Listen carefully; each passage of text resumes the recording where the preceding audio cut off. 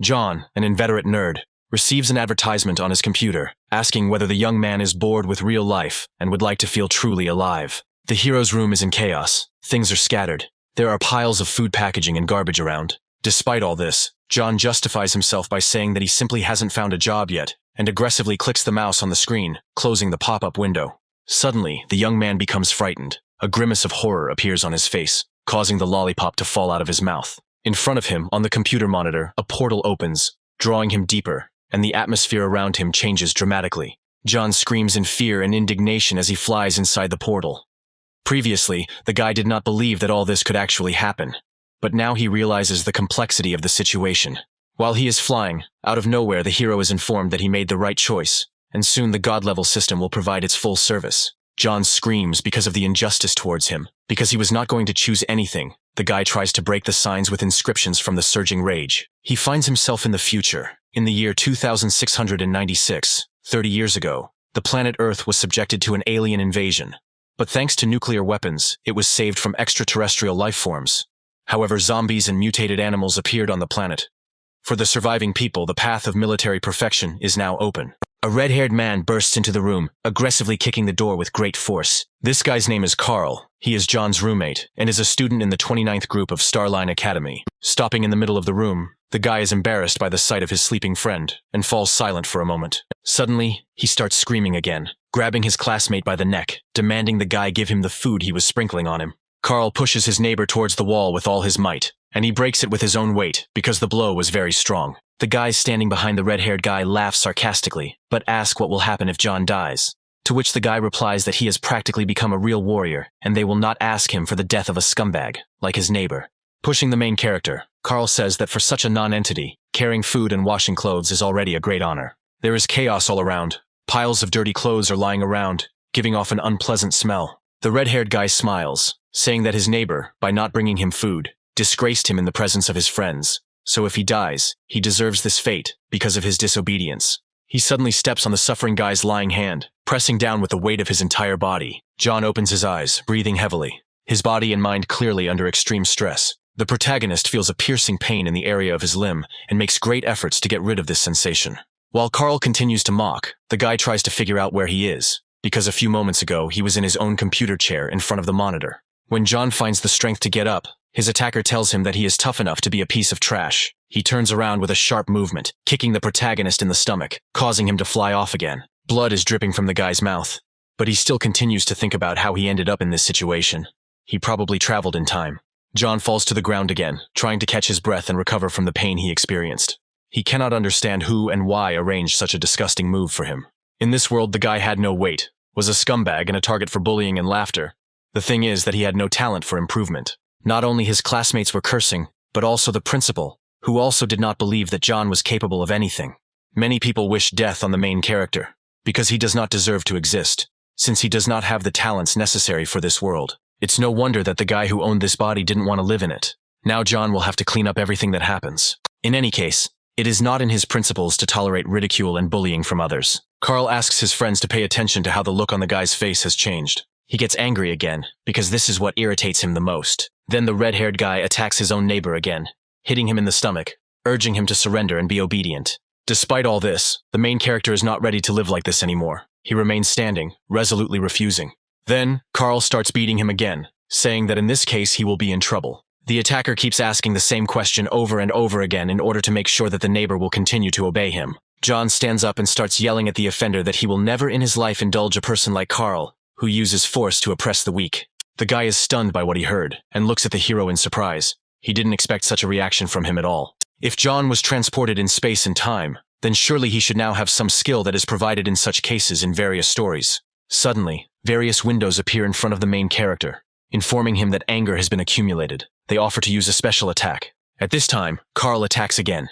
It is necessary to act immediately. It is worth making a decision. Then, John takes a swing and decides to activate the accumulated power strike suggested by the system. The boys clash their fists, repelling each other's attacks, gusts of wind appearing around them from the speed and force emanating from them. Thanks to this blow, the main character manages to break Carl's bone. It shatters into a bunch of small pieces. The students who came with the red-haired man watch what is happening around them with fear. No one expected that John would ever be able to fight back against the offender. One of them slowly turns around. A grimace of horror appears on his face.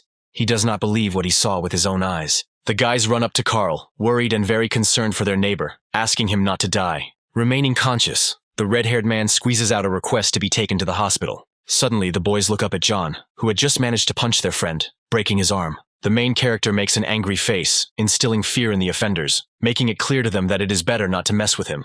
Then, the students of the academy take Carl in their arms and quickly leave the room, so as not to run into even bigger problems. When they exit, John bends over and exhales tiredly. He couldn't hold you in his arms any longer. The used accumulated power strike has too strong a side effect. The young man sits down on the chair, but at that moment the system appears in front of him again. It has detected the first use of the blow. For defeating the enemy, it provides one rotation.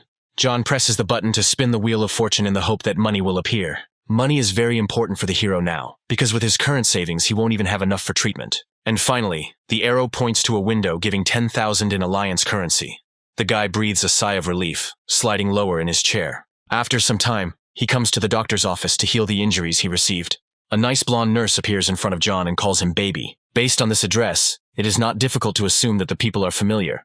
But to make sure, John asks the question directly. Then, the nurse says that the guy is in last place in the Starlight ranking, so he is widely known in the academy. The main character asks to stop calling him baby, because it sounds quite offensive. It is better to call him by his name. The blonde girl is not at all embarrassed by this request. It even seems to amuse her. She places her hand on John's chest and says that they will soon find out whether he is a baby or not. The nurse smiles and asks the patient to undress and go to the place indicated to her. Hearing this, the main character does not believe his own ears and asks whether he needs to take off all his clothes. The girl giggles and says that she can leave her panties on, although if the guy decides to take them off, she won't object. After the young man began to undress, she began to greedily examine the patient's body. Lowering his gaze lower, he comments that the guy really is no longer a baby. The nurse is very embarrassing to John. If he doesn't hold back, he can leave the title of virgin right in this office. Lying down in a special apparatus, the girl specifies how much the restorative solution costs, to which the young man takes the most expensive one that he can afford.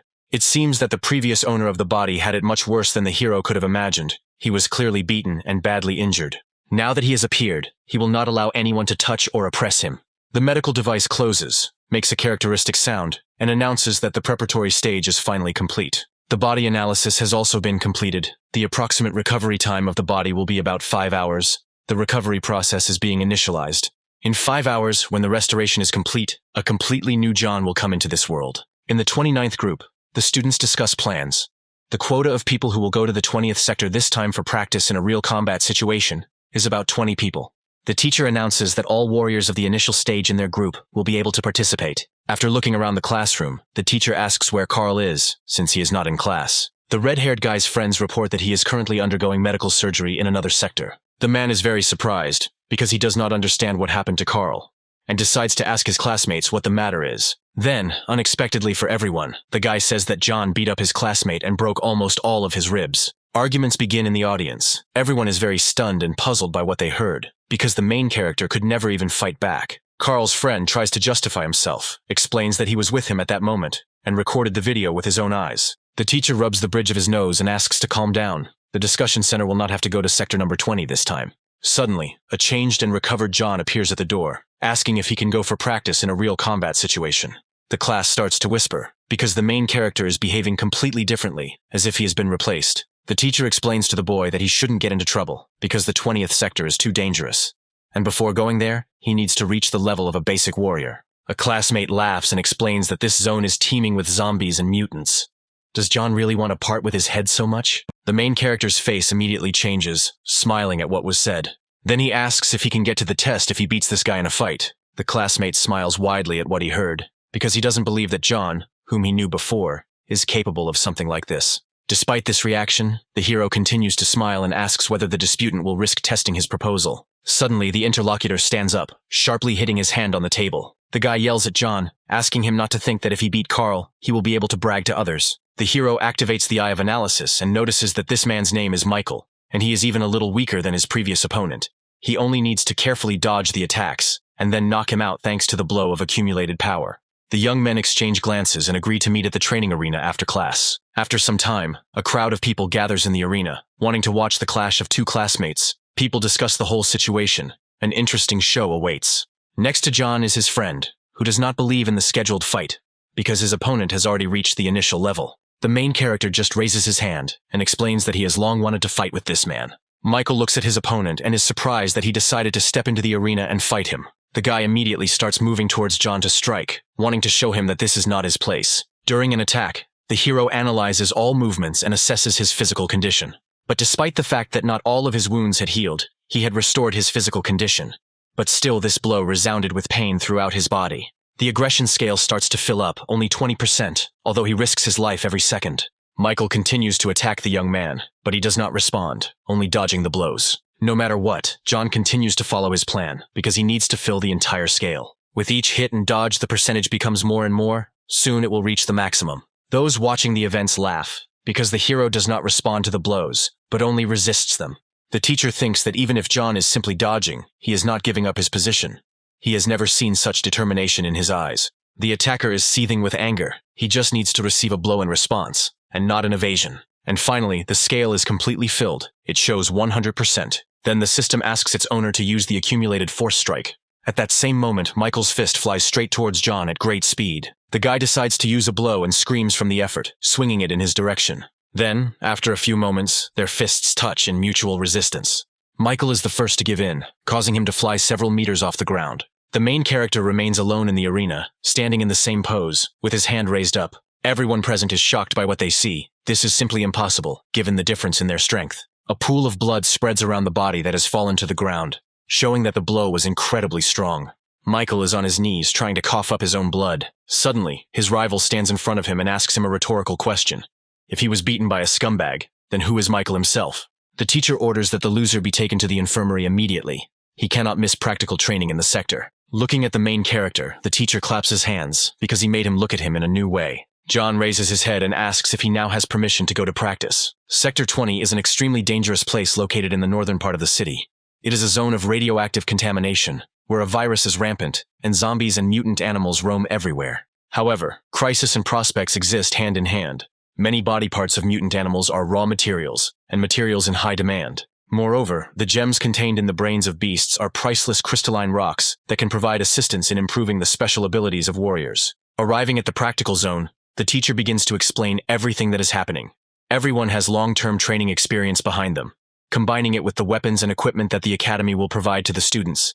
It should not be difficult to cope with ordinary zombies and mutated beasts. However, this practice is different from all the others in that this time, they will have to meet their enemies face to face, and the victory that will need to be achieved first of all is a victory over one's own fear. Having finished speaking, the teacher raises his hands and shouts that only real combat practice can reveal true abilities. Only it can temper character. The guy asks his friend if John is too afraid. But for him, all the zombies are invaluable experience for leveling up. The teacher reminds that 4 groups should be formed, into which they are divided independently. It is worth remembering that in no case should you go deep into this sector. The strength of these enemies is now too much for the students. Finishing his speech, the man demands that everyone present leave, then everyone runs off in their own directions. And finally, some time passes, when each of the participants in the practice finds themselves in their own place. The mutating pigeon watches the moving people from the side. John and his friends slowly move in the direction they had chosen on their own earlier. One of their group does not stop insulting the main character, asks him to keep his eyes open and not to delay the others. Then, his friend stands up for the guy and makes a joke about how the guys will call their mom for help and cry. Despite all the dialogue, John throws down his hands and asks to be quieter, because he caught some movement ahead. 2 guys from their group tense up, immediately fall silent and become more serious. A fog appears in front of the students, obscuring their vision. It is unknown what awaits them ahead. John places his hand on his weapon and announces that danger is approaching them.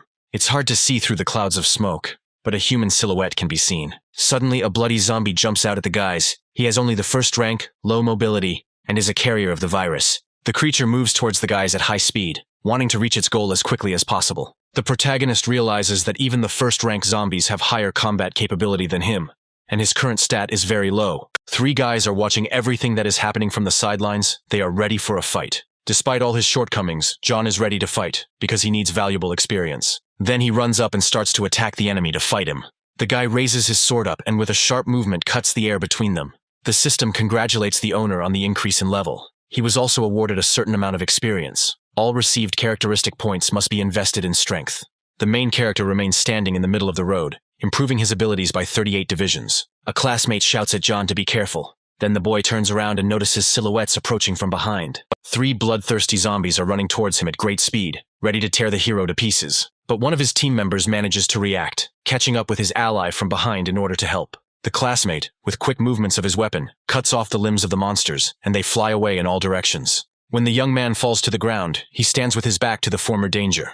A close friend praises him, calling him by name, namely Roger. The guy dealt with the enemies very easily, without blinking an eye, compared to John's abilities, so he boasts, trying to belittle him. The main character sadly watches the remains of the limbs of once living zombies.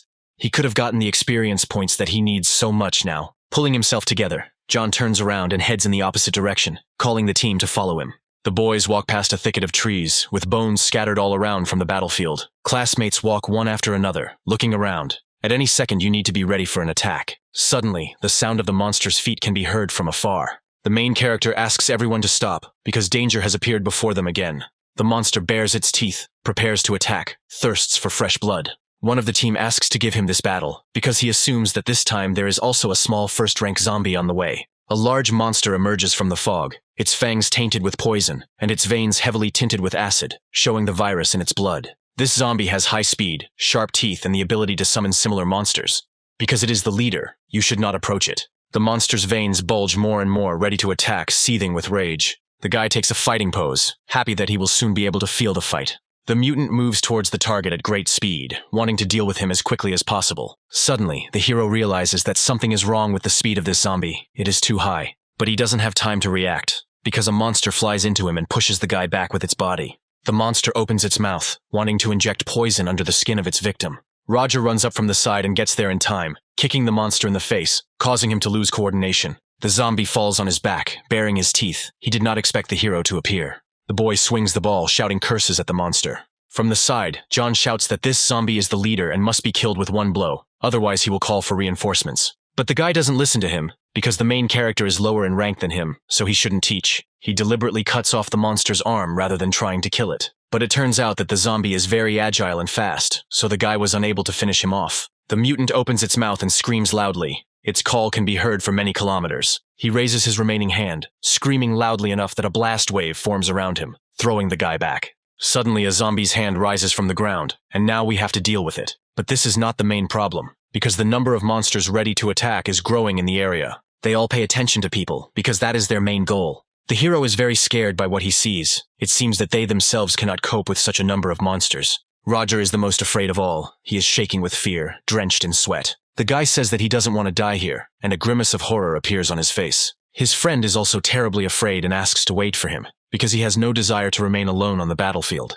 A friend tells John that the danger is too great. They should also leave immediately. The main character clenches his fist tightly, thinking about what he really wants. Sharply lowering his weapon, he analyzes, realizing that if he can cope with them, he will significantly increase his level. Despite his doubts, the boy takes off and runs towards the crowd of mutants. In one fell swoop, he deals with a bunch of dangerous monsters. The protagonist's friend is not at all aware of what is happening, and does not recognize John, whom he has known all his life. He had never had such determination to fight to the death, but suddenly he acquired this quality. The friend turns his head to the side, and out of nowhere, a mutant attacks him from the side. Then, the guy decides to also accept this battle and begins to fight together with John. He agrees to join in this madness that is happening around him. The main character is attacked from behind by the zombie leader. He growls and runs towards him. Due to the high speed, John does not have time to react, which is why he ends up on his shoulder blades under the weight of the mutant. The friend pays attention to this, and becomes very afraid for the state of his ally. The monster opens its mouth, revealing sharp fangs filled with poison, and the creature lets out a menacing howl. Then, in order to stop this, the main character hits the zombie in the face from the side. He is extremely unhappy because his opponent attacked him from behind, which is not fair. Suddenly, notifications from the system with information about the level increase appear in front of the young man. The plan was a success. He increased 3 levels in a row and received 12 stat points. He immediately puts everything into strength. The muscles become bigger. The limbs noticeably increase in size. Now, John is able to defeat the monster, so he grabs it by the head as an attack. The guy twists the mutant's head off with a sharp movement of his hands, cursing him. Once the battle is over, the opponents fall to the ground. The head of the zombie leader is twisted in the opposite direction. Bewilderment is visible on his face, because John, with his previous amount of strength, could not defeat him. In order to get the defeated enemy away from himself, the main character pushes his foot into the mutant's body. Then, with a sharp movement, he pushes the body to the side. Even though he dealt with it, the danger is not over. You need to remain vigilant, so the guy fights for his weapon. The guy gets to his feet and cuts off the head of the zombie leader. Only in this way will he be awarded the experience points necessary for development. The system congratulates its owner on leveling up to the 6th level. The genetic lock system is unlocked. The main character stands in the middle of the battlefield, looking at the assistant's screen. He doesn't understand what's going on with the system, because out of the 6 stat points he just received, 3 need to be invested in speed, and 3 in endurance. Previously, the guy saw information about genetic locks in the literature on improvement. Among the human genome, there is a fairly large part of genes that a person cannot use. It is for this reason that humanity is unable to fully realize its potential. According to legends, if a person manages to unlock the genetic locks in his body, he will be able to reach the peak of his potential and become a being akin to a god. John can't wait to see how powerful he will become after opening the first lock. The protagonist asks the system to open the first lock, unlocking his power. He commands her, his face showing confidence and a sense of superiority. The guy jabs the screen with a sharp movement, resolutely preparing to open the first lock. A huge sign appears in front of him, informing him that his current level is below 15. The discovery is impossible at the moment. John is amazed at what he sees, because he did not expect this at all. Since there is no way to do without fulfilling this condition, the hero will soon be able to reach level 15 if he continues to kill monsters. A classmate comes up from behind and asks the guy if he is really the one his friend knows, since the current version has become stronger. He explains that John dealt with the mutant leader alone, which raises doubts. The main character is embarrassed, trying to justify himself by saying that the danger he encountered was not that great. He continues on his way, calling his ally to follow him. The boys find themselves in front of a sign that prohibits further passage for warriors of the initial stage. John wonders if it's worth going deeper into the forest, since he didn't encounter a single zombie along the way that would allow him to gain experience. Suddenly, the protagonist is pulled out of his thoughts by his friend, who pats him on the shoulder and calls him by name. His hand tightens and points to the side with his finger, and his friend slowly informs him that there is a snake in that direction. The main character shook with fear from what he saw. Beads of sweat appeared on his face. A huge 3rd-rank python appears in front of them. Its abilities and overall combat capability are unknown. It seems to be an evolved beast, so the eye of analysis does not work on it. While the boys are frozen in place, the snake crawls closer to them. Suddenly, she opens her mouth, revealing a row of poisonous fangs, ready to tear the students to shreds. She attacks with a sharp movement, burrowing into the ground between the guys. Before the beast can catch up, John rushes away, shouting to his friend that he should follow his example. The python is getting closer, danger is approaching, and the situation around is tilting. The guy runs between the trees, deftly overcoming all the obstacles in his path. He is outraged that the snake chose him as its target, and not his friend. The guy puts his hand on his knee, snorting heavily as he tries to catch his breath. The young man is pleased that he and his friend have escaped danger. But as it turned out, John ran deeper into the forest, and not in the opposite direction with him. The main character is hiding behind a destroyed brick wall. It looks like he managed to break away and the danger has passed. However, one must not relax one's attention. This python is capable of adjusting its coloring to its surroundings. It is possible that it is currently hiding somewhere nearby, and is already preparing to suddenly attack. Out of nowhere, a crossbow with a loaded arrow appears near the guy's head, and an unfamiliar voice orders him to stay put. 3 men appeared in front of him, asking why John was hiding in this place. Looking at the clothes, one of them realizes that the guy is a student at Starline Academy. The main character is very worried, because he is threatened with a weapon. He tries to explain that he was just passing by. Before him stands a group of adventurers specializing in hunting zombies and animals for valuable materials. Each of them already officially holds the title of warrior. They are not up to John's level. One of the men snatches the sword from the hero's hands and asks him to give him the weapon so that he can move on. The protagonist explains that by leaving him in such a place without a weapon, the guy will send him to certain death. Then the warrior swings his weapon and shouts that in that case, he should die now. John makes a frightened face, pointing to the side. The interlocutor immediately turns there, although he does not believe in the possible danger from behind. At the same moment, the python catches up with the men, attacking from behind. The snake devours the warrior's body, closing its jaws with a sharp movement. The mutant rises into the air, the still living man screaming in fear in the python's mouth. One of the warriors explains who has appeared before them, and orders the others to remain on guard. The brunette shouts that there is no need to worry, because for the abnormal crystal and python skin, they can get a lot of money. Then, a fire lights up in the team's eyes, and the guys no longer experience the same fear of danger. At this moment, the main character is sitting behind a snag, watching everything that is happening from the side. The 1st-rank group decided to pounce on the 3rd-rank beast. It seems that greed is really very destructive. John realizes that as soon as the opportunity arises, he must grab his own weapon and run away. One of the attackers pierces the hard scales of the beast, which in turn howls loudly. With one blow, the snake nails the warrior to a tree, but this moment is enough for the other man to attack the mutant from behind. Plunging his sword into the enemy, the python opens its mouth, spraying venom at the attacker. The bald man screams hysterically as his shoulder begins to dissolve before our eyes. The commander orders to concentrate on the head in order to immediately deal with the enemy. He gives the command to move forward, and then the rest of the warriors prepare to attack. Ultimately, the commander stabs the python's head, rejoicing in his victory over the monster. The man raises his hand in triumph, feeling joy and pride for himself and his people, because he managed to win over the strongest enemy. While he celebrates, John is watching him from behind the bushes, waiting for the moment to retreat. But he will not be able to do this, because the guy was noticed by the commander of the warriors. Turning to him, he asks if it was his doing that the python came to this place. He calls him to his side and orders him to cut the skin off the mutant and get the anomalous crystal. John stands up wearily, commenting on the inappropriate behavior of his interlocutor. Because even though he is left alone, he continues to give orders. The guy agrees to follow the man's instructions, but in this case it will remain his trophy. The man becomes enraged at what he hears because this is an attempt on his own prey. Using maximum force, the commander swings and aims a slashing blow towards the main character. John acts as calmly as possible, explains that the opponent's strength is running out, and the guy does not plan to fight him. So he takes out his sword, swings it, and cuts off his opponent's hand. The man screams hysterically from pain and shock, and feels insulted. He continues to squeal, proving his belonging to a high family. John stands over his opponent, saying that he is relying only on the facts, namely that their team was going to take his gun and condemn him to death. The guy raises his sword again and asks not to expect mercy from him. Now John has reached level 7 and has gained about 2,500 experience points by killing a first-rank warrior. Finally, the main character received another promotion, and even the opportunity to rotate. He decides to distribute the attribute points between speed and endurance, decides to use rotation when he finds a safe place to rest, and for now, he needs to look at the trophies. The main character climbs onto a python to cut its scales. He takes out the first anomalous crystal, earned by cunning. This thing is the source of power of the evolutionary beast. Warriors can absorb the energy contained in it to become stronger, or use it as a power source for some devices. It turns out that this team has 2 more crystals of that rank lying around. There is no point in taking extra weapons, because they will only be a burden. Having equipped himself with things, the main character can now look for his friend, named Mark, as well as the rest of his group.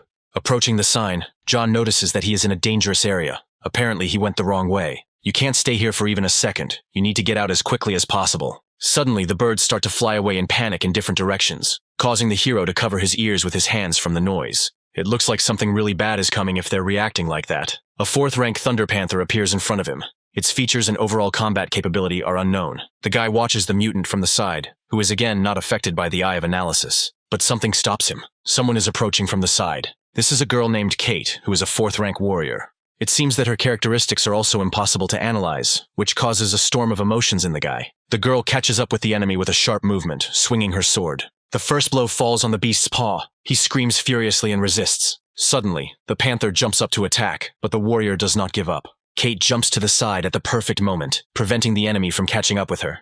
Thanks to this, the girl gains an advantage and attacks her opponent from the side. The panther flies towards the tree, hitting its bark.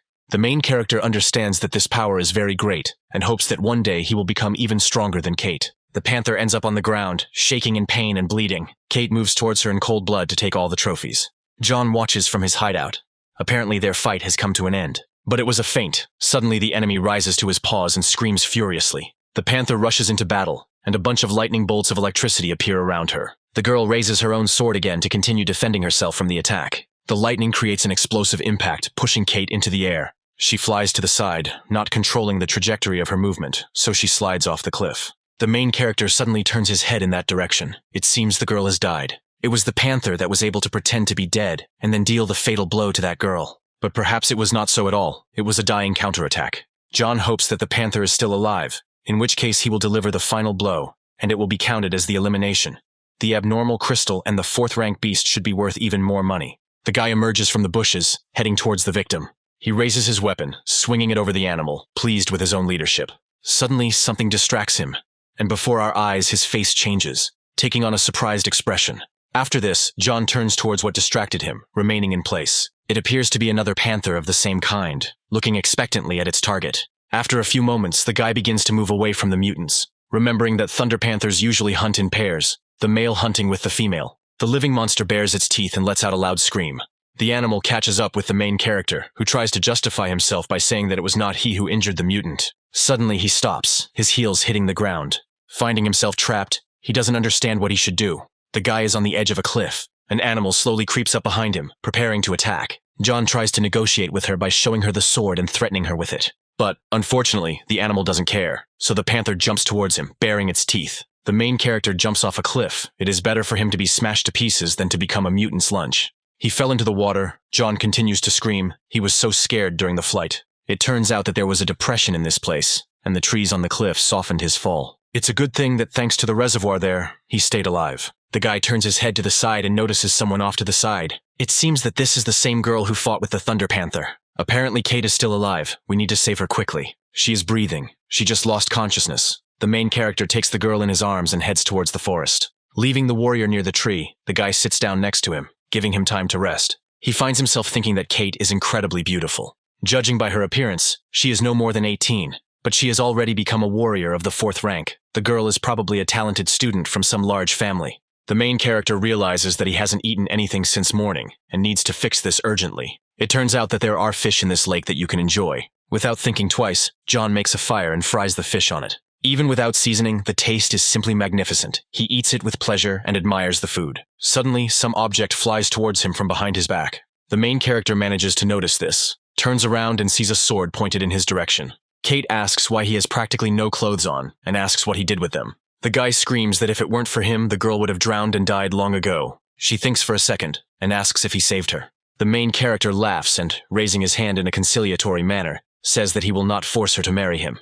The girl sighs resentfully and calls him shameless. Despite this, John is not embarrassed and offers her to enjoy the fish, because it turned out to be incredibly tasty. Kate looks at him with a bored expression, not quite understanding what is going on here. Luckily, the guy notices this and begins to explain that the warrior is wounded and there are no medicines, so he should eat something and regain his strength. The girl takes a skewer with cooked fish in her hand. At the same moment, John decides to introduce himself. Kate also states her name and asks what her savior wants. She doesn't like to remain in debt. She asks what he wants, and she will give it to him. Between words, he says that Kate can kill, which frightens the hero greatly and hopes that it is a joke. John decides to ask her to become as cool as him, but the girl explains that he has 2 weak inclinations. Then the guy takes offense at what he heard and falls to the floor in tears. It's getting dark outside. A bright moon appears in the sky. Kate lies down to rest on the soft grass while her savior remains by the burning fire. The guy opens his system, smiling widely and excited about what is about to happen. It seems like it's time to use the spin he recently received for killing a warrior. He raises his hand high into the air, delighted at the start of the spin. John folds his hands in prayer, hoping that a weapon will fall to him. The arrow seems to point to money, but now he doesn't need it as much as before. The guy hits the jackpot. The system congratulates the owner on receiving the super prize. Then, John is jubilant about the reward he has received. It turns out that he now has a combat skill card that grants experience in mastering the specified ability and knowledge about the process of its improvement. According to the strength of the combat skill card, they are divided into bronze, silver, gold, and diamond. It seems like the system is mocking its own owner, because this is a bronze card, and for the spear technique, which is the most difficult to master. But it turns out that this is a skill card with a development property. Such cards are even more valuable than those with a diamond category, since they are able to change as the strength of their owners grows. Having obtained the skill card, his next logical step would be to obtain a suitable spear. However, while the guy was jumping for joy, Kate woke up and got up to see what he was doing. She peeks out from behind his back and asks what he is laughing at like an idiot. Then the main character hides the card he received, not wanting to answer questions. The girl turns to the side and asks if her fellow traveler heard anything. John thinks and listens. Apparently people are approaching them. After hearing this, Kate sits down on a tree root, grabs her weapon. It must be a group of adventurers. The guy remembers what happened the last time he met them. Then, the hero jumps to his feet and shouts that they should get out as quickly as possible. But unfortunately, the girl cannot walk normally due to the injuries she received. In order to help her, John comes up from the front and sits down, but the girl resists. The protagonist explains that if she is not ready to overcome herself, then he can just leave her here. But no one knows what those adventurers have in mind. No one knows what they can do to Kate. The girl climbs onto John's back and asks him not to say anything more. Meanwhile, people gathered around the fire. They had already learned that someone had been here and clearly had not managed to go far. The man in the shadows laughs maliciously, rejoicing at the presence of other warriors, and asks to kill everyone they meet on the way. John steps heavily on the ground, breathing slowly, because he has a heavy load on his back. He complains that the girl is too heavy, but she explains that it's all because of the sword. Suddenly, the guy stops in the middle of the road, sensing danger ahead. He activates the analysis skill, directing his gaze forward to read the information. They encountered a second-rank winged red snake, which is active mainly at night. She seems to be an evolutionary beast. She's rank 2, although her combat ability isn't that high. The girl offers to use her sword and takes it out from behind her back. The main character notices the outstretched weapon and grabs it with his hand. Suddenly, taking it in his hands, he almost drops it, greatly surprised by what he sees. It turns out that the weapon is very heavy, just as Kate said before. The girl had previously swung such a heavy ball with one hand. Here is the difference in strength. The guy asks what materials the sword is made of. Well, she is in no hurry to answer the question asked, asking to let the lady go to the ground and quickly defeat the enemy. The main character squats down, lowering the girl, and then turns to the enemy. The winged red snake is highly mobile and dangerous at night. His fellow traveler tells him about this. Kate asks him not to rush into trouble, but to listen to what the girl tells him. The mutated animal opens its mouth and sticks out its double tongue. The hero catches himself thinking that the beast is so fast that he can't even keep up with her. The guy is waving a weapon and making chopping blows. But unfortunately, this does not affect anything. The enemy remains safe and sound. The guy decides to do a spinning thrust from above, hoping to hit. And yet, the guy pierces his enemy's head right through. John laughs loudly and is proud of himself because it turned out so easy. Kate sighs and notes that the guy can't even handle one second-rank red snake. Apparently, he really does have a terrifying lack of inclinations. The guy shows his defeated enemy obscene signs, continues to mock him, and rejoice in his own victory. Suddenly, the snake's head breaks away from its body, attacking the protagonist. The guy quickly shakes his hand and does not understand what happened, because everything was very calm just now. With a sharp movement, he throws his head back onto the ground, continuing to curse at the dead animal. The main character steps on the head he just left. It turns out that the guy made an oversight, completely forgot about the system reminders. In the future, it will be necessary to check this first, to be absolutely sure of the enemy's death. Afterwards, John squats down near the beast's head. He is indignant, because the girl clearly knew that red snakes are capable of separating their heads from their bodies. The guy examines his own hand, which shows swelling and bite marks. The eye of analysis tells us that this snake is poisonous. This could not be overlooked. The whole body starts to itch and turn red and you feel thirsty. The girl completely forgot that the poison is capable of arousing the sexual desire of the poisoned person. Something needs to be done. And then the main character turns towards the innocent lady, smiling crookedly. He runs towards her, quickly closing the distance between them. Then, Kate falls to the ground and asks not to come near her. John is shaking. He himself does not understand what is happening to him and what the guy is poisoned with. He squeezes his eyes tightly and realizes that he cannot control himself. The main character feels a love influx towards the girl. He looms over her, trying to resist his own body. He needs to get the poison out urgently. But before the guy can come to his senses, he kisses Kate on the lips. Then, the girl bites the attacker to end this awkward action. The protagonist jumps back sharply, clutching his mouth with his hands. Seeing his reaction, the lady stands up and threatens to kill him. The guy starts shaking again. He apologizes, because he didn't mean to do it on purpose. Raising his hand, the warrior points to a body of water where he can sober up, and immediately the main character heads in that direction, continuing to send apologies. Without thinking, John jumps into the water, causing a lot of splashes to appear around. The water is so cool and refreshing, it makes him feel so much better. He remembers a recent kiss. The hero managed to do it with an icy beauty. Kate sits expectantly on the ground, not understanding why John hasn't returned yet. The girl is surrounded by her own weapons and the main character's belongings, waiting for her fellow traveler to return. But from the bushes, a man is watching her, quietly giggling. He is happy that they managed to find this beauty. The girl slowly rises to her feet, holding her stomach. Her injuries have not yet healed. She tries to threaten the man standing in front of her, saying that she will kill him. The blonde man laughs, asking if she has the strength for that now. They saw how the Thunder Panther's dying blow threw her off the cliff. Judging by the fact that at her age she could so easily deal with a Thunder Panther, the girl was clearly from a rich and important family. The guy voices his desire to have fun with such ladies, when she only clicks her tongue. Kate begins to move sharply towards her opponent, deciding to attack first. But someone trips her, causing the girl to fall. The blonde asks to do without senseless resistance, promises to be gentle, after which he raises 2 fingers up, asking the girl to hold on. Kate asks if he would dare touch her, knowing that she is from a great family. This excites the man even more, and he is sure that no one can appear among the ruins. He says that after his deed he will break all the girl's limbs and give them to the Thunder Panther. Suddenly John appears in front of the people and stops behind the man. The guy slowly moves towards the danger, catching up with the offenders. The blonde turns in his direction with displeasure, squinting, examining the guy's appearance. The protagonist raises his hand up, pointing to the names of the people present, their specialization and combat power. The guys get confused and start to worry, because no one could have found out this information about them. The blonde thinks that this is impossible. Even if the guy doesn't have any devices to measure combat abilities, he couldn't find out more detailed information. John narrows his eyes and says that those present have only 5 seconds to disappear. Otherwise, no one will leave here. The men turn around abruptly and walk away from the crime scene. The girl rises to her feet, grabs him and asks where the information about people was found. But the main character is not going to spread his secrets. He needs to leave before people come to their senses. Apparently, the adventurers were really tricked. Because if John were a high-level master, he wouldn't have left in such a hurry. The fist flies into the nearest tree, relieving the stress of its owner. The blonde man is indignant that the guy was able to teach him a lesson. The girl is injured, and in any case, they will have to cross the border of the forbidden area. They plan to capture them. They just need to establish surveillance on the border. She clarifies why they are moving deeper into the forbidden area. Because the strength of the local beasts is much greater. The guy believes that the most logical step for him now would be to leave the forbidden area as quickly as possible. So it would be better to wait here for a few days until Kate recovers from her wounds. The girl didn't even think that such mediocre strength could have a rather lively mind. It's still dark outside, and fireflies are chirping around, lighting the way. In the morning, when the sun has risen high above the horizon, the girl continues to sleep, resting her head on the shoulder of her fellow traveler. Waking up, John is very worried because he didn't understand when he managed to hug her. When the lady opens her eyes, she immediately announces the approaching evolutionary beast. There was no one nearby, but there was no mistake, because Kate could smell him. The guy sends her another joke, and the girl orders her to leave the shelter. Kate moves confidently, informing that we need to prepare for battle. True, she needs about 2 more days to recover, so John will have to accept this fight. To improve, the guy will have to fight strong enemies.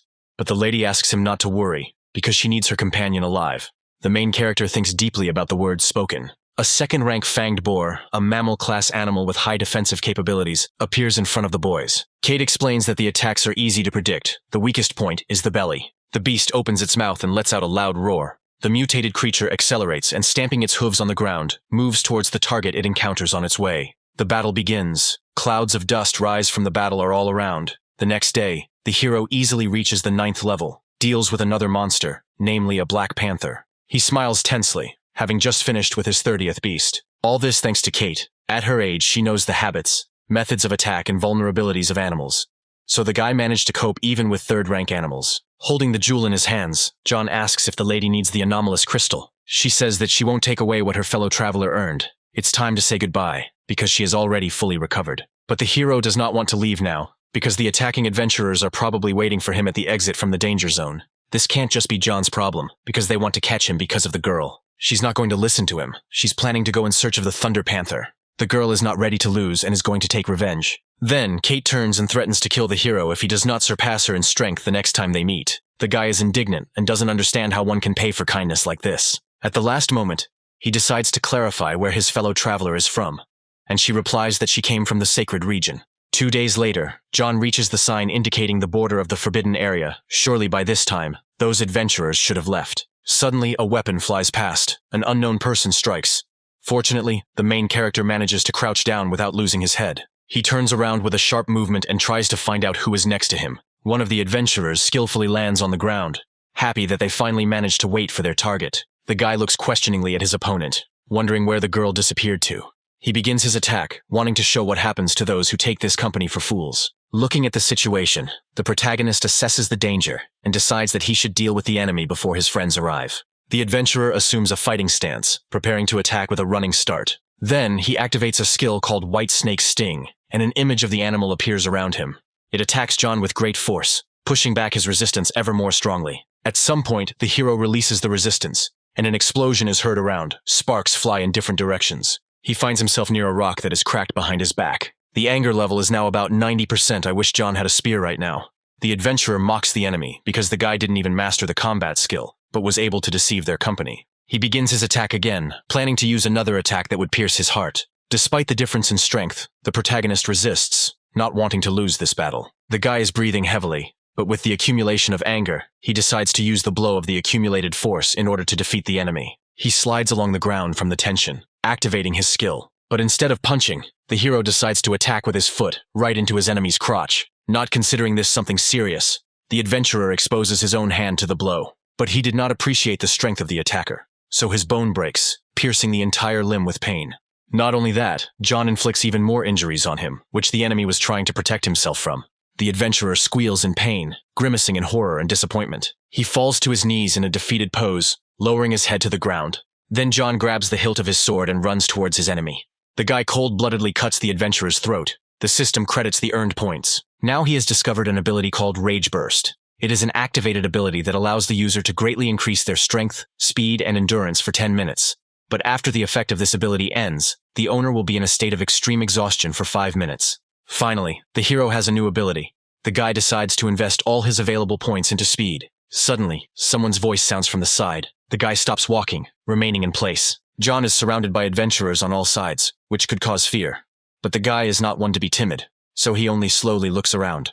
The blonde man comes out of his hiding place, shows himself to his rival, and reports the murder of his man. The hero mockingly says that he had to defend himself, and at the same time analyzes his chances of winning, which now seem 0. After this, the lead adventurer orders his men to attack together to kill John. He feels the strongest discontent, because a crowd of lions is attacking a rabbit in his person. Men have no military valor at all. Now he has no choice but to use his newly acquired skill. The fire in the guy's eyes lights up, a huge explosion is heard, and clouds of dust rise into the air. The young man feels changes in his body and enjoys it. The blonde man doesn't understand why his opponent's aura has suddenly increased. The main character rushes across the battlefield like a bullet, using new abilities. A man doesn't even have time to blink, let alone keep track of what's happening. He orders his team to split up and find the enemy, as he must not leave there alive. The explosion of anger will last for about 5 minutes, after which the guy will fall into a state of complete exhaustion. When this happens, he will be completely at their mercy, which means it is necessary to conduct a fight with a lightning-fast outcome, thinking the hero hides in the bushes. Analyzing the situation around him, he notices that one of the opponents has a spear. Then, he jumps out of his own shelter and flies towards the enemy. He lands on the ground next to him, and the young man falls to the ground. John puts his sword behind his back and leaves his spear in his hand, preparing for the inevitable battle. Now he doesn't need anything else. He has received everything he needs. He is ready to fight the adventurers. He steps out into the clearing, noticing an enemy in front of him. The guy reports the enemy to the commander via radio, putting his fingers to his own ear. The blonde man, along with the others, heads towards him and orders John to be detained. But the adventurer starts the first attack, called the Turbulent Flow. The protagonist keeps up with him, spinning his recently found spear to answer him. The guy activates the Phoenix's majesty. The fire flares up, the flames dance around them. The bald warrior cannot at all understand what skill his opponent possesses. John, with a sharp movement, pierces his opponent in the back with his own spear. The remaining adventurers watch the battle from the sidelines, but the first-rank warrior has already been destroyed, and the experience has been earned. The man does not understand how it is possible to kill a person with one blow. He immediately jumps into the air, attacking the young man. He uses a silver skill called Blades of Madness. Other team members also use their combat abilities. For John, the greatness of the Phoenix turned out to be very energy-consuming. Even with the enhancement, there is an opportunity to use it only twice. The rage meter is only 60% full, and the enemies continue to advance, wielding deadly weapons. Luckily, thanks to this onslaught, the rage gauge fills up pretty quickly. The guy needs to focus on the second-rank warrior and destroy him as quickly as possible. One of the guys asks if he is really a warrior of the initial stage, but the commander guesses about the existence of a secret skill. However, such abilities have a limited duration. If they do not allow the guy to escape, then he will be theirs. The anger scale is full. The system offers to use a blow of accumulated power. The hero grabs his weapon and uses a powerful attack. The man holds his sword out in front of him, expecting the attack to be weak. But the dagger pierces the weapon, which then cracks. In a few moments, only fragments remain of it. The man is amazed because she seems so powerful, which he could not have imagined. The enemy has survived. Now he must accept the spear into his body. The protagonist swings his weapon, activating the Phoenix's majesty once again. The adventurer speculates that because of such strong energy, the skill is golden. Before he can react, his body is pierced by John's spear, which spews sparks of fire. From the incredible force, the weapon begins to crack, destroying itself. The weapon could not withstand the greatness of the Phoenix and broke at a key moment. It seems that the main character is in a very losing position, because the action of the explosion of anger is over, and now he has nothing to hold in his hands. The man looks up at the young man with a frightened expression, looking at him with interest. The blonde starts laughing loudly, rejoicing at his opponent's loss. He is happy at the thought that he managed to survive such an attack. The adventurer runs and points his sword at John. But suddenly a ray of light separates the guys, and the man is again indignant about what is happening. A girl appears from the forest and asks, "Since when did the second-rank warriors from the hunting parties have the audacity to attack the students?" The blonde looks at the stranger with interest, squinting his eyes. She does not want to introduce herself. She is clearly superior in strength to everyone present. It turns out that this is a doctor from the academy. Now her priority will be providing first aid. The girl's name is Louise, and she is also a fourth-rank warrior. When John first met her, he thought she was an ordinary person, so he didn't use the eye of analysis on her. The girl turns her head towards the student, praising him for his courage and strength. But still, the main character is perplexed as to how the girl appeared on the battlefield. She explains that she is, after all, a doctor and needs to treat students, and asks the guy to quickly undress so that he can assess the damage. The main character does not understand why he has to undress at every meeting. Then, Louise continues to confuse the poor guy, moving closer, asking if he needs her help. The girl grabs the hero by the hand and offers to lead him to the exit, because the gathering of students has already begun. The main character does not want to rely on the lady, so he refuses help. The teacher counts the abnormal crystals of the students. The strength of each has increased. Only a real fight can truly temper a person. Suddenly, the teacher begins to shake his head from side to side in confusion. It turns out that John is missing, the only one of them. Mark begins to explain that they were attacked by a third-rank python, and due to the hopelessness of the situation, his friend was forced to flee to the forbidden area. The teacher is in a state of shock from what he heard. This is simply unacceptable. Roger also laughs at what is happening, because most likely their classmate was killed. Those present begin to argue, swear at each other and shout, but the teacher asks them to shut up. They should wait for the one who remains, because in this situation the guy could not return so quickly. It's getting dark soon. There's no point in waiting for the hero, because most likely he couldn't survive. Suddenly, John's voice is heard in the dialogue, asking who among them is conjuring his death. The guy walks with a confident gait and smiles broadly, and knows how to fight back with words. Seeing him, Mark smiles widely, happy that his friend is still alive. The classmate John was fighting clicks his tongue, even upset that he appeared in front of him. Then the teacher approaches his student and checks if everything is okay. The guys on the side laugh, assuming that the heroes were hiding all this time and didn't kill anyone. John turns around, asking how many beasts they defeated. They start bragging about having killed 8 first-rank beasts. People around are delighted with what they hear, because for their level this is a very good result. Then the protagonist clarifies whether this is really a result worth being proud of. He takes out his backpack, turns it over, and shakes out a bunch of precious stones. The teacher squats down, counting the abnormal crystal. Suddenly he realizes and is very surprised by the third-rank stone he has mined, and there are about 3 of them. The classmates around him are shocked. They don't believe their own eyes and ask the hero about all this. Roger protests, saying that it is impossible to obtain such a stone. The boy accuses his classmate of lying and cheating. Then the teacher gets to his feet, asking him if he understood him correctly. He asks to clarify what the essence of the alleged accusation is. A unit of third-rank crystal costs at least 500,000. An ordinary student will not find enough money to commit fraud. Roger is stunned and unable to find words to counter what has been said. The teacher suggests going to the tavern and taking a rest. John and Mark are very happy because now they have the opportunity to sell the rewards they have earned. People in the crowd are content with the money they earn. 2,000 coins are enough for someone for a whole month. The main character ends up at the end of the line because there is a lot of goods for sale. Otherwise, the guy would anger the others. When his opportunity came, John laid out a multitude of multicolored stones on the table. The tavern owner looks at the loot with greed, not understanding where he could have gotten 3 whole stones. The guy asks what the price is for 1 piece, to which the man replies that he will give him 500,000. His classmates begin to count and analyze the collected jewels.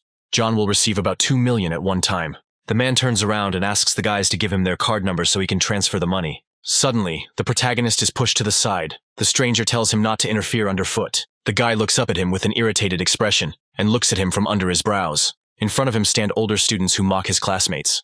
Mark is indignant about what he heard and believes that no one is worthy of the following words. John watches everything silently from the side, saying that the students in this group have already reached the initial stage, and about a dozen of them have already become warrior candidates. In front of him stands a guy named Pierre, ranked 108th in the academic power rankings. He places a bag of anomalous crystal on the merchant's table, and asks the tavern owner to exchange the loot for alliance currency. Pierre turns to the boys, bragging that he killed a rank 2 evolving beast. The guy mockingly asks if John is in their class. Apparently this group really is scum. Hearing this, the main character decides to stand up for himself. Without losing his own dignity, the guy will not allow himself to be thrown into mud. He asks to apologize to him, otherwise the loser will teach Pierre an important lesson. The blonde high school student is seething with rage and indignation at what he heard. The guy says that the other person should know his place, so he starts preparing for the upcoming fight. Noticing this, the protagonist also prepares to strike back, not intending to stand aside. Pierre likes the idea of a fight. He is ready to use all his strength to prove his strength. The guys clash their fists, creating air currents around them from the speed of their movement. But then the eldest of them bumps into an object standing behind him, and the chair falls at his feet. He grabs his hand, clenching his teeth. He does not understand where the opponent gets so much physical strength from.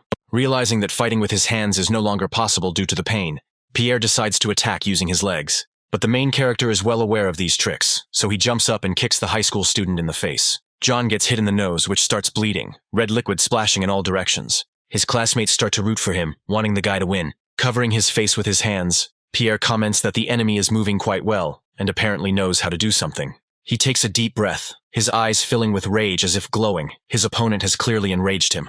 The blonde uses a bronze skill called Swift Strike, While the protagonist dodges the attacks that befall him, the anger gauge continues to fill rapidly. Roger, watching from the side, notices that in just 3 days of combat practice, John has become much stronger. But the students from the top group are not easily defeated.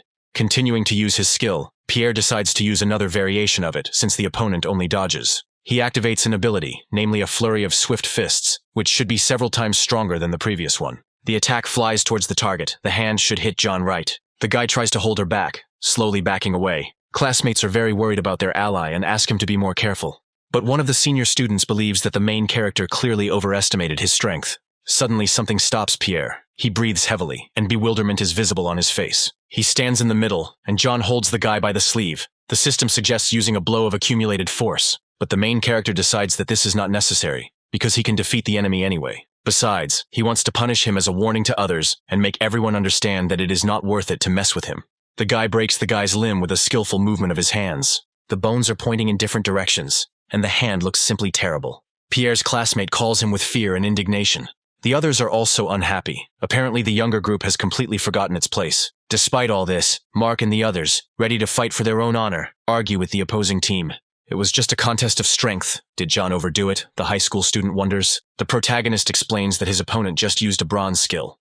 If it was someone else in his place, he would most likely have received serious damage, but the guy just paid him back in the same coin. Despite the truth of these words, the guy stands his ground, saying that he went beyond the limits. The tavern owner interrupts the guys and calls the main character to him. He reports that the money for 3 third-rank anomalous crystals has already been transferred, and the transfers need to be checked. It seems that the high school student heard all this. He is shocked, because he himself has never received such awards. He realizes that John was able to kill 3 evolved beasts, so how could someone like him become strong? Smiling, the main character offers the guy to fight. He has a blow of accumulated power left. Now the guy doesn't push his luck anymore. He quietly keeps quiet and looks in John's direction. Suddenly, an angry voice sounds from the side, which is clearly unhappy with the fight that has been organized. 2 men appear in front of them, one of whom is the boy's teacher. The boy calls another teacher, whose name is Andre. He complains about John, who broke Pierre's arm.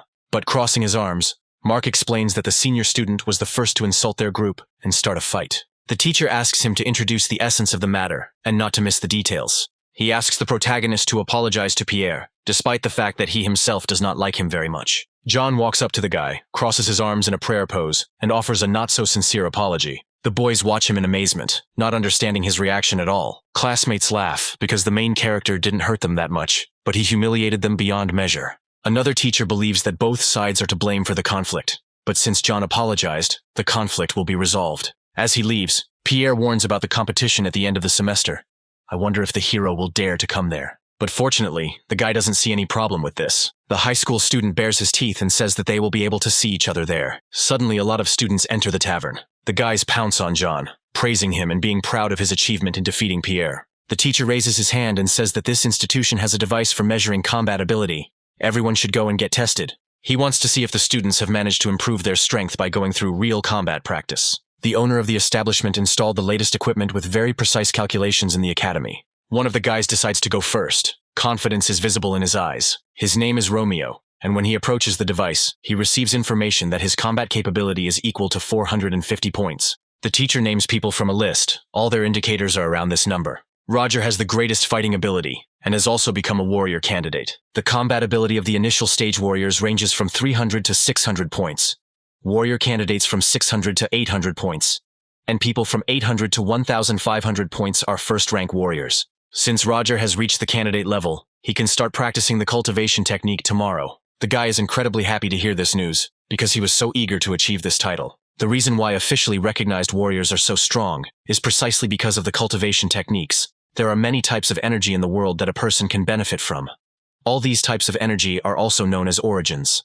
By using the cultivation technique, he draws into himself the energy of the origins in the air, as a result of which he achieves comprehensive strengthening of his body. Next, John comes to check. He breathes heavily from worry, but there is no doubt on his face. The guys laugh at him. Even though he has become a little stronger, in their eyes he will still remain a loser. Mark can't stand it and suggests that he try to fight Pierre if he's so cool. The test begins, the device turns on and starts working.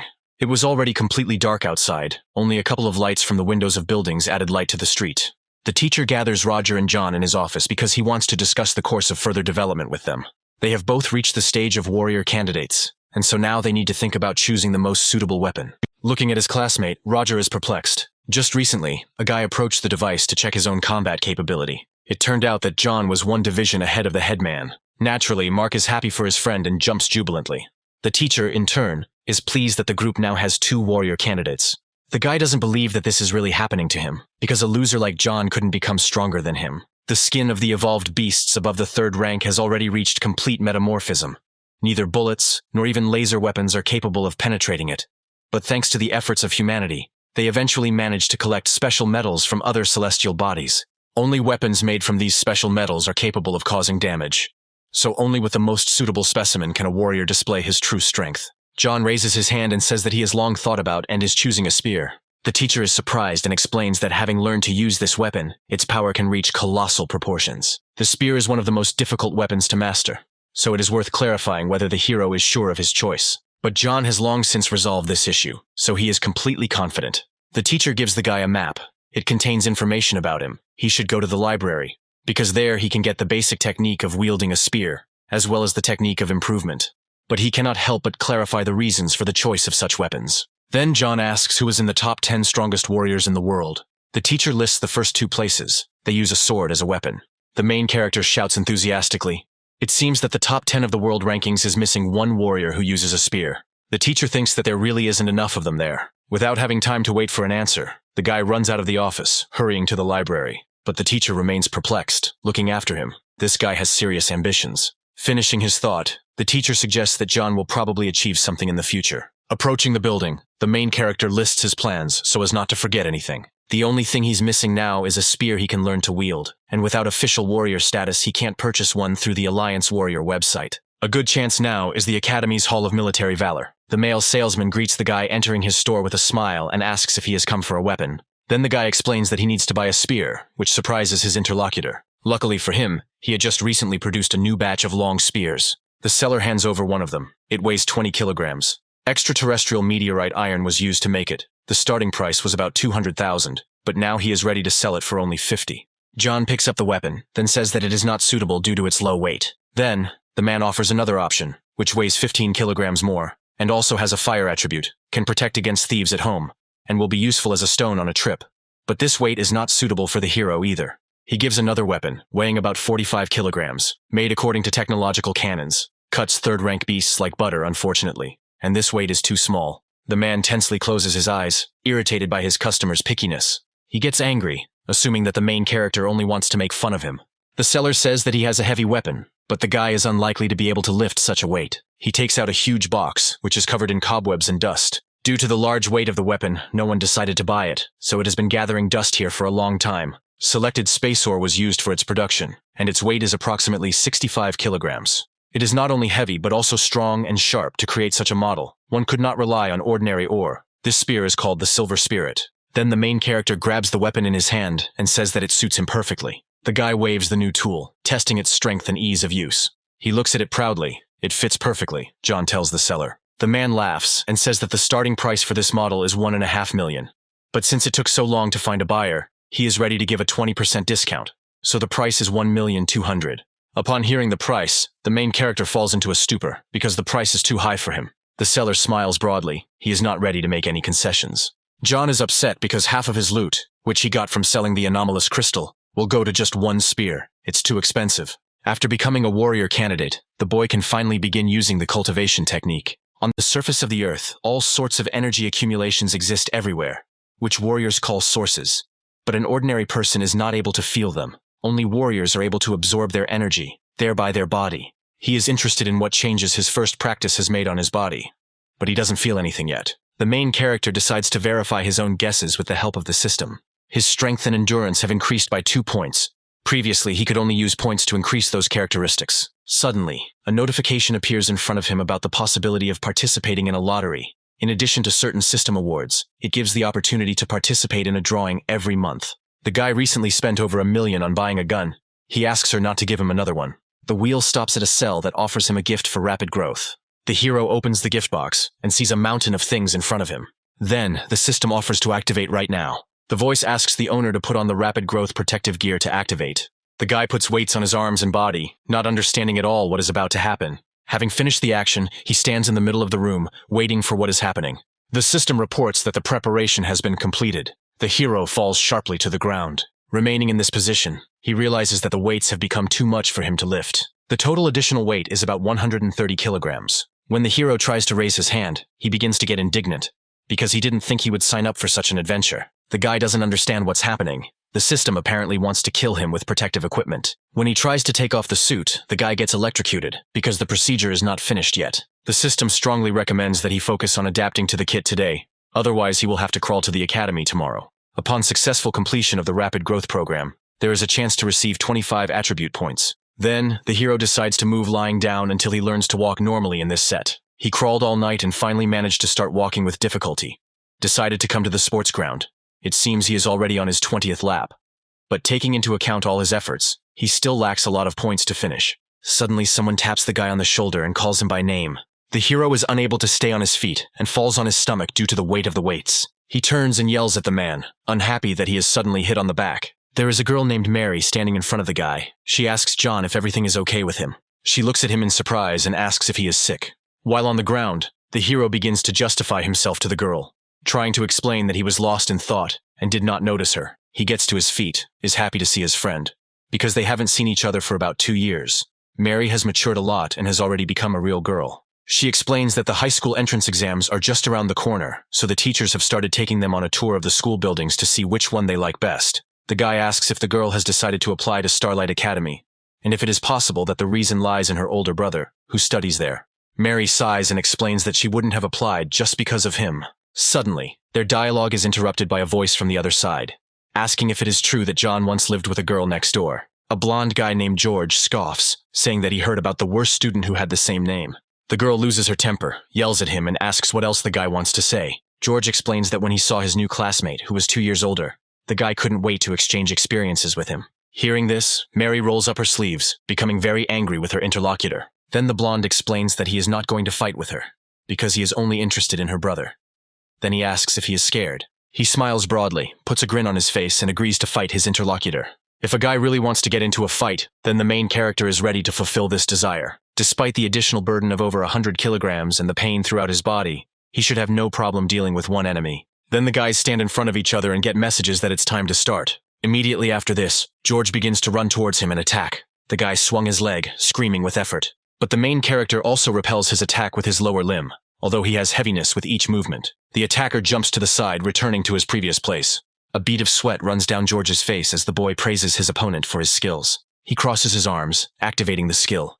Green sparks light up around him. His palms burn with a bright flame.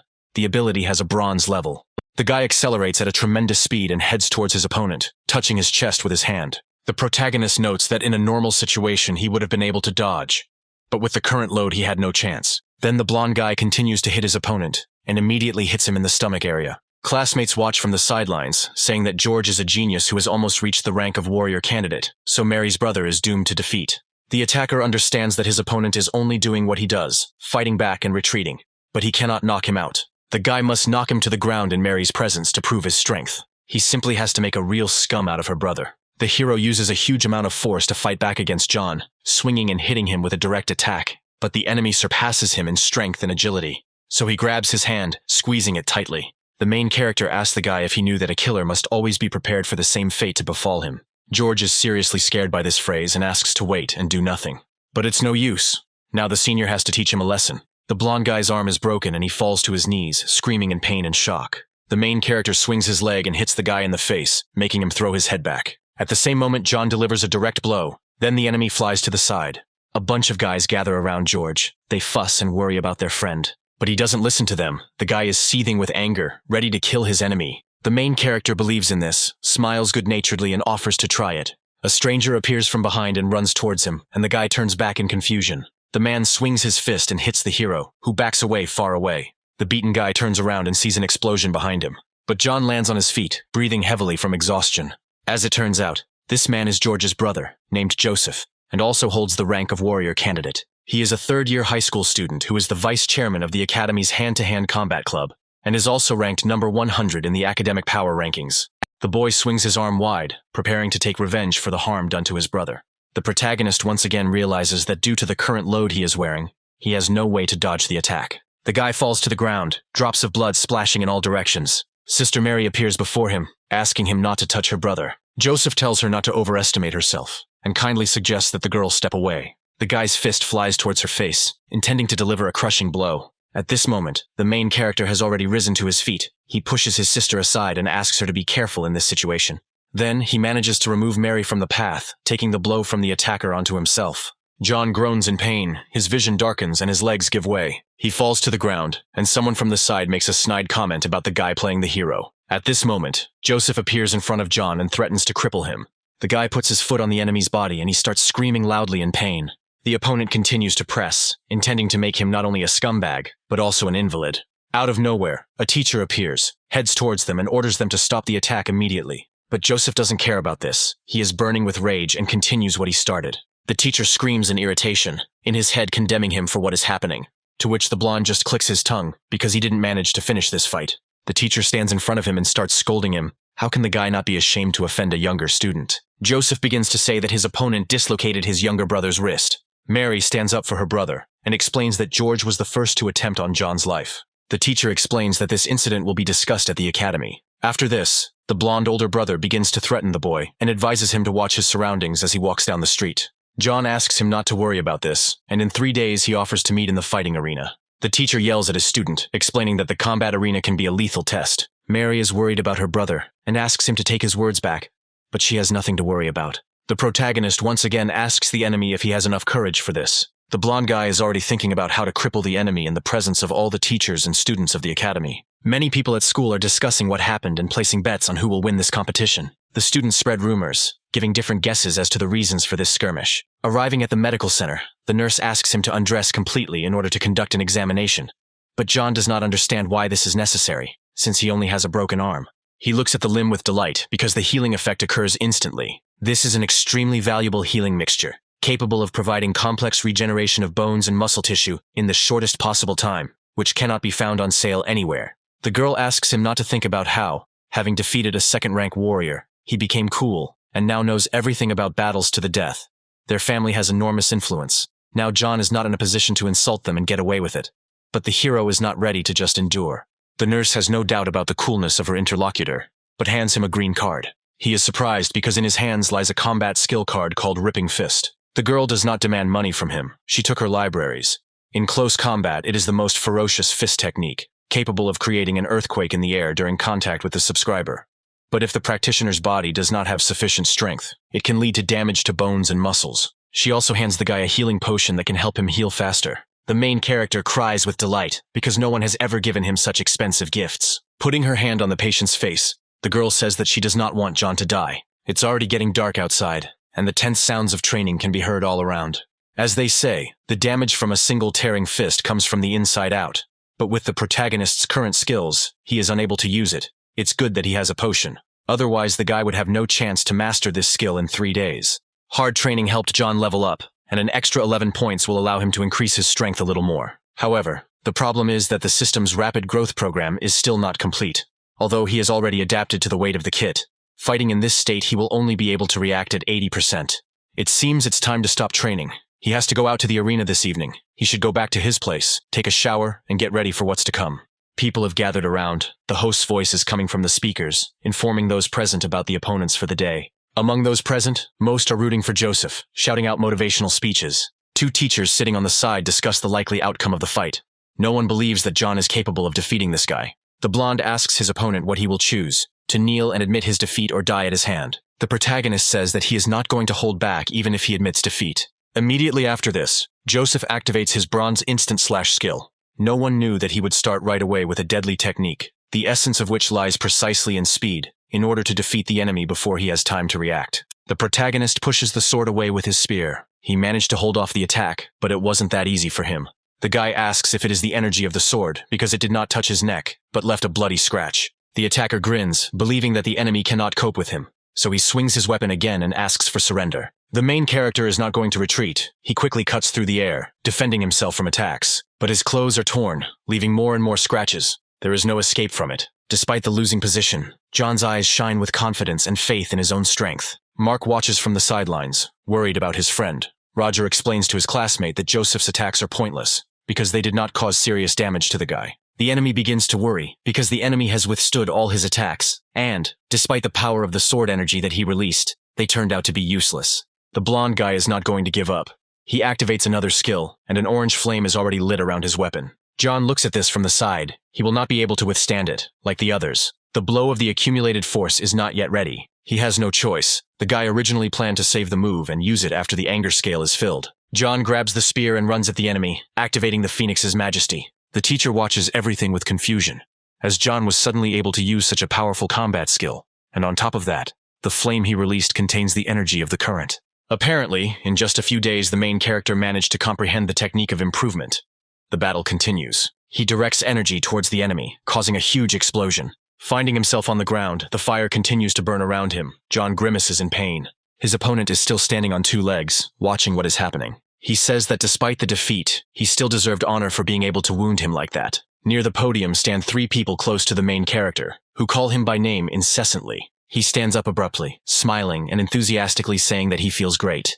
The system reports that the rapid growth program progress has been completed, and that anger has been accumulated. The guy decides to send 21 points to strength and 4 to endurance. At the same moment, he takes off his outerwear, and then people around him notice the weights put on his body. Joseph looks at what is happening with a smirk and does not understand the essence. Suddenly the equipment hits the floor, a loud sound is heard, and dust rises into the air. People watching around are waiting for the continuation. It promises to be bright. With cruelty in his eyes, the protagonist says that this was just a warm-up, and the real fight will only begin now. Joseph realizes that the boy was just playing with him all this time. He runs towards the enemy and shouts that he must pay for his complacency. The guy swings his weapon, trying to touch and wound the enemy, but he disappears. The blonde doesn't understand and continues to look ahead with horror and surprise. But the main character attacks him from the other side, swinging his spear. Trying to react quickly, Joseph holds his sword out in front of him, blocking the attack. He notices that the speed has increased significantly, apparently due to the equipment that was restricting the guy. The protagonist believes that it is his time to have fun with his opponent. The spectators are happy, proud of their loved ones, and cannot take their eyes off the fight. Another teacher stands behind them, confused, silently watching what is happening. Meanwhile, John continues to spin his spear to deliver his next attack. It activates accumulated power strike and Phoenix Majesty at the same time, doubling the skill. Joseph can't comprehend what's happening, because such a person can't have such impressive fighting skills. Fiery spots dance around, and a bird's head appears out of nowhere, ready to attack the enemy. The guy traps the blonde, aiming a direct attack at his chest. Even holding a sword in front of you doesn't help, because it breaks right away. Then, Joseph flies high into the air, falling to the ground. The main character walks easily along the ground, continuing to move in front of him by inertia. People are shocked by what they saw. No one can believe that the worst student of the academy defeated a person from the top 100 ranking. But the blonde guy leans his hand on the ground and quietly calls his opponent by name. He asks not to think that it's all over, because he can't afford to lose. The guy takes out a bottle with an unknown liquid to drink something. His eyes widen and veins appear on his face. Suddenly the limbs become larger and muscle mass increases. A huge monster appears before the main character. The enemy has grown many times in size. Looking at him, John asks him if his enemy has just taken doping. Then, Joseph smiles widely and rejoices that he can destroy his own enemy right now. He activates his splitting fist skill, swings his arm wide, and prepares to strike. The guy directs the attack into the ground. The stones fly in different directions. The hero rolls back, clicking his tongue, because he didn't expect such an outcome at all. Despite the danger, he continues to run forward to strike with his own spear. But suddenly, his opponent grabs the weapon with his huge hand. The guy is clearly pleased with himself, with the fact that he is in a more advantageous position at the moment. He snatches the weapon from the enemy's hands and then strikes him in the stomach. Screaming in pain, John flies to the side at great speed. His opponent throws his own tool at the enemy in order to cause damage. While the main character is flying, he needs to come up with something as quickly as possible to prevent his own death. He activates the bronze skill and clenches his teeth from the weight, blue sparks igniting around him. John uses the ripping fist skill on the weapon to prevent it from damaging him. Then the spear flies high up and spins in the air. The boy bends over from exhaustion, and the weapon is stuck into the ground next to the podium of their battle. Watching the battle, the teacher reports that Joseph has decided to use Arpus to win. Mark asks the man what kind of product it is. He explains that in the past, in order to counter powerful zombies and evolved beasts, the Federation developed a drug that can significantly increase the strength of the human body for a short period of time. To strengthen the body, this drug carries out forced absorption of energy flows, so it can lead to the destruction of bones and muscle tissue. It seems that in order to defeat John, the guy is ready to pay double the price. The teacher reports that one of the parties has used doping, so this fight must be stopped. The presenter watches what is happening in horror, holds the microphone in his hand, but cannot tear himself away. One of the teachers asks if there are any rules that prohibit fighting under the Arpus. The guy turns his head sharply to the side and then starts speaking into the microphone. He reports that the teacher said that the battle can continue. The teachers exchange glances, sharing silent displeasure. But suddenly one of them notices someone in the country. He sees Oliver, the head of the clan. His family is one of the shareholders of the academy, and since he is here today, the management cannot ignore his importance. The man does not understand how one can watch indifferently as one student is killed. Joseph, continuing to move forward, says that without a weapon, the enemy does not have a single chance in this battle, and continues to list his merits and skills. The protagonist wipes his face with his hand and asks his interlocutor why he decided that he only knows how to work with a spear. The guy activates the ability of the explosion of anger, which allows him to significantly increase strength, speed, and endurance. He pushes off the floor and moves towards the enemy with great speed. The blonde waves his hand and continues to talk about how you shouldn't overestimate yourself. Their fists touch, pressing hard against each other. The boys start swinging their fists with equal speed and force. The students watch what is happening on the field with their mouths open. Everyone is incredibly surprised by the strength and dedication of the main character. Joseph doesn't understand why even after taking the drug he can't kill the guy. He just has to destroy him. Freed from the weights and with additional stat points, John feels like he's starting to get better at using his ripping fist. He brags to the enemy that he has the best fist technique. Now he can release a really good ability. The guy swings, but at that very moment the opponent's ability flies past him.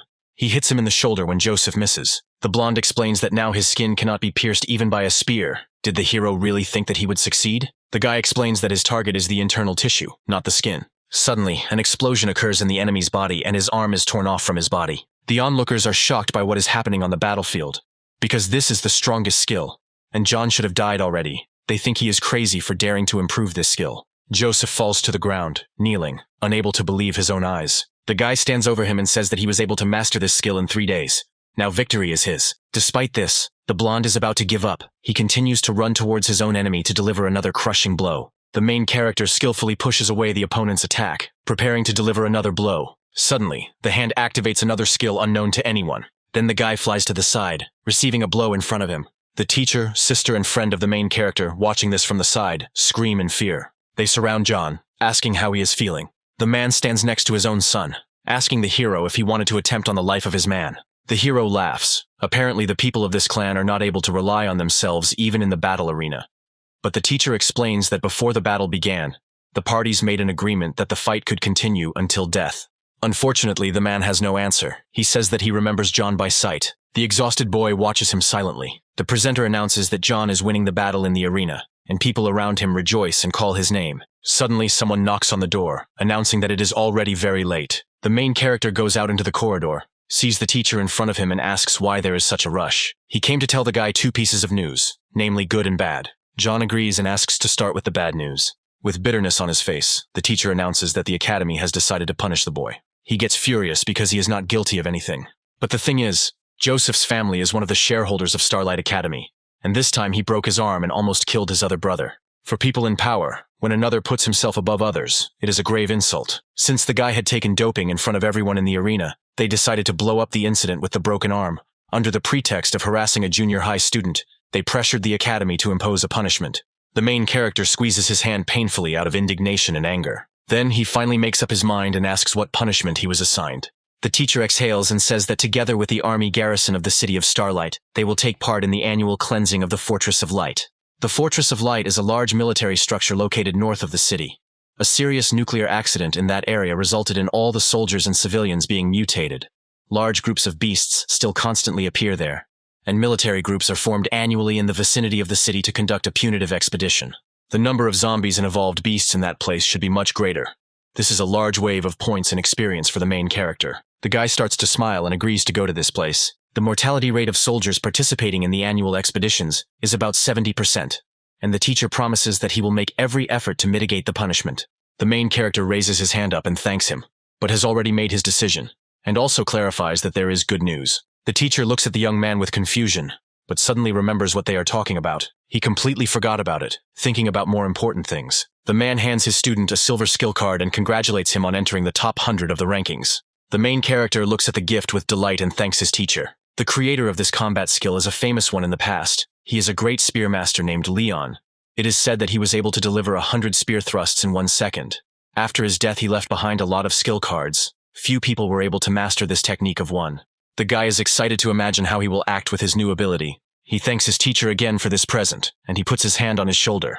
The teacher says that the guy is progressing by leaps and bounds. He has a promising talent. John should go to the Fortress of Light and be sure to return alive. The main character has no doubt that he will return safe and sound. Having gathered himself, he goes out into the street, since the last time his academic combat uniform has turned into a mess, so he had to spend money on a new set. And besides, it is unknown whether the army will provide him with a uniform.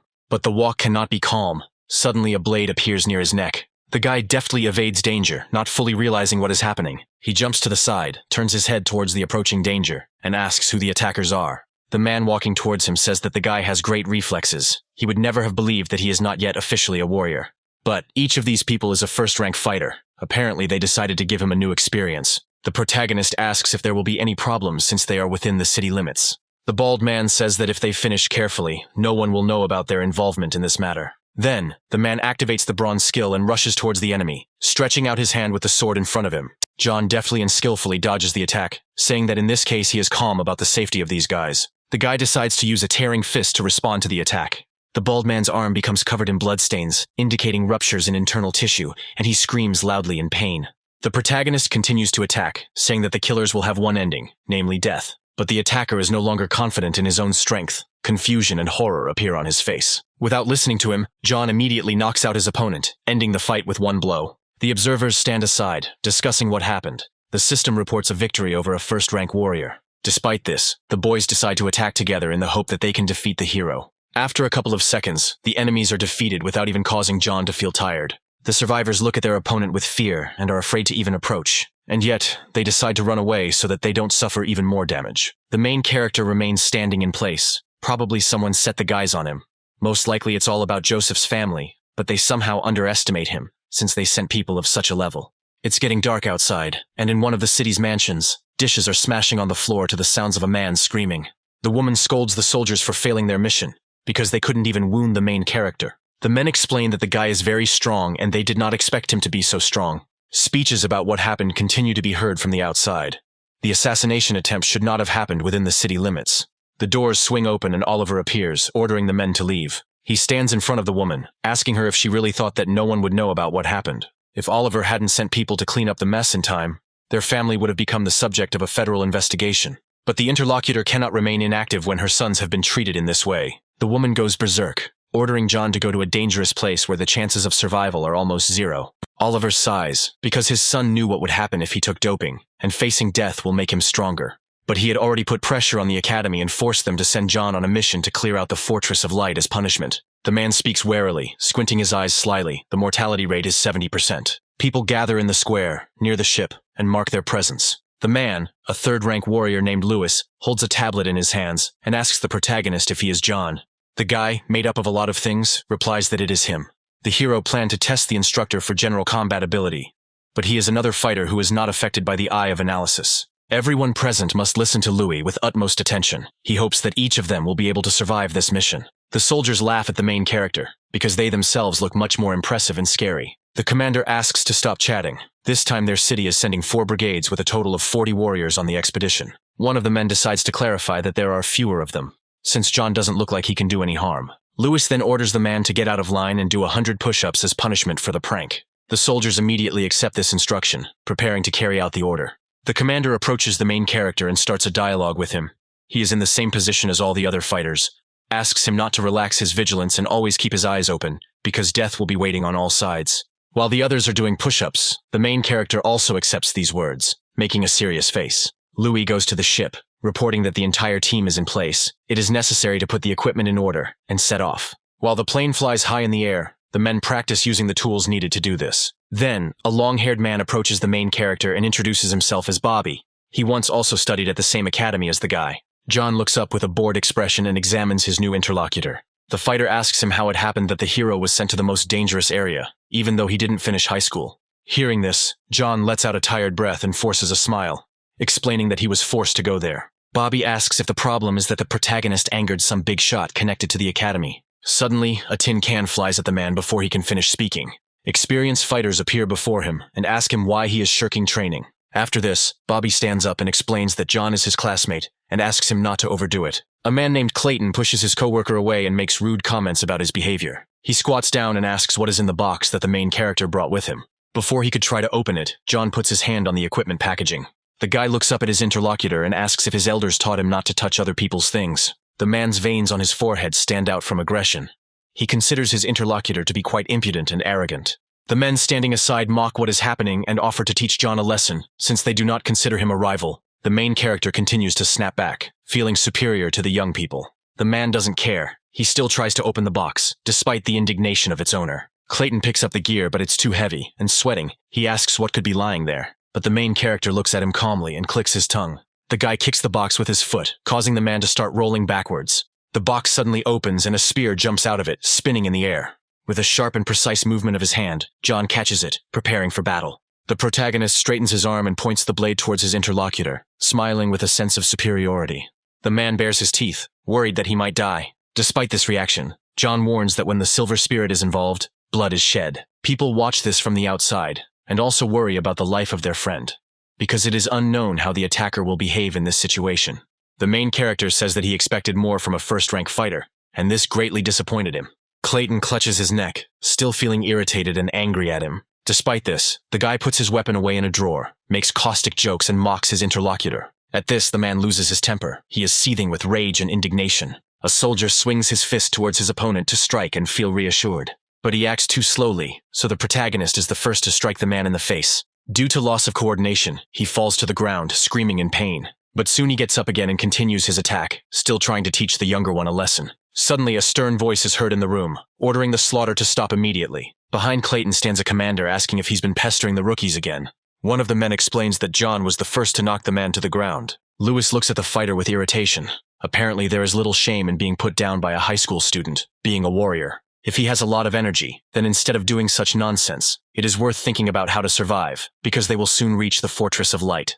Once they reach the ground, they find themselves near a large building.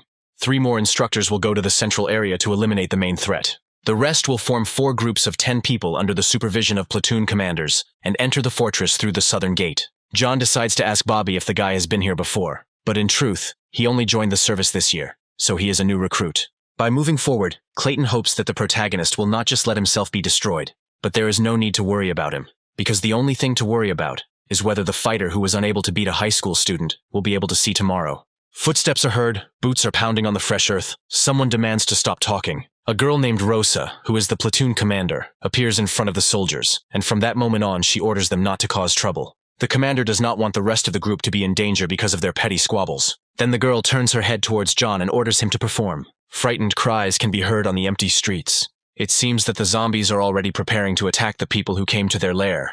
There are quite a few small villages in the vicinity of the Fortress of Light. A dozen of them will be busy clearing out one of them. There are first-rank zombies here. The difficulty of this task is not even close to what Rose expected. Now the team is only on the outskirts of the village. High-ranking zombies and evolved beasts are further away. The soldiers continue to move forward along the empty streets, following one another. Suddenly, a bunch of new dangerous creatures appear in front of them and they must deal with them. These are rank 2 zombies that have high speed, and when bitten, the infected turns into one of them. The main character suddenly stops, but the others are not very impressed. Immediately, Clayton grabs his axes and runs towards the impending danger, enjoying the fight. One of the mutants jumps up off the ground with a sharp movement and flies towards the enemy. It turns out that the monsters are too fast, and the man underestimated his opponent's property. Suddenly, John's spear appears from behind his back, and with a sharp movement pierces the mutant's head. The system reports that they have earned about 2,000 points, and Clayton looks at the main character in surprise. The man thanks his savior not entirely sincerely, but the guy continues to move forward. He is happy to have the opportunity to gain as much experience as possible. The zombies rush towards him, baring their teeth, attacking everyone they see. The main character destroys one monster after another with a sharp movement. The system sends notifications that the number of points is increasing. The fighters watch from the sidelines, surprised by John's severity. Earlier, Clayton couldn't even lift this spear. With her head down, Rose orders the attack to begin. This is a second-rank zombie. Maximum caution must be exercised. All those present agree and head towards the main character to also begin the fight. The girl cuts the mutants in half with her katana in sharp movements. The rest also fight the mutants, putting in maximum effort. Suddenly people stop. Something has gone wrong. They stand in place, with dead creatures lying around. The main character screams in horror because he hears the howl of the zombie leader. He calls the rest of the monsters here. The soldiers remain in the same positions, their eyes widening in horror. The sound of feet stamping can be heard. Mutants are running towards them at great speed. They strive to overtake the enemy as quickly as possible in order to feast on fresh flesh. Several dozen zombies surround the soldiers and the rest of the people, seemingly with nowhere to go. Rose orders to stop panicking before they get any closer. Firearms should be used. The men take out their guns and prepare to fire towards the enemies, thus harming the attackers. Bullets fly out of the gun barrels at great speed, hitting parts of the mutants' bodies. Despite this, each of them continues to strive forward, seeing nothing but their own goal. John also continues to stand in his place, shooting mutants with a cannon. The system sends notifications about the destruction of a zombie. He earns points. Now the guy is at level 12. His combat capability is already above 700. The main character asks the system to send half of the characteristic points to strength, and the other half to speed. Now that his abilities are around 800, he becomes a first-rank warrior. John will be able to use the accumulation of anger only 3 times a day, and the ability recharge is about 8 hours. While he was thinking about all this, the battle continued with the same fury. Looking at the situation, Rose orders the rest of the fighters to prepare for close combat. She draws her weapon from its sheath and activates her combat skill. The girl sharply moves her hands and lowers the katana down. Her ability is called Heavenly Slash. The men are shouting loudly. They are motivated to come to the attack as quickly as possible. The main character went wild because now he had the opportunity to gain as much experience as possible. He swings his spear vigorously, creating vortices of air around himself. One of the soldiers shouts that the number of mutants behind them is growing. The commander notes that there really are too many zombies, and they can't let the creatures surround them. The girl points her sword at the building and demands that the team head there. Most of the group retreats, and 2 of the soldiers cover the people's backs. They quickly enter the room, following each other. It's good that people were lucky with the door. Now there is a chance to escape. Bobby asks the commander and John to hurry. Rose reports that the mutants have come too close. If they run now, they will most likely not be able to close the door in time, and suggests that her colleague go in first. The guy makes a sharp movement to push the girl towards the door, but she is indignant. The main character smiles and says that it is not his habit to make the girl bring up the rear of the column. The commander is shocked by what is happening. She looks at the guy indignantly and shouts at him. One of the soldiers grabs the lady by the arm to pull her inside the room. Rose is worried about the guy, screaming for him to let her go, because John is fighting alone. Then one of the men points out to the commander what is happening in front of them. The protagonist holds his weapon tightly, preparing to attack the creatures. He has already adapted to his fighting skills, so before he can activate it, fire starts coming out of his mouth. Then John uses the Phoenix's majesty. The blast wave pushes the zombies aside, burning their limbs. The creatures try to get rid of the fire, to save themselves, but their attempts are useless. A large explosion is seen somewhere. The main character remains in place and watches as wind currents move in the distance. The soldiers, watching everything that is happening from the side, open their mouths at how great the main character's strength is. As John approaches the door, Clayton asks the boy to move faster. The guy quickens his pace, quickly entering the building in front of him. The arms can't take it, because all this time they were under extreme tension from the applied forces and weight. The men close the door with a sharp movement and a knock. Now they should be safe. But suddenly someone starts pounding on the metal. It bends strongly under the attacks. There are too many monsters. It looks like the door won't hold for long. The fighter approaches the commander and says that at the entrance leading to the 2nd floor, there is a rather massive barrier gate, with a narrow space between its shutters, which is favorable for defense. Before he could finish speaking, zombies appeared in the room, ready to attack at that very second. The main character is indignant and does not understand who made this door. Rose calls everyone to the 2nd floor. At the same moment, the mutants continue to move forward, wanting to attack people. The girl quickly closes the gate in front of her with her hands to find herself safe. At the last moment, she snaps the lock in front of her, preventing the mutants from getting inside. They stick their hands through the slits in the bars, shout menacingly, and reach out to them. The girl suggests going upstairs and conducting reconnaissance of the floor. It needs to be protected from possible threats. The boys enter the room and see only dusty stairs and walls. Suddenly, Bobby notices something in front of him, his brows tense and furrowed. He sees a walled-up creature, cloth fluttering around its body, its mouth open in pain. It turns out that there are a large number of such mummies around, with cobwebs growing around them, covering most of the walls. The guy assumes that there are mutated spiders in the area. But before he could finish speaking, a shadow appeared on his back. And then, Bobby hysterically tries to remove the creature from his back, screaming and touching it with his hands. Luckily, Clayton is nearby, swings his own axe, and removes the danger from behind. A black spider of the 1st rank appears in front of them. It has minor toxicity and enormous growth. The main character examines it and tells those around him the characteristics of the beast. Rose also confirms their entry into the spider's nest. Suddenly, one of the soldiers points out the impending danger to the commander. Several dozen huge spiders are crawling across the ceiling, and people are panicking from what they see. Rose also quickly orders to move to the floor above to escape danger. The soldiers act quickly and rise higher at her command. When she gets there, she also sees a bunch of spiders that trap the kids. At the same moment, one of them launches a toxic web towards the enemies who have entered their territory. Then, the commander decides to break through with attacks, because there is no choice. She swings her katana briskly, cutting down the monsters one after another. The main character suggests going up to the roof, because this building has about 4 floors. He also waves his weapon while fighting spiders, not allowing himself to be hurt or even touched. Having reached the door, he kicks it down with a sharp movement of his foot, finding himself in a new place. People go outside and quickly run out of the dangerous building. Bobby, who was bringing up the rear of their column, closes the door. For now, they should rest a little and regain their strength. The zombies from the first floor, if they can't see them, will run away on their own. The protagonist approaches the edge of the balcony, observing what is happening below, and the girl follows his example. There are still a lot of zombies around the building. They are walking around looking for a victim, but something is bothering the young people. Out of nowhere, a second-rank fanged dog appears, jumps above the monster, and plans to attack. Since these animals like to move in packs, they act together, dealing with other mutants. The dogs jump on the humanoids one after another, tearing them to pieces. Rose and John watch in horror as events unfold below, not expecting such an outcome at all. They didn't know that the fanged dogs and zombies were fighting each other. The mutants, opening their mouths, move slowly. They go towards their goal. Rose is happy. This battle was supposed to lure the zombies out of the first floor. Now the people have a chance. But it is not clear why zombies and evolved animals attack each other. The commander reports that they need to check their equipment, full combat readiness, and prepare to descend to the lower floor. The soldiers look at her in shock. Bobby asks how people will leave from there. She explains that the first step is to break through the encirclement, then regroup on the outskirts and continue the mission. There are still a few zombies left outside. We need to deal with them quietly. Rose teams up with John. They run behind them and prepare to deliver a crushing blow. People pierce the heads of their enemies, quickly dealing with the obstacle. The protagonist gestures to his ally and explains that the horizon is now clear. People run past danger, moving in groups. Suddenly, John decides to stop,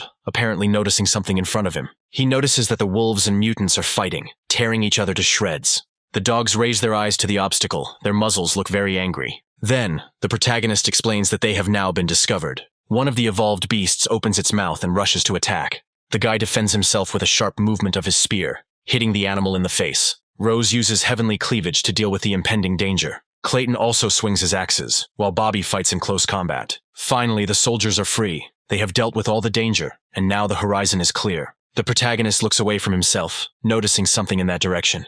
In front of him stands a huge dog with a scar on its face, holding a zombie's hand in its mouth. The commander looks up in horror, looking at the animal. The girl realizes something. Then John speaks for her. The king of dogs appeared before them. The mutant quickly shakes his head and throws the zombie aside. The main character asks the others to be careful because danger is approaching.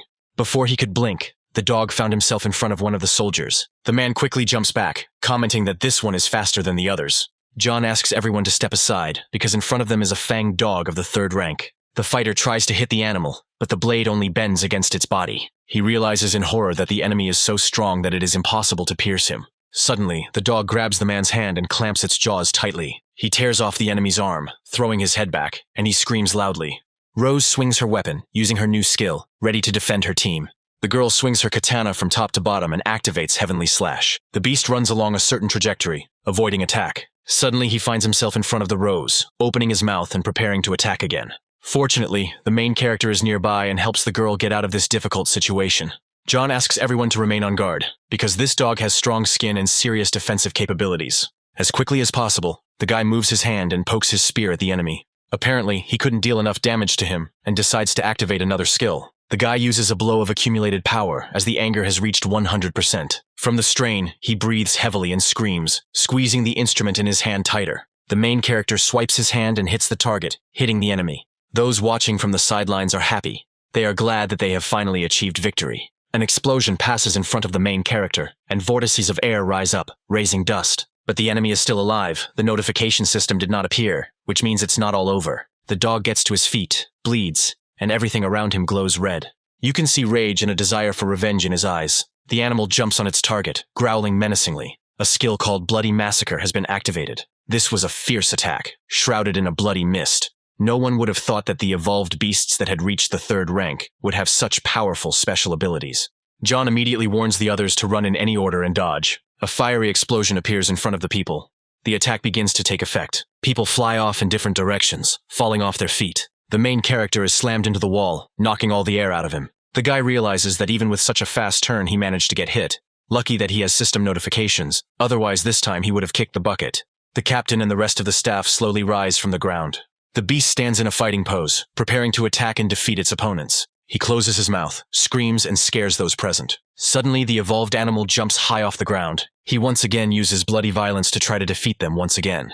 Then John doesn't understand how it's possible to use this skill twice. Despite his fear and doubts, the protagonist does not show his own fear and begins to swing his spear. After that, he activates the Phoenix Majesty skill to fight the beast. An explosion thunders around, causing sparks and dust to fly in all directions. Flying in the air, the main character opens his mouth wide and screams. Finally, the third-rank Fang dog is destroyed, and John gets 8,000 points. Standing on the ground, he shakes himself off and rejoices that he has finally defeated the enemy. Soldiers immediately run up to him and ask him many different questions. A loud sound is heard from somewhere. The guy doesn't even have time to think about the answers. Among the houses, the silhouette of a giant monster appears, who also wants to deal with them. A second-rank zombie leader lands in front of the people. John concludes that it was his doing. A lot of zombies came to the guys. The creature stands over the defeated dog and looks sternly in his direction. Suddenly, the zombie hits the animal on the head, thrusting his hand into the animal's skull. He takes out an abnormal crystal and holds the precious stone in his hand. Immediately, the mutant absorbs the mineral, placing it in its mouth. Rose watches what is happening in horror, commenting on what she saw seconds ago. Clayton and John are also horrified by what they see. Can zombies also evolve using anomalous crystal? The guy guesses that this zombie is trying to improve to rank 3. The girl turns to the main character and asks if this is real. Then, John breaks away and heads towards the enemy. It is necessary to stop him before he evolves. The zombie notices this movement and looks angrily towards his target. The creature opens its mouth and screams, calling for many new helpers. The team of fighters is again surrounded by small mutants who are ready to devour them at any second. The warriors stand with their backs to each other, and it seems that the people are now surrounded. The main character shouts to Rose to hold back the approaching monsters, and the guy will take care of the leader. The zombies will only disperse if they manage to kill him, and if he successfully evolves, they will not survive. The commander agrees to this condition, and asks the guy to be careful in this difficult battle. The main character runs at great speed towards the zombie, and tries to defeat him with his own spear. The mutant repeats the movements of the main character, and also prepares for battle. At the moment of their collision, he swings his hand, and John pierces him with a spear. It turns out that the creature has a skin stronger than that of the Fang dog, probably due to the absorption of the anomalous crystal. To increase his strength, the protagonist activates the Phoenix Greatness skill. His weapon is covered in fiery rays. He aims at enemies. The main zombie bounces back from the attack, and first-rank creatures appear in front of him. They continue to run towards John, trying to fulfill the leader's order. And then, the guy realizes that he has already used up all the blows of his accumulated power. And the greatness of the Phoenix, despite its high power, absorbs too much energy. He urgently needs to find a way to deal with the crowd of zombies on my way as quickly as possible. The guy takes out a silver ability card from his pocket. Now he has become a first-rank warrior. Therefore, he had the opportunity to master combat skills quite quickly. The essence of the pear-colored flurry lies in the separate condition of speed. No enemy can withstand 100 spear strikes delivered in an instant. All martial arts in the world are ruled by speed. Rose watches what is happening from the side and is indignant, because now is not the time to study anything. The monsters continue to run towards him, closing the distance. But the guy is maximally focused on working on mastering new opportunities.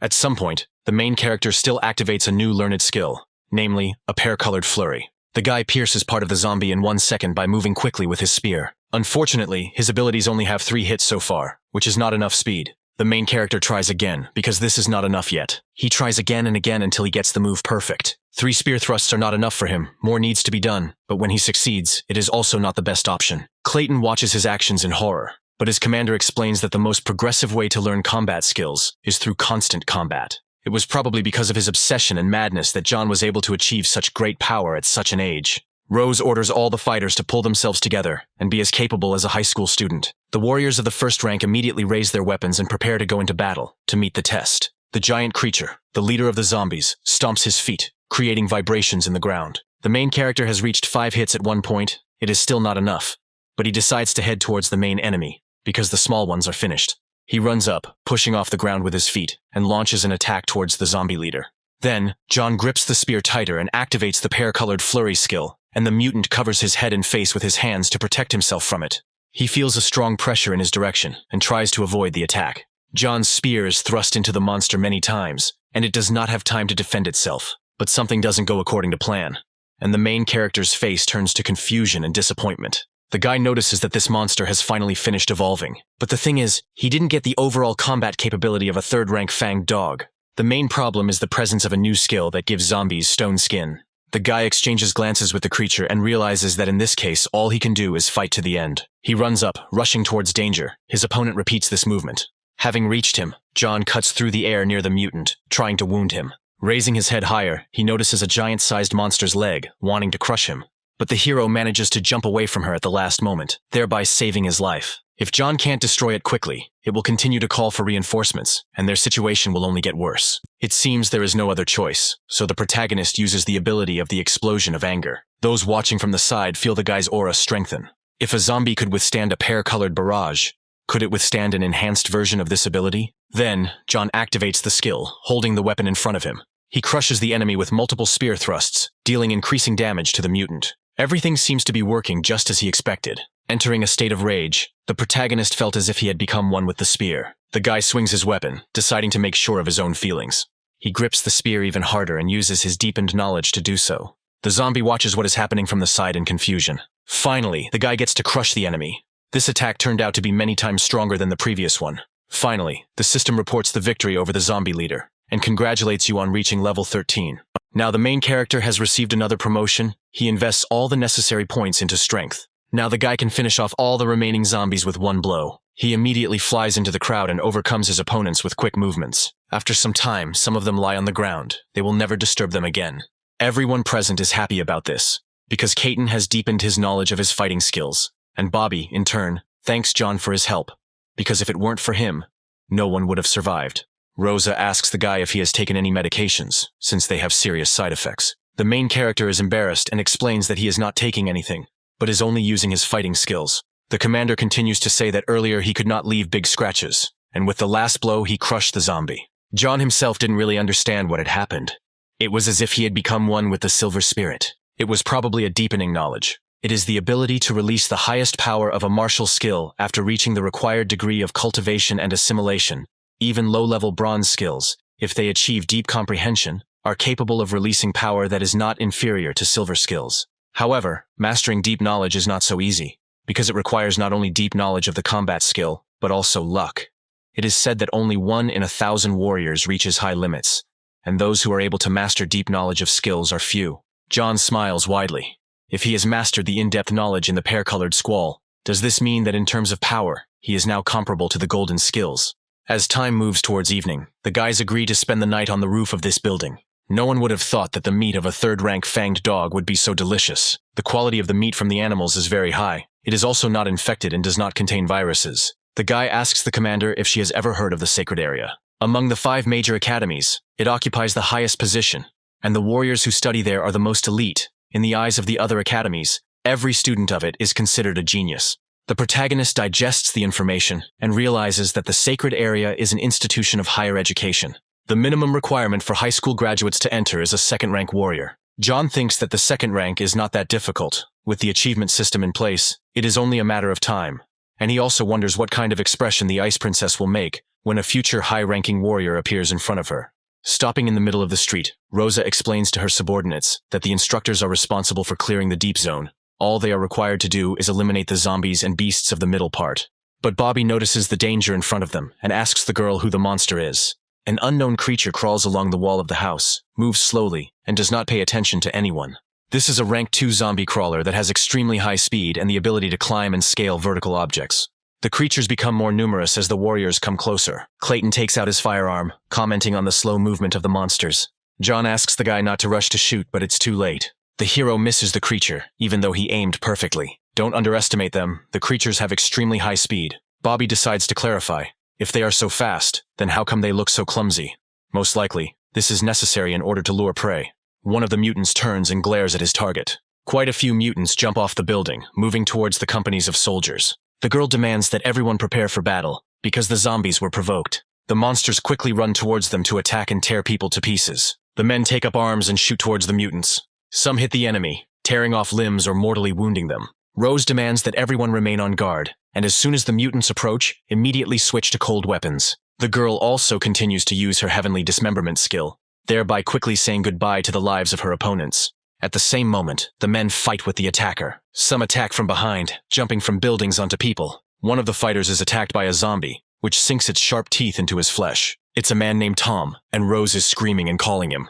You must remember to look up to spot any approaching danger in the form of mutants. Clayton screams, swings his weapon and fights the attackers. The protagonist also swings a spear, piercing the creatures' bodies. He suggests that Rose retreat to an open area to avoid attacks from above. The commander agrees to this proposal, because it sounds quite logical. People move quickly towards the park they recently passed. Having run to the clearing, people stop in the middle of it. They form a circle to avoid being attacked from behind. Rose holds her katana tightly and asks him not to take a single step back. People scream, quickly moving towards the zombies to deal with them.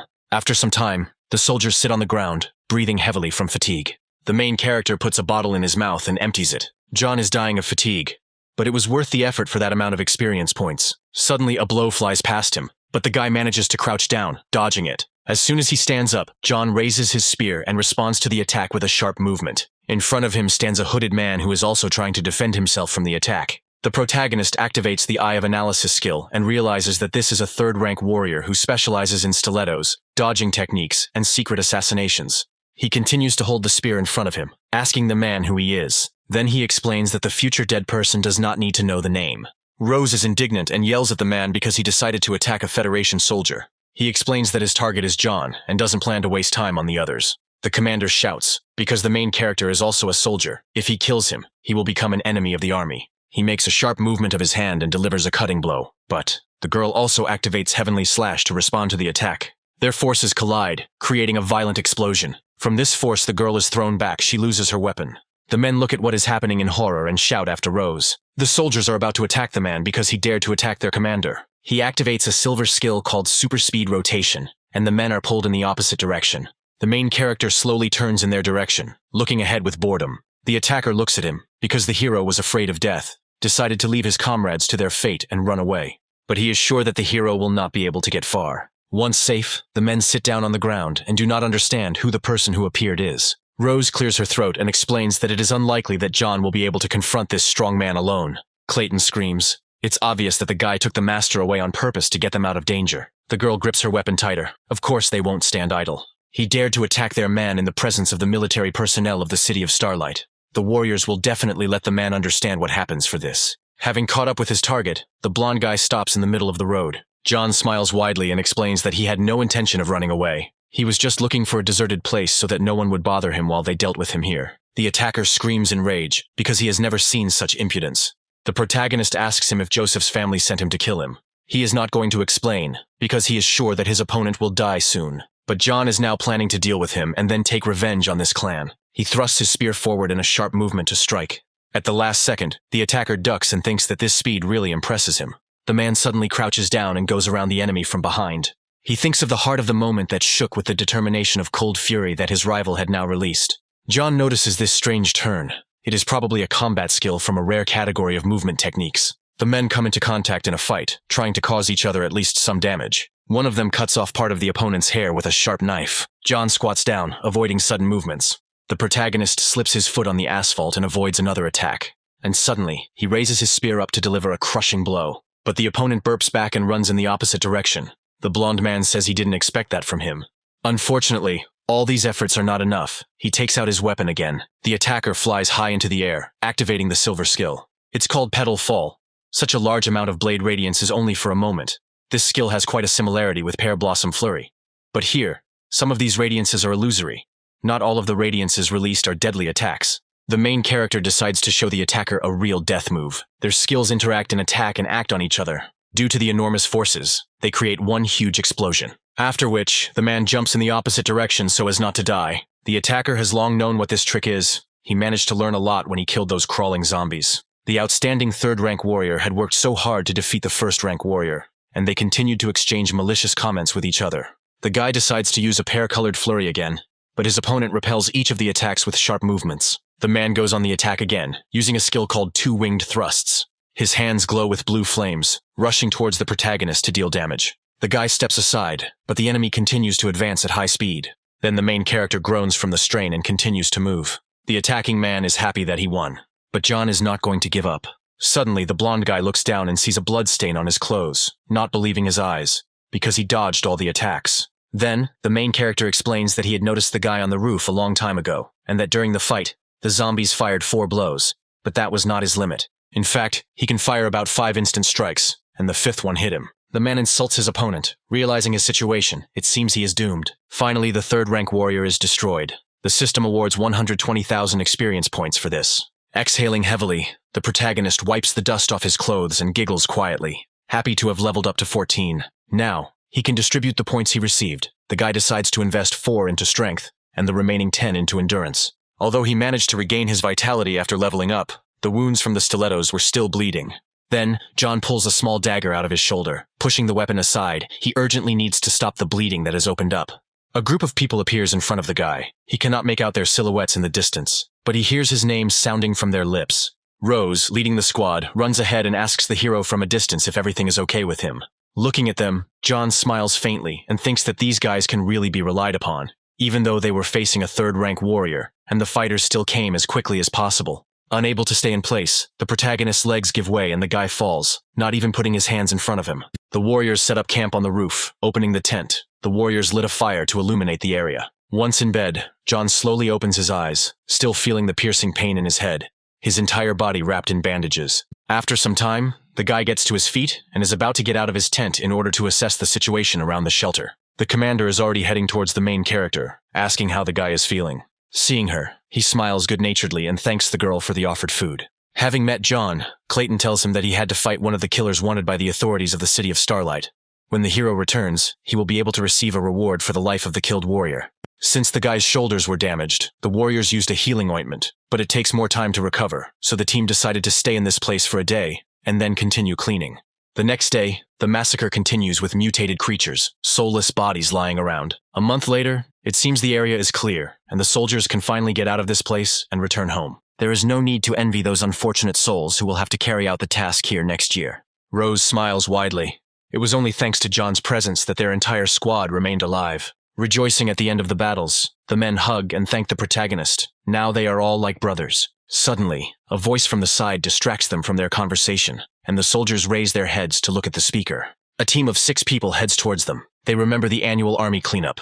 One of those present smiles slyly and offers to share their catch with him since they have already finished. Taking a confident pose, Rose decides to ask where the group got so much courage from, since they decided to rob the Federation soldiers. At that very moment, the protagonist activates the Eye of Analysis and becomes convinced that the 5 in front of him are first-rank warriors, essentially posing no danger to him. But one of them is Cameron, a third-rank fighter who specializes in a two-handed sword. Upon learning this, John turns to Rose and warns her about the presence of such a strong warrior in their company. A red-haired man with scars on his face speaks rudely and shouts at his interlocutors. Then, the main character already realizes that he has come for him, prepares for an attack and noticeably tenses up. The enemy straightens his hand in front of him and says that he only needs John, and orders his subordinates to deal with the rest. Then, the girl recognizes the stranger as a guy named Cameron, nicknamed the Lone Wolf. Clayton asks her if she means the one who cut up an entire battalion. Rose explains that several of her comrades in arms fell by his sword, so it is no wonder that they dared to attack them, even knowing who they were. The opponent smiles because for him it's as easy as pie. The heroine screams with rage and resentment for her fallen friends. She runs into battle, preparing to attack. But John stands in front of her and blocks her way, because he himself wants to deal with this enemy. The guy explains to Cameron that he has already dealt with his colleague, who was also sent, but the man doesn't care about what he heard. He raises his head and puts his sword behind his back, about to say something.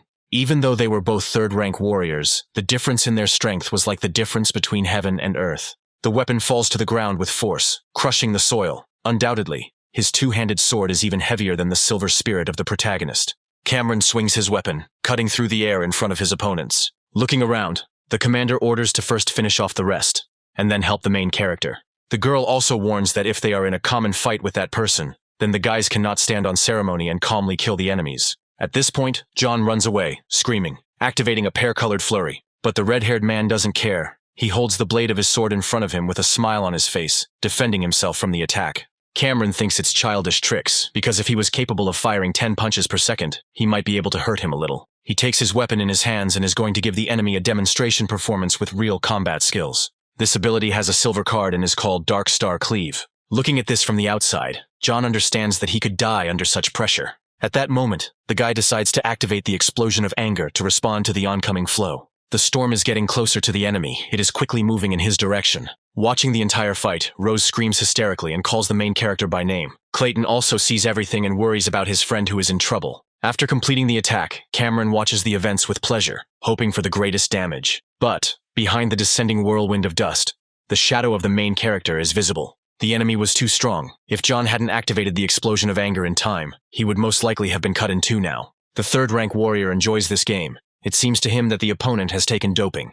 The battle continues, the men crossing their weapons, clashing blades. Even after activating the anger explosion, the protagonist still can't match him in strength. This guy must be at the peak of the third rank. He notices and comments that the resistance is truly impressive. The man offers to try to respond to the next attack that he is ready to make. Then, the guy begins to feel an increase in the aura, which already foreshadows an attack. Cameron decides to turn to a silver skill called Triple Slash. He smiles widely, baring his teeth, as he activates the first cut. The main character is shocked by what he hears and already senses the impending attack. Then the guy jumps back with a sharp movement, trying to avoid damage to his body. An explosion goes off, sending chunks of dirt and dust flying around. A cough is heard and a bloody stain begins to appear underfoot. The protagonist's limbs are shaking. The force of this attack was too great. Even the spear made of space ore was cracked. Cameron cuts through the air with sharp movements, preparing to begin another attack. He activates the second stage of his ability, rushing forward towards his opponent. Sighing, the protagonist realizes that he must now activate his trump card.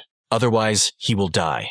Then the boy uses the pear-colored flurry again, rushing forward to defend himself. Continuing to move, Cameron laughs loudly and repeats that this move is absolutely useless against him. The protagonist's eyes light up with fire, because this is not all that he is ready to show his enemy. The Phoenix Majesty has the property of cultivation, and after a month of continuous practice in a real combat situation, its power has become equal to that of a silver-level skill.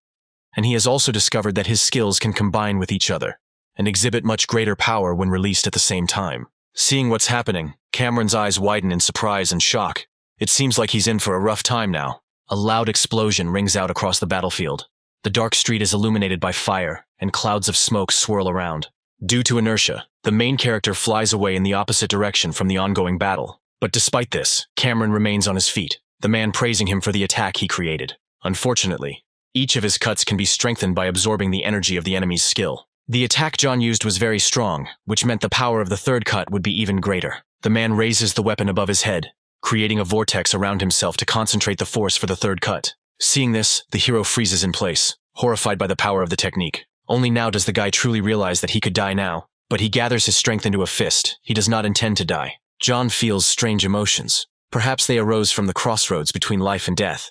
Or it is due to the activation of the explosion of anger, which gives him a boost in all characteristics. This sensation allows the guy to once again feel that incomprehensible state of unity with the weapon. The main character spins the spear behind his back. Now he will show a real squall of pear color. Now, he finally manages to activate deep cognition for the second time, and use an enhanced form of this attack. After this, the enemy is engulfed in the wind emanating from the activated ability, and can hardly stand on his feet from such a strong aura. At this time, John lands on the ground behind him, having grouped himself well and grabbed the spear. Looking at the enemy, Cameron becomes confused, because the technique is the same, but the power is many times different from the previous attack. He realizes that the enemy has activated deep cognition, but he still feels shocked. The red-haired guy's body is pierced through. He falls to his knees. Finally, the third-rank warrior is defeated, and the system congratulates him on reaching level 15.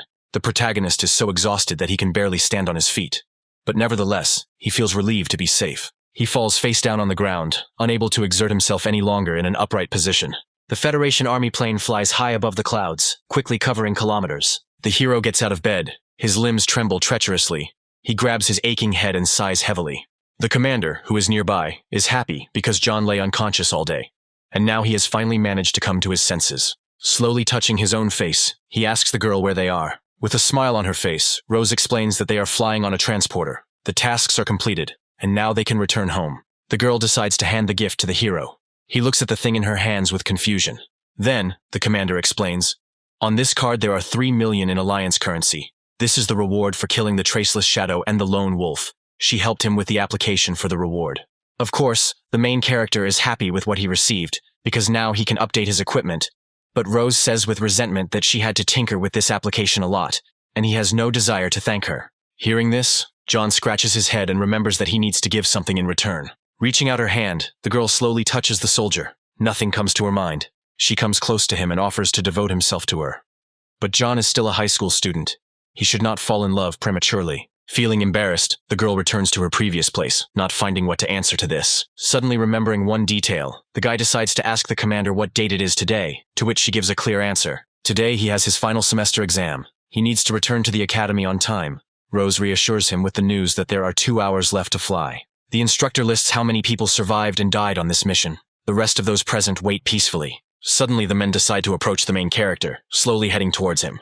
In this cleanup mission, everyone had to face mortal danger. He expresses gratitude for the work. The state decided to reward everyone with an order. He notes that this is an award that only Federation servicemen can receive. On the back of each such order, there is a unique code. The owner can enjoy a large number of benefits and preferences in everyday life. On this building, John showed himself in the most exceptional way. Thanks to his participation in the task, the 10th group had the highest survival rate. In addition, the guy dealt with the fanged dog and other animals. Therefore, he achieved brilliant combat merits. The soldiers standing to the side look at the young man with interest and whisper among themselves. A month ago, John's strength did not even reach the 1st rank, and now he is already close to the 2nd. The instructor asks if he wanted to become a soldier of the Federation. With his talents, in a few years, he will be able to even reach the rank of Major General. But the main character refuses because he is a high school student and plans to enter university. Remembering this, the man offers to find him when he graduates from university. Although John is only a schoolboy, he already has the strength to fight off 3rd-rank warriors. The guy says goodbye to everyone present, hugging everyone. The commander also stands to the side and asks to hug his older sister. Suddenly, the main character stumbles and falls on the girl's chest, but she continues to hug him with a smile on her face, not having anything against what is happening. With a smile, the girl asks him not to forget to visit them whenever he has free time. No matter how high John climbs, he should never forget about his comrades with whom he went through fire and water. The final semester competition begins. The host will ask 20 students, names will be called, to come up to the arena. The teacher and Mark are already there. He is thinking that if the guy cannot show up at this event, he will be expelled from the academy. The friend is very worried about the main character. A whole month has passed since he left. The teacher calmly asks the young man to wait a little longer. One of the students is pushed out of the arena during the competition. The man gets up tiredly. There is already a medical couch next to him, and workers help him get up. Joseph, number 208, defeated the enemy. It seems the guy left the enemy no chance at all. Someone heard that he came back from a practice called the Path of Death, where it is almost impossible to survive. The next participant is called John. The host asks to go to the 15th arena. The main character's turn came too quickly. He still hadn't appeared there. The man with the microphone continues to call John by name and give his number. The rival, under the name Charlie, did not expect that his opponent would be afraid to even show up. The host warns that a 10-second countdown will now begin, after which the hero will be automatically disqualified. Approaching the arena, the guy shouts that there is no need to bother with the report. Then, the main character jumps high above the ground, showing himself to everyone present. Some people shout jubilantly, calling the guy's name. The teacher smiles broadly and is sincerely happy that his student finally made it. Roger squints his eyes. It seems his classmate has become even stronger during his absence, and his friend is happy about his appearance. Joseph watches the protagonist with irritation. Apparently he did not die in the Fortress of Light. The blonde man is already preparing to kill him with his own hands. The presenter spreads his arms to the sides and asks the parties to prepare for battle. Charlie smiles, hoping that his opponent is not thinking about his own victory. Hearing this, the protagonist comments that he is no longer impressed by the 100th level rating in school. The guy is very surprised by what he hears and looks at him in surprise. Before the dialogue could continue, the man shouted that the fight had begun and waved his hand. As Charlie loses his temper at the last second, he suddenly rises into the air and swings the axe. Then John catches the blade between his palms and holds it tightly. The guy pushes the opponent in the stomach, pushing him away and taking the weapon from his hands, planning to deal with the opponent even without them. The enemy falls on his back, hitting the ground hard. He clicks his tongue, wipes his mouth with the back of his hand, and thinks that everything that is happening is a trifle. While running, Charlie activates a bronze skill called 10 Forms of Falling Leaves. Fire spots light up around the hero, surrounding the battlefield with orange flames. The main character smiles enthusiastically. It's finally his turn to show his strength. He uses a tearing fist to counter the attack. Their forces touch, creating a common bright explosion. The man rolls back. The wind blows at him. The blow from the protagonist is really hard. He is irritated by the fact that John is a former outcast and looks down on him. He jumps high and uses a silver skill called Starfalls. The observers notice that he used one of his unique abilities. No one would have thought that in his very first fight, Charlie would be forced to use such an energy-consuming skill. The main character is waiting for an attack. Now he is starting to like more and more the techniques that only need to be dodged once, and the anger scale is completely filled. In addition, you will only need to fight one battle per day, so you don't have to worry about recharging your anger bar at all. The protagonist uses the accumulated power strike and the ripping fist together. The guy anticipates the onslaught of force from his opponent. A hologram of a real fist appears in the air and hits the opponent in the face. After this, Charlie falls on his back, knocked out. The presenter announces that the main character has won a victory over his opponent. The teacher looks at what is happening with alarm, because John did not use a weapon, and so quickly destroyed the 150th place in the ranking. The main character is met by his classmates and teacher. Everyone greets him and is happy to see him. Mark would also like to travel with the main character, but if he took with him such a burden as he himself would have kicked the bucket. The boys start to fight playfully. The teacher laughs at what is happening. After defeating the enemy, John immediately lost consciousness, so he did not have time to check his status after leveling up. The hero notices that he has accumulated a lot of notifications. Now he has the skill of disguise, which almost openly says that it provides the ability to be better, and the ability to open the genetic lock has also appeared. The system suggests opening the first stage. There is a possibility of death, a possibility of loss of consciousness, and a possibility of unforeseen circumstances. The hero, without thinking, sends 15 points of characteristics to strength. The main character is called back to the arena for battle. A man named Maximus, who is the head of the training department, watches the battles taking place with boredom. He tries to make out what is happening in the arena, remaining silent. Maximus couldn't even imagine that John would be able to return alive from the mission to clear the fortress. He doesn't even know how to explain himself to the clan. We need to find the strongest opponent for the guy so that he can at least be crippled in the arena. The main character and his company approach a table with information about their opponents. Looking at the screen, he hopes that he will be forced to fight an opponent from the top 10 of the rating. Then he finds his name, which is opposite the fighter in 8th place. The hero asks a question about who his opponent is. It is said that he regularly practices in high-risk areas where zombies and evolved beasts exist alongside each other. He has rich combat experience, and he is also evil and cunning. In his first fight, Roger will have to face Joseph, who recently returned from practice on the path of death. The teacher puts a reassuring arm around his students and asks them to be careful. One of Maximus's secretaries reports that a gentleman named Richard has arrived. Those present immediately rise from their seats and greet the guest of honor. The gray-haired gentleman raises his hand and greets people. He came early so he could see the strength of the academy students. Maximus is asked to bring a table with information about the best students and let Richard look at it. He asks not to bother. Now he wants to enjoy watching the competition. Joseph smirks at the sight of his opponent, but Roger is not about to give up easily. He asks to forget about surrender, because he does not intend to spare anyone from John's group. The enemy's eyes are burning with fire. He offers to see what will happen. The blonde guy swings his weapon, attacking the enemy, but he skillfully dodges. Joseph grabs his hand, squeezing it tightly. The hero arches and screams from the sharp pain in his limb. His weapon falls to the arena floor with a clang. The man presses his foot into the back of his opponent, and his face shows the pleasure of victory and superiority. He is ready to break the bones of his opponent, because he studies in the same group with his main enemy. Suddenly, a stern voice comes from the side with an order to let the guy go. John appears on the battlefield, standing up for his classmate. The blonde man smiles widely. Sparks of desire to defeat the main character quickly light up in his eyes. He just didn't want to get close to his classmates, and instead deal damage to John. The opponent probably wouldn't have the guts to do that. But Joseph can't wait for their official meeting in the arena to break his bones. He starts threatening. He's going to show the guy what pain means. The main character experiences similar feelings and is also going to get even with him for everything. The presenter approaches the guy and shouts, saying that the rules prohibit interfering with the competition.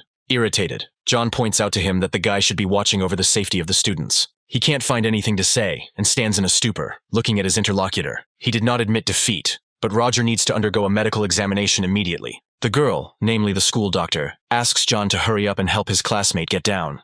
A moment later, the guy is placed on a medical bed and informed that Joseph is taking the victory for himself. The hero asks the doctor why he hasn't seen her in the past few days. She smiles widely and asks him in a playful tone if the guy misses her. The girl explains that today is the day of competition of hundreds of finalists, so it is quite obvious that the degree of ferocity will increase. She was worried about John, so she came here in person. Then, Roger slowly raises his shaking hand and calls his classmate by name. Crying, he is not ready to accept the fact that he did not repel a single attack against him. The guy asks his savior to be more careful if he gets caught against him. Looking up, the protagonist confidently states that he is ready to sort things out and avenge him. The voice from the speakers informs that John needs to get ready and go to the arena to fight the number 8 ranked guy, a guy named Christopher. Exhaling, he turns to those present. Now it is his turn to join the fight. People shout motivational speeches after the departing hero, hoping to encourage him. As John approaches the arena, he notices his opponent waiting for him.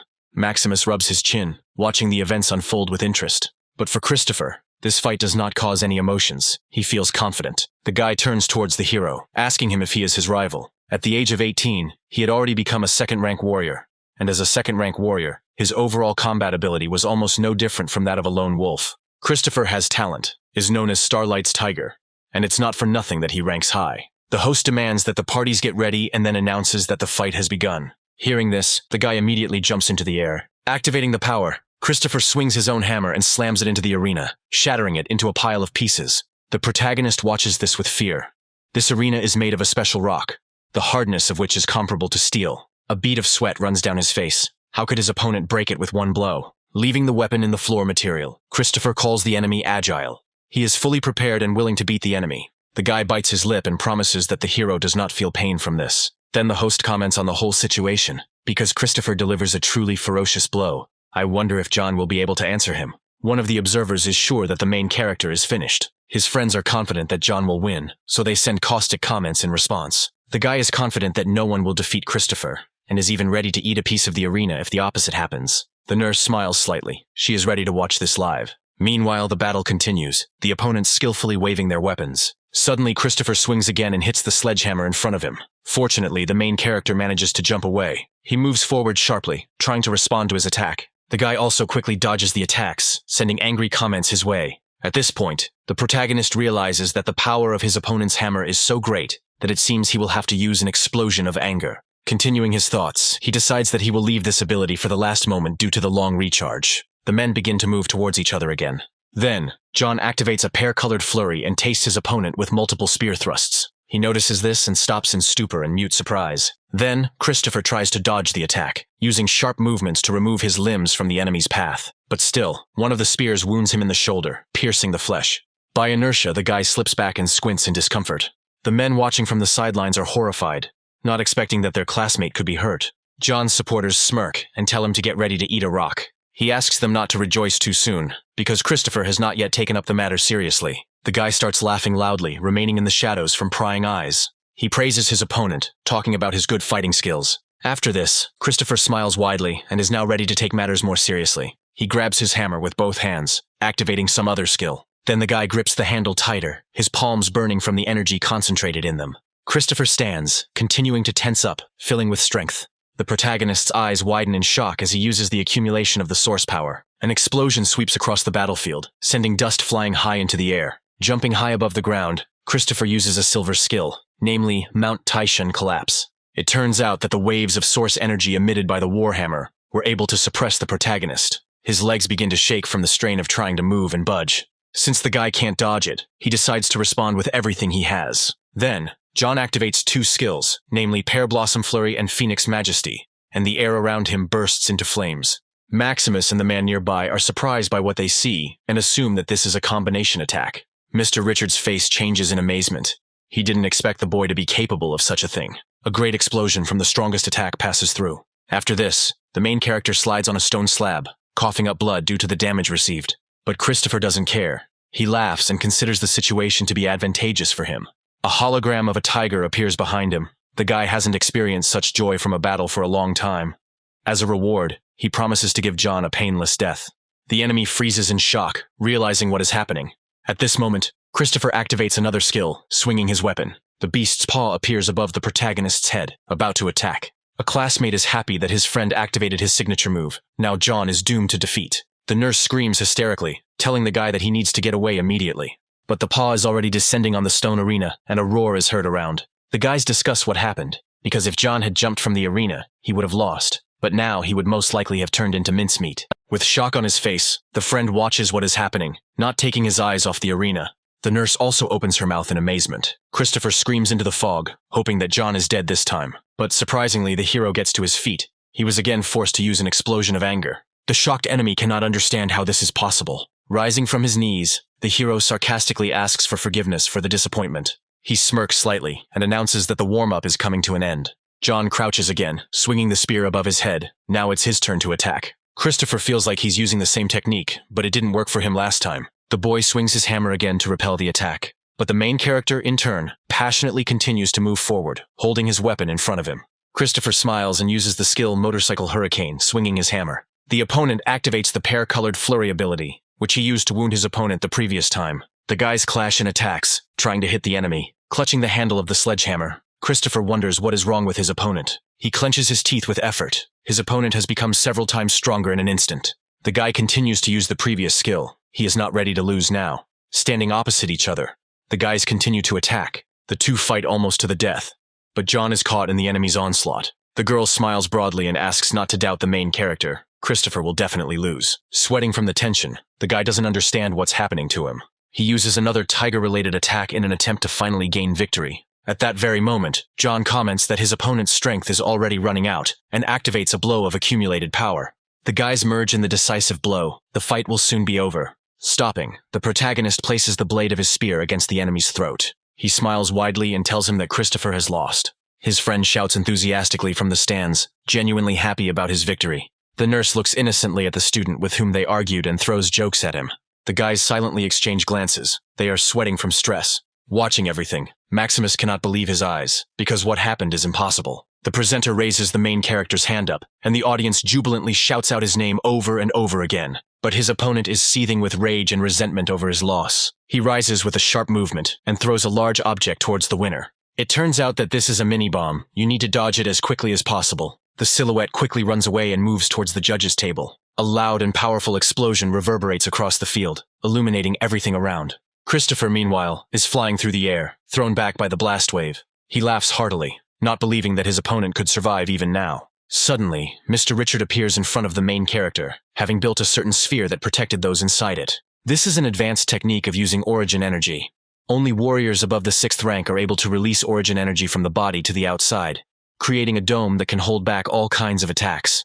Richard turns to check if everything is okay with the guy, and he looks at the gentleman with admiration. He pats the hero on the shoulder and asks him to continue in the same spirit, because he believes in him. Addressing Christopher, the elderly warrior says that the desire to win is a commendable quality, but trying to kill a fellow student without disdaining any methods is too much. He turns to the running secretary, and it turns out that this is the outstanding student who was recommended to him. The man lowers his head, promising that he will definitely be punished for what he did. Observing what is happening, the main character concludes that this gentleman is of a very high rank. The nurse immediately grabs the guy by the arm, but he resists and asks not to touch him. Due to circumstances, the matches are cancelled, so the teacher advises John to rest and gain strength. Standing next to him, the hero decides to find out who Richard is. He himself doesn't know for sure. Most likely he is the scientific director of one of the 5 great academies, who came here to study their educational institution. The protagonist watches the man with admiration and wonders how long it will take him to achieve such strength. Entering the dorm, the guy immediately sits down and opens the system. He received 2 spins, so now he plans to open them. He rejoices and demands that she spin the wheel of fortune. After this, the hero folds his hands in a prayer pose and asks to give him the super prize. The arrow spins and suddenly slowly stops on the weapon. He gets a silver blade skill card, but the guy doesn't need it. The system reports that an excess number of skill cards has been detected. Using any 3 cards of the same rank, the hero can synthesize them into a new combat skill card of the same rank. John's eyes light up. He really likes this new feature. Now the guy has 1 more spin left. He wants to pull out something worthy. He spins his arms wildly, hoping that this time he'll hit the jackpot. When the spin ends, the system congratulates you on receiving the skill card category prize. The main character opens the box he just received. Then, he takes out 3 skill cards, namely Copy Technique, Blade Technique, and Sword Technique. John studies the abilities presented, and comes to the conclusion that the pear-colored flurry is still the best among all, in terms of speed. He decides to try out the synthesis function with 3 silver cards in his hand. The guy turns to the system, which in response suggests designating the category of ability. The synthesis begins. The screen lights up with bright rays. Once completed, the system will congratulate you on receiving a silver spear skill card called a verdict. The protagonist watches her with a smile and thinks that it sounds cool and daring. He laughs and applies the resulting object to his forehead, not going to waste any time. This is a skill that allows you to turn the enemy's combat skill that was used to attack against him. The strength of the ability directly depends on the power of the reflected attack. Using the skill requires the warrior to spend significant amounts of source energy, and also imposes a strict time frame for repelling an enemy attack. If there is a significant difference with the enemy's rank, repelling is impossible. The hero smiles because others use it differently, and now he has a spear for it. The battle continues, and a girl with a hoop named Lily enters the arena. She is at the 520th level of the rating, watching the enemy with interest. The hero is embarrassed and nervously scratches the back of his head, not understanding how he will fight the girl. She raises her weapon up with a sharp movement, her eyes shining with anticipation. Lily throws a hoop over the protagonist's body, trapping him in her web. She smiles slyly, glad that now the guy won't be able to leave her. The girl leans over and kisses John gently on the cheek, closing her eyes. He doesn't understand what happened, and stands in shock in the same place. At this point, Lily raises her hand up and shouts to the judge that she is going to give up, because she does not intend to fight her idol. The main character still doesn't realize what's happening. He stands silently and watches. People watching him also feel embarrassed and confused. The presenter looks at the departing lady in confusion. Now John has definitely won. Mark rubs his chin resentfully, wondering why he is so unlucky. The nurse immediately loses her temper. How dare this little flirt seduce John in her presence? A friend makes fun of the main character, but he is unhappy with what happened, and is angry at him for this humor. Suddenly someone grabs his outer clothing and pulls him to the side. This is Louise, hugging the guy, kissing the main character on the lips. In shock, John covers his mouth with his hands in fear and becomes indignant. The girl smiles. What else could she do when the guy was kissed on the cheek right in front of her? So she decided to take his first kiss without further ado. The main character feels disappointed, because this is not how he imagined this moment. The nurse soothingly strokes the guy's back. At the moment, there are 25 participants left in the competition. 12 people will go through the next round, and the draw begins. Maximus clasps his hands and thinks that he has once again prepared a worthy treat for the main character. The guy looks at the screen in horror. He was forced to participate in a 3-man battle. In the Academy rankings, a guy named Leo is ranked 10th, and Noise is ranked 12th. The two are on pretty good terms. There's a good chance that a 3-on-1 battle will turn into a 2-on-1 battle. Feeling irritated, the main character rubs the bridge of his nose, because everything about the current situation is not very pleasant. However, if they are not that strong, John will be able to gain the upper hand over them. Now he has a new ace up his sleeve. 3 competitors gather in the 7th arena. The referee asks the guys to get ready. Suddenly, he announces the beginning of the test, and everyone present immediately takes up a combat position. One of them uses a silver skill called 9 Claws Judgment. The other guy activates a full arc concussion as he moves forward. The brunette jumps, attacking the main character first. His accomplice approaches John from the side, trying to hit him, but the guy is no pushover and repels both attacks simultaneously. Sensing an attack, the protagonist squats and bends down, avoiding damage. He activates Phoenix's Majesty and dashes towards one of them. The guy smiles and clicks his tongue, not considering the hero an opponent for himself. He spreads his arms out to the sides and uses a lightning whirlwind, spots playing around him. Confused, the protagonist does not understand how he was able to destroy the greatness of the Phoenix. The opponent explains that his ability creates a high-speed spin that can reflect many attacks from other combat skills. The guys have studied its capabilities, so the greatness of the Phoenix can hold its skill. And since the pear-colored flurry can be directed at one of them, his defeat is a foregone conclusion. The heroes activate their abilities one after another, trying to attack John. The brunette spins his spear at a gigantic speed. It lights up green, filling with energy. People in the stands are discussing what's happening. These are the guys' strongest attacks. Louise is furious, because they have no conscience at all. Not only did they turn against one, but from the very beginning they let their strongest abilities enter. The hero smiles without feeling fear. It turns out that his opponent can repel the attack with combat skills. He explains that he also has this ability, so, at that very second, John swings his spear and activates the acquired skill. At the moment when an attack is directed at him, the hero is already in the dome. The attacker's eyes widen in surprise and he looks at this with shock. Suddenly, the attack he had just been creating comes flying at him. The guy flies out of the arena and another calls out to him in horror. There is only one opponent left. John announces that his time has come. Then, the protagonist activates the blow of accumulated power and a pear-colored flurry, with fast and strong movements, delivering multiple blows. The man moves to the edge of the arena, trying to escape the attack on him. After some time, the main character is left alone on the site. He stands confidently on his feet and grins at what is happening. His opponents are knocked out and unconscious. And now he is out of danger. The judge checks the hero's pulse and condition with a serious look. Eventually, he raises John's hand and congratulates him on his victory. The observer looks at what happened with delight. They are rooting for their friend. Maximus is indignant at the guy's victory, because this was not part of his plans. Joseph, standing behind him, asks for one thing, that he be paired with him in one of the rounds. The man turns towards him in fear and agrees to this adventure. The guy already feels that he will take revenge on the hero for all the suffering he had to endure because of him. He is sure that he will pay him double. There are only 12 people left. The next stage will eliminate another 6. The first pair is announced, namely Joseph and John. The spectators stand up from their seats and discuss this. It is unknown who will win this time, because the strength of both has greatly increased. Only a month has passed, and during this time Joseph managed to rise to the 2nd rank. It seems that doping did not have a serious impact on his improvement. Nobody knows. He practiced for a whole month in such a place teeming with dangers. Mark shouts from the stands and asks his friend to crush the enemy this time. Turning around, the protagonist shows a gesture of agreement, smiling confidently. Suddenly, his younger brother appears next to him, who is completely confident in his relative's victory. The friend, in turn, supports his classmate and does not agree with his statement. The blonde loses his temper, clenching his teeth and fist aggressively. No one could understand the suffering his brother endured on the path to death in order to defeat John. Joseph never thought that a month later they would meet again in the same place. He was ready to kill his opponent. The main character activates the Eye of Analysis. The combat capability is several times greater than that of the first opponent. Although he is tense, He calmly explains that from the moment his father sent assassins after him, he will not know peace until he settles accounts with their clan. Not wanting to wait another second, both students rush forward, ready to fight. They cross their weapons, looking at each other with smiles and aggression. After a couple of seconds, both move to a safe distance. The guy clenches his teeth and tenses up. The power of his opponent's sword is very high. Joseph explains that the instrument cost 100 million to purchase, and was created from a special metal obtained from a blood-red star. For this victory, the guy paid a high price. His blood will become a sacrifice to the bloody demon. But the main character jumps back from the chopping blow at the right moment. He holds the spear in front of him and shouts loudly. Then the guy uses a pear-colored flurry, and his opponent runs from side to side, dodging the attack. Notices that Joseph had mastered the technique of movements.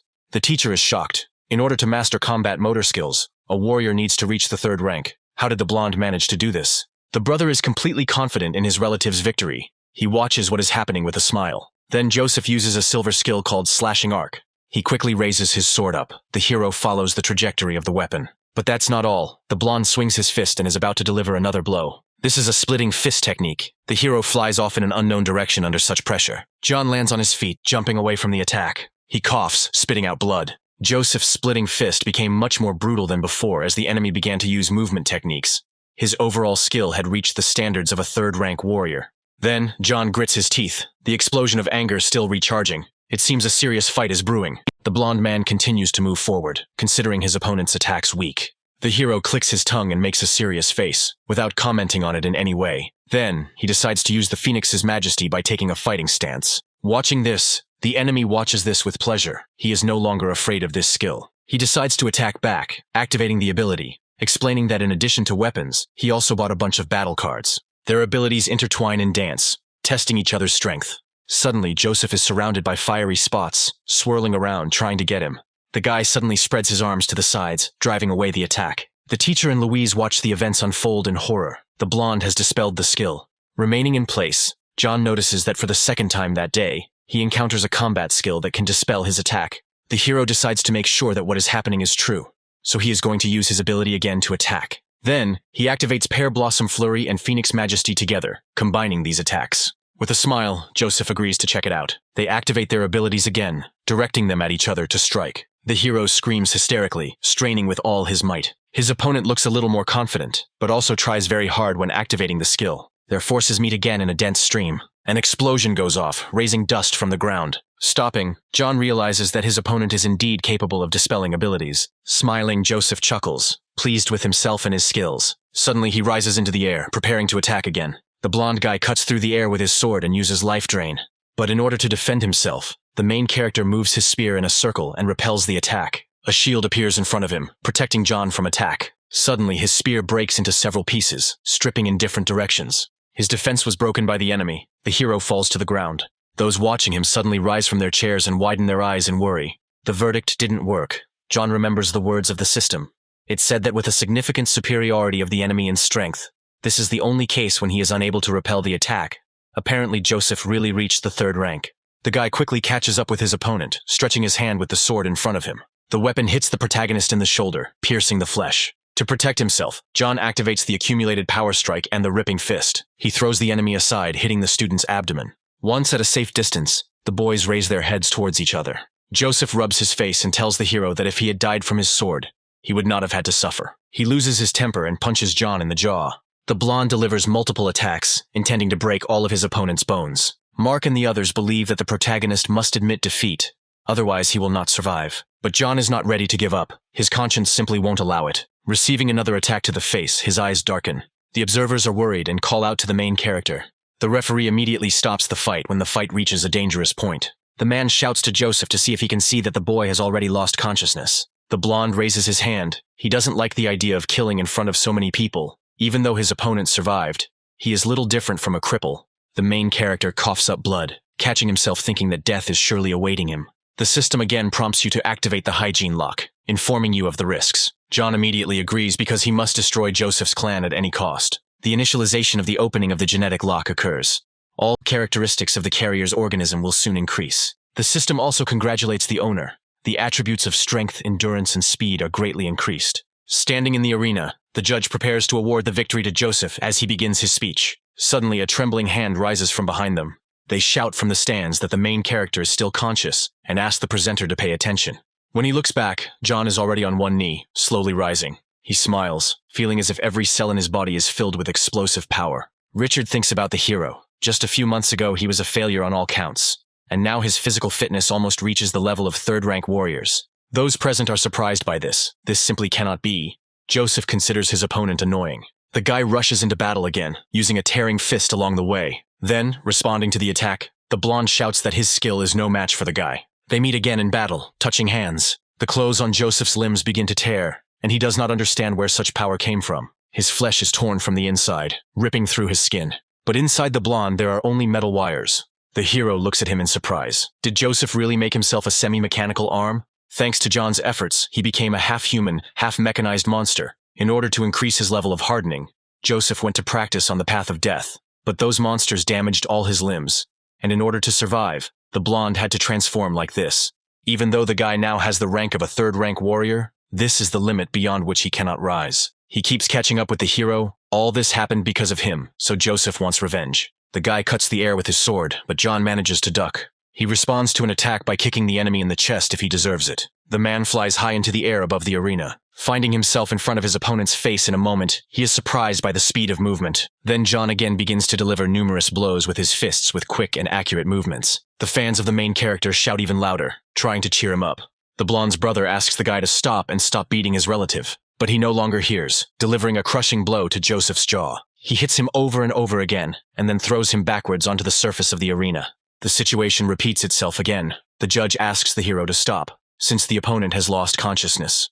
Then John rises to his feet, moving away from his opponent. In the end, the host awards victory to the main character by taking him by the hand. Mark screams loudly, rejoicing at his friend's victory. The others are proud of the guy. Joseph's brother looks down and doesn't believe that the hero's strength can be so great. Maximus understands his situation, because John defeated the guy, but Richard is completely delighted with what he saw.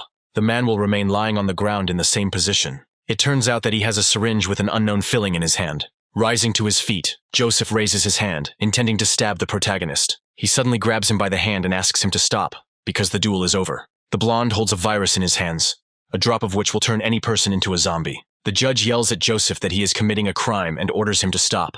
The guy screams hysterically, smiling creepily, and wants his opponent to turn into a mutant. Then John grins, baring his teeth. The enemy asked for it. He grabs the blonde's hand and brings it to his body, forcibly moving the limb. The needle pierces the neck, entering the flesh and releasing a poisonous liquid inside. Transforming, Joseph asks to stop, but it is too late. The guy watches the enemy from above, since he is mutated. He grabs the remains of the broken weapon, swinging it, preparing to finish off his opponent. The remains of Joseph's body fly off to the side. The guy can no longer be saved. His brother screams hysterically and asks him to stop.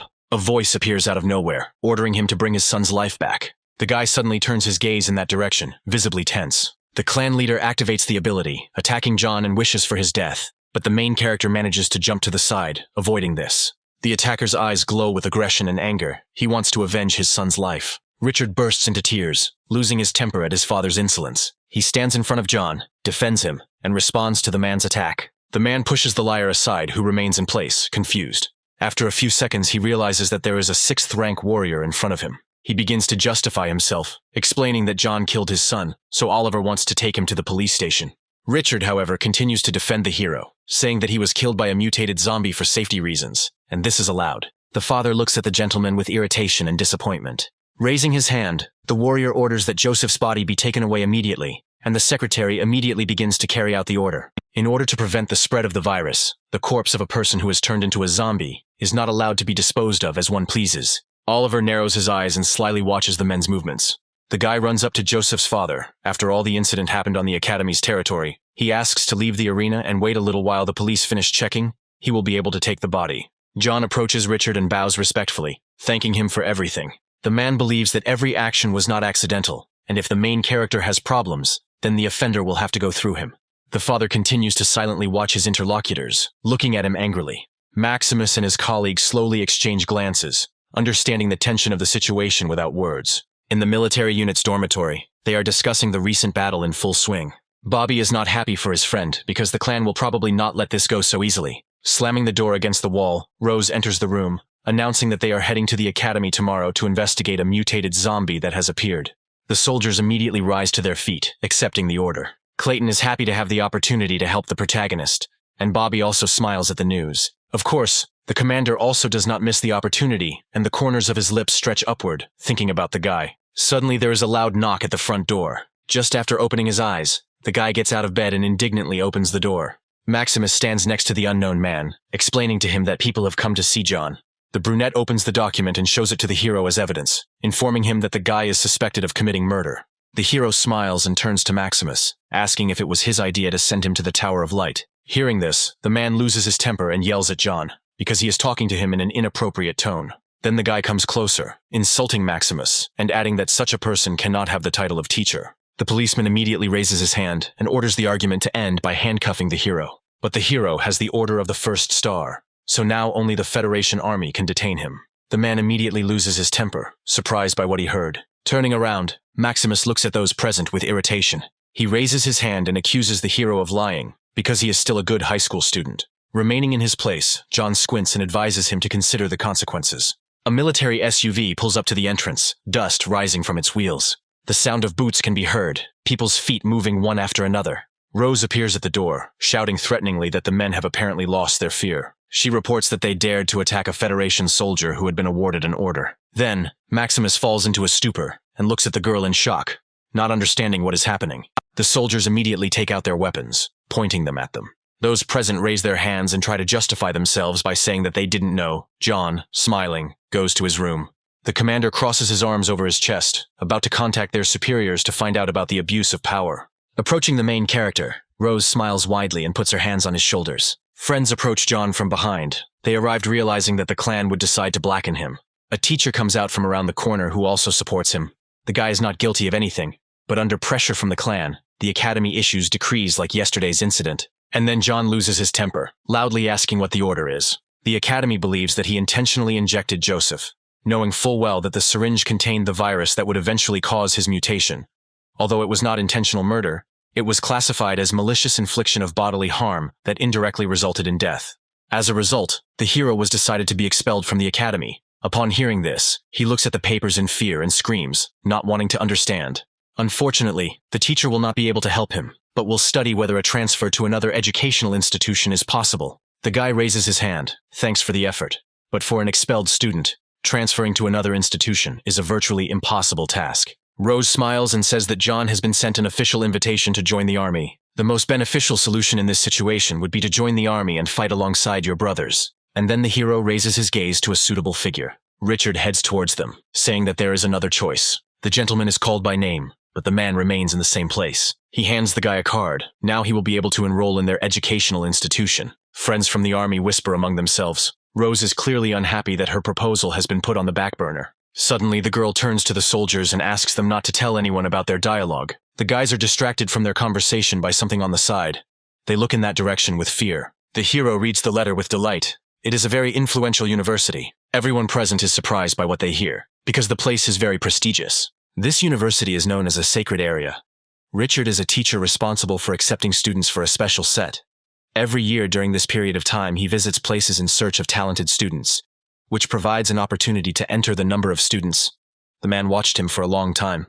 John looks down, afraid that he won't be accepted because of his expulsion. Therefore, this university has a mechanism for accepting students under special circumstances. John will not need to take the final exam, and given his talent, there is no need to study in the third year of high school either. He just needs to come to register on September 1st. The guy lights up with happiness and delight and is definitely getting ready to come. It is unknown where one can find and what can be lost. No one could even imagine that after being expelled, the hero would have such luck. He smiles, introduces his friend, hoping that they will be able to see each other soon. And suddenly, John decides to check if Richard could tell the exact location. He had previously tried to search the network, but there was no information. The man replies that when he reaches the end of the path of death, the boy will be met and taken to the university. People who heard this dialogue were shocked by what they heard. A little worried, John lowers his eyes, crumpling the piece of paper in his hands. The path of death is not a road, but a special area. A place massively populated by zombies and evolved high-ranking beasts. As the name suggests, this is one of the most dangerous areas on the planet, rumored to be home to the strongest beast that has reached rank 10. Also in that place are various secret laboratories, a relic of the war. Richard looks at the future student with trepidation and asks him if he is scared. The protagonist immediately throws aside all fear, answering that he is just excited. He has nothing to fear on the path of death, The more animals and zombies, the more experience points. The man asks his interlocutor what he plans to do next. The guy will first go to the city and get a warrior's license, then go to register. Turning around, the new teacher walks away in an unknown direction and wishes good luck. The hero is immediately surrounded by his friends and acquaintances, congratulating him on this invitation.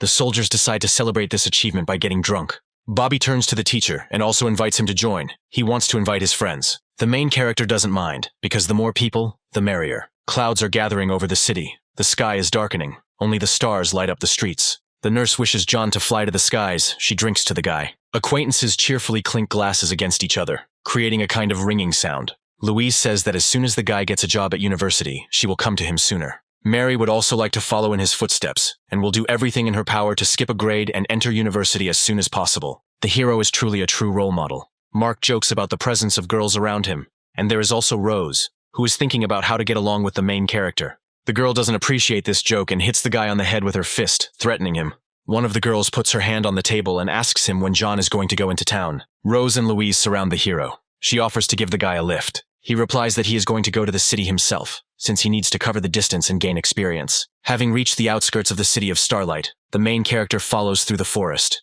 His previous weapon has been shattered into pieces. It can no longer be restored, just in case. He had to buy an ordinary long spear for now. Once John gets his warrior license, he can finally register on the Alliance website and buy a decent weapon. It turns out that he is not alone in this forest. Judging by the aura, these are people.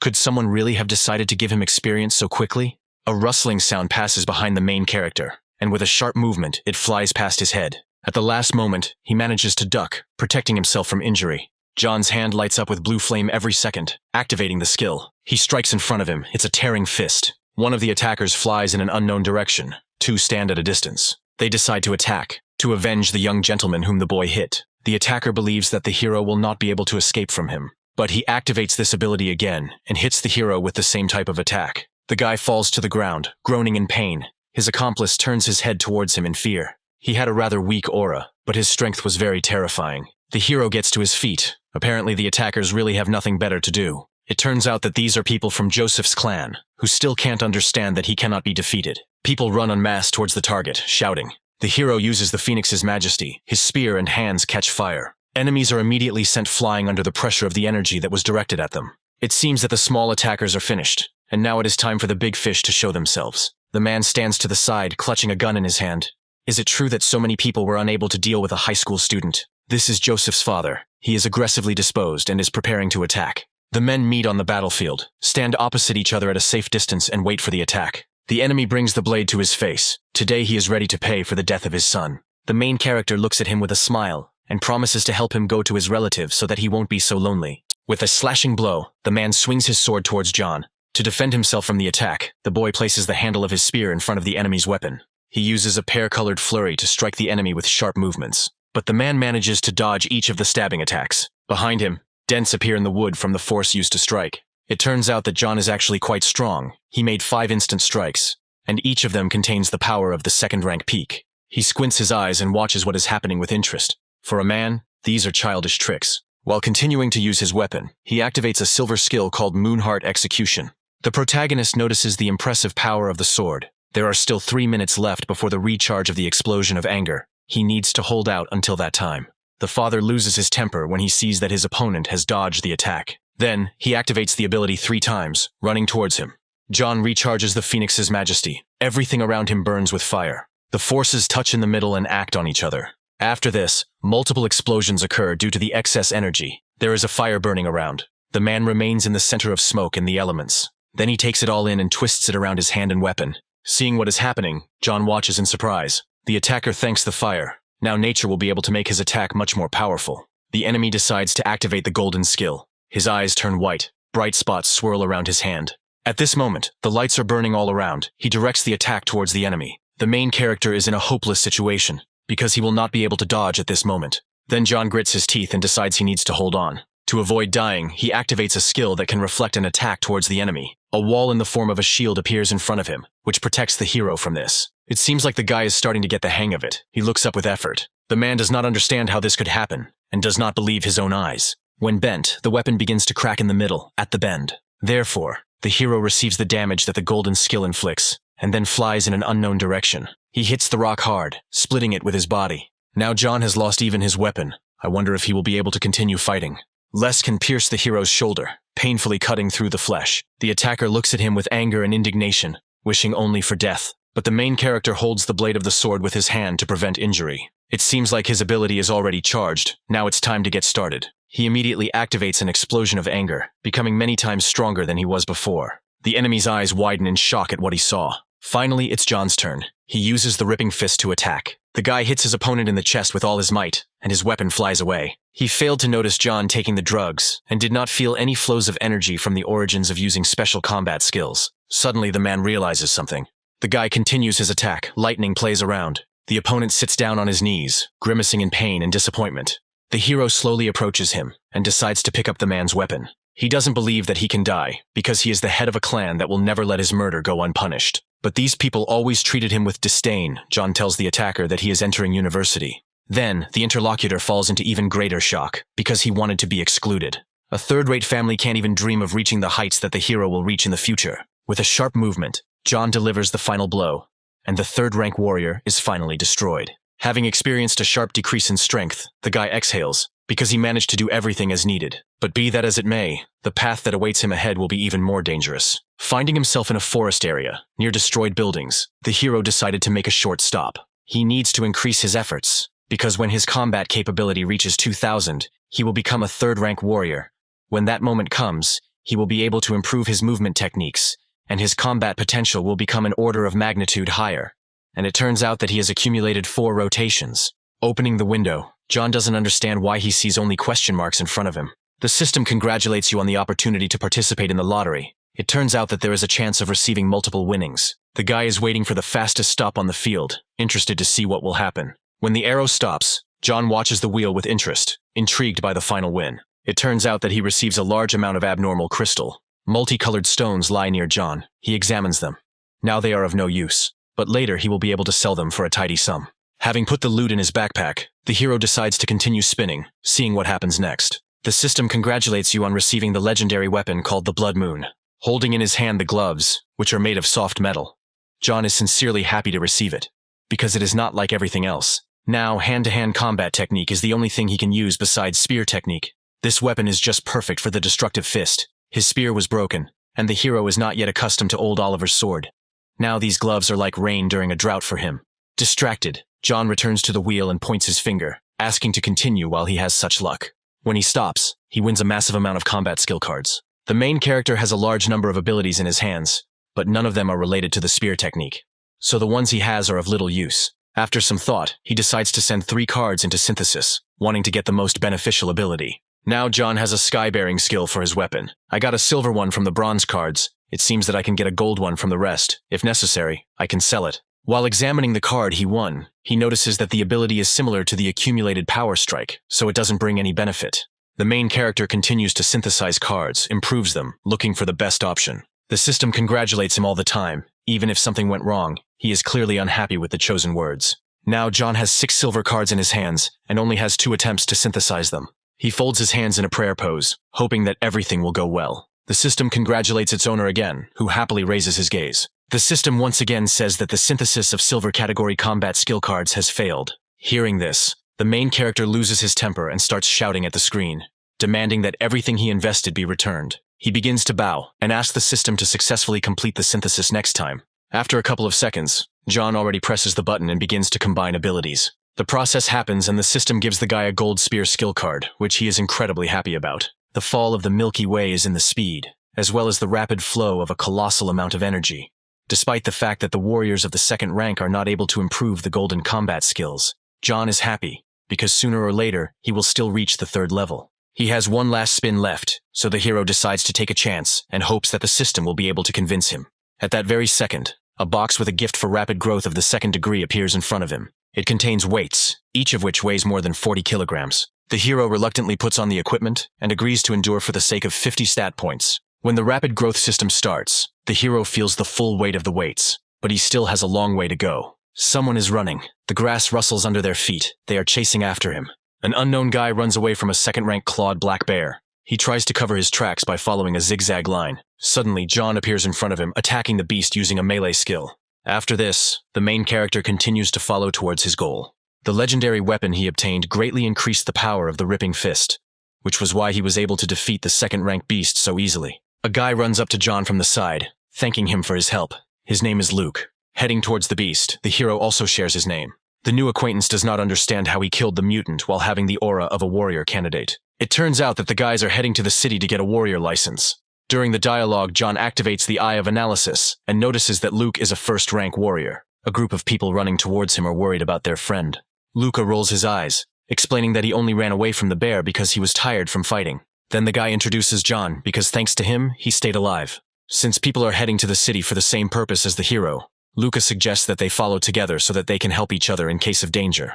Embarrassed, the hero lowers his eyes and agrees to this proposal. Rubbing his face, Luca explains that there are 5 of them in the company. But there is another person they met along the way, although his manners are not very good. He points to a silhouette on the tree and adds that he was talking about this young princess. At this moment, a girl is having lunch. Her name is Camilla. After a few moments, she deftly descends to the ground, stepping on the ground with her shoes, introducing herself once again. The girl cuts off her palms and asks her interlocutor his name. As Camilla approaches, the hero noticeably tenses up, but tells her the forbidden information. She believes that he has good strength and meets the criteria for the girl to accept John as a student. Smiling broadly, Camilla asks if the hero would like to join the ranks of her students. Luca whispers to the hero that their acquaintance began with the same topic. John in turn clarifies how old the girl is. Turning around, he begins to leave, because he is not ready to become her student. He thinks about Camilla's eccentricity. The sun is high above the horizon. The bones of unknown people remain lying on the ground unused. Frightened, Luca looks at them, not understanding why there are so many remains. Taking one of the bones, John examines them and concludes that they are the work of second-rank man-eating birds. These are predatory evolved birds that live in flocks and attack people. One of the team doubts what was said, not believing in the hero's knowledge, because it could probably be a large mutant. Then the girl looks at him and proves what he said by the fact that there are traces of birds' beaks on the bones. The guy gets angry when he hears insults directed at him. Camilla breathes out peacefully. As she approaches John, she smiles widely at him, once again telling him that he is the perfect student. A bird circles high in the sky above them, and people immediately raise their heads and pay attention to the enemy that has appeared. With quick wing beats, she catches up with the warriors and lets out a frightening cry. Reacting instantly, the guy sends the dagger towards her. The weapon hits its target, cutting off the creature's head. Clicking his tongue, he clearly expected more from a second-rank beast. Continuing to look up, the protagonist is sure that this is only the beginning. There are more and more mutants in sight. The birds scream and move quickly towards the target. Then, John already activates the skill in his fist and prepares to attack as soon as the monster gets closer. He uses a ripping fist, directing it towards the target. The hero punches the air, engulfing most of the creatures in a blast wave. Standing behind him, Camilla excitedly shouts that John now fits her criteria even more. Turning around, he asks to stop talking about it and offers to demonstrate his own strength. She asks if the girl kills all the birds. Will he agree to become her student? Pushing off the ground, she abruptly heads towards the birds. John tries to stop her, but it seems to be too late. Becoming more serious, Camilla charges forward, activating her skill. Watching her, the main character immediately feels a murderous aura. Wondering who the girl is, she cuts off the heads of the creatures with sharp movements, quickly rushing past them. Feathers and body parts are flying everywhere, and the squeals of animals can be heard all around. Falling to the ground, Camilla puts her swords behind her back, raising dust from the ground from the fall. Turning in his direction, the girl smiles broadly and asks John if he is ready to become her student in that case. Luca is surprised, because she destroyed the entire flock in an instant. The hero thinks about the girl's strength. 2 guys are asking where they can buy such ordinary blades as hers. Turning around, Camilla explains that they cannot be found because her mother forged the weapons for her. John doesn't understand how the two can't realize that her tools aren't actually supernatural. The reason Camilla cut those birds down with such ease is because of her strength. One of those present does not understand where the abnormal crystal went in these birds. Having shown the guy the bag, the girl asks if this is what they are talking about. At this moment, the hero thinks even more deeply, because his companion, while killing birds, managed to collect jewelry, and in such a way that none of them noticed it. Turning to John, the girl calls him a student and offers to take the crystal for herself. She wouldn't mind giving it to her boyfriend as a gift, as it would be in honor of her official introduction to her student. There's clearly something wrong with this girl's head.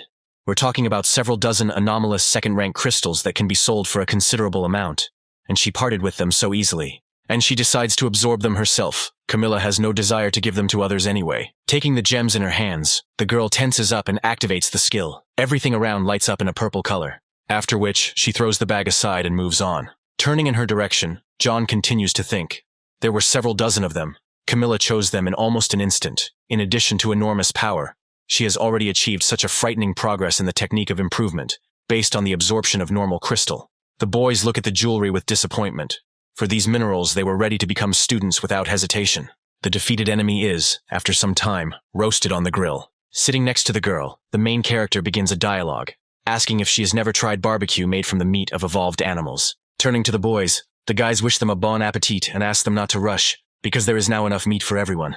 While John is in dialogue with Camilla, he activates the analysis and notices that the girl has the 4th rank. System analysis couldn't determine her strength, meaning she's almost on the same level as one of the previous enemies. Suddenly, the girl makes a frightened face and turns noticeably pale. It seems that she is becoming ill. She falls to her knees, as if all the strength had been sucked out of her body in an instant. Turning to her, John watches with fear, assuming that the girl might have overeaten. His eyes wide open, he senses something and is surprised. Falling to his knees, he feels it too. His body stops obeying him completely. Then the main character turns to the guys and asks them whether this feeling is the work of those present. Sweating from the strain, Camilla asks her fellow travelers if they poisoned the meat. Approaching the people, the guys explain that they are not murderers, but just want to save up some money. Luca secretly added Arlen to their shashlik, which is a kind of liquid without color or smell.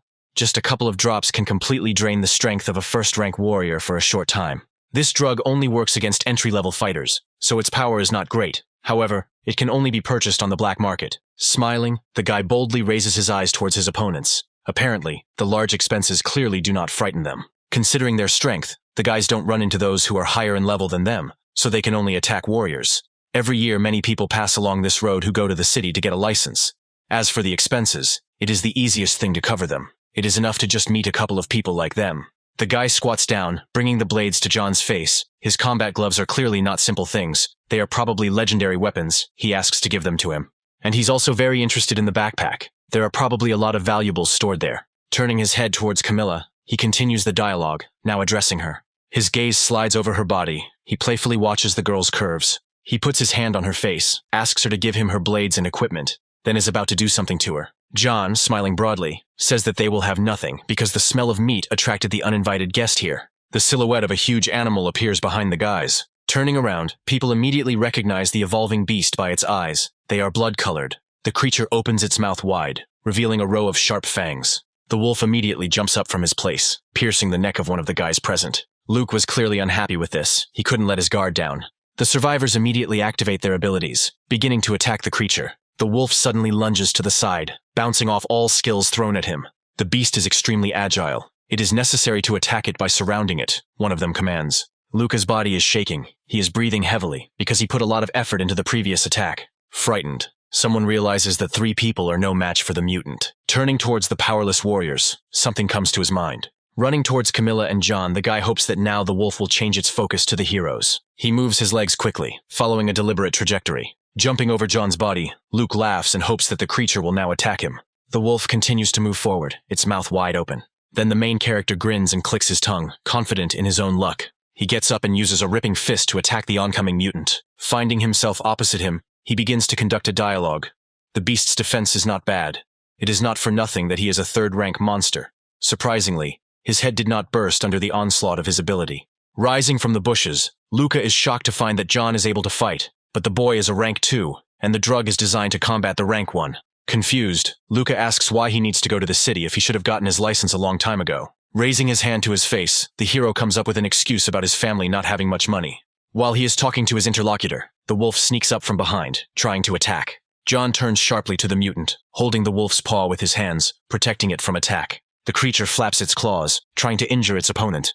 Looking down at his body, the hero thinks that because of the kit, he will not be able to realize his power at all. Then, turning to the girl, John begins to shout at Camilla, because she is also pretending. She looks at him and smiles, because she knew that this was far from all his abilities.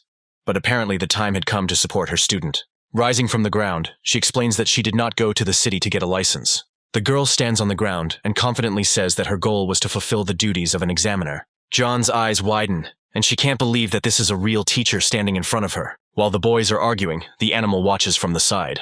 After realizing this, the beast immediately pounces on the girl in order to tear her to pieces. She just smirked, took out her swords and headed towards the target. She likes fights. Activating the silver skill and directing it towards her feet, the girl bounces off the ground upwards. Then, with sharp movements, she cuts through space and cuts off the mutant's tail. Turning to John, she asks if her speed is good. But the hero, who was watching what was happening, was unhappy, because it was necessary to cut off the neck, and the technology did not give anything. After hearing this, Camilla clicks her tongue because she simply set an example for her student. Confidence and bloodthirstiness are visible in her eyes. She asks to look carefully at what will happen. Activating her new ability, she quickly rushes between the creature and slices it. Stopping after the attack, an explosion rushes behind her, blowing everything in different directions. She distributed the energy of the origins simultaneously in her legs and blades, thereby significantly increasing her own speed and the power of the twin blades. The energy of the origins can apparently be used in a similar way. With the attack finished, Camilla turns to the bandits. It's time to settle their issues. The guys and girl watching what was happening were dumbfounded by the realization of how strong their opponents were. People come up to her and kneel down, beg for mercy, and promise that no one else will dare to behave like that. Looking at them, the girl frowns and remains silent, waiting for further developments. A second later, her hand rises up, cutting the face of Luca, who was previously sitting in front of her. The survivors look at what is happening in horror, not daring to say a word. The warriors again ask for mercy, swearing that they will change. No one would want to die like this. Sighing, Camilla explains that John saved this guy, and he, despite this, deliberately tried to use him as bait for the mutant, tried to harm her student. She herself is not eager to kill other people, but this guy repaid the kindness with black ingratitude. Having spared the others, the girl asks them not to be seen by her, so the guys get up and leave the crime scene. Left alone, the hero sighs and pities the killed Luke, looking at him from his own height. Camilla believes that a murderer cannot be shown mercy, and being a warrior, John cannot show a lady's mercy. But the main character explains that he is sorry that he did not deal with him personally. But in reality, it is only a matter of experience points. Stretching, Camilla sighs. Their business needs to be resolved now that the couple is finally alone. The guy wipes his hands, smirks, and starts joking about the romantic things between them. The girl swings her arm, slaps him, and points out that there should be respect for the teacher. Rubbing the place of the blow, the protagonist explains again that he did not agree to become a student. Apparently, John has a skill that can suppress power, because Camilla feels that his abilities are not limited to what she sees now. Hearing this, he tries to deny it, changes the subject. But if the other person doesn't want to talk, he can hide this information. Having the opportunity to ask questions of his new acquaintance, John immediately bombards her with questions of interest, such as how old this girl is. She is a 4th rank warrior, truly an examiner. But during the exam, the hero cannot expect any special attention from her. But age cannot be revealed, since it is every girl's secret. However, if he becomes her student, the lady will teach him everything she knows while they are on their way to the city. And when they arrive, he will certainly receive a warrior's license.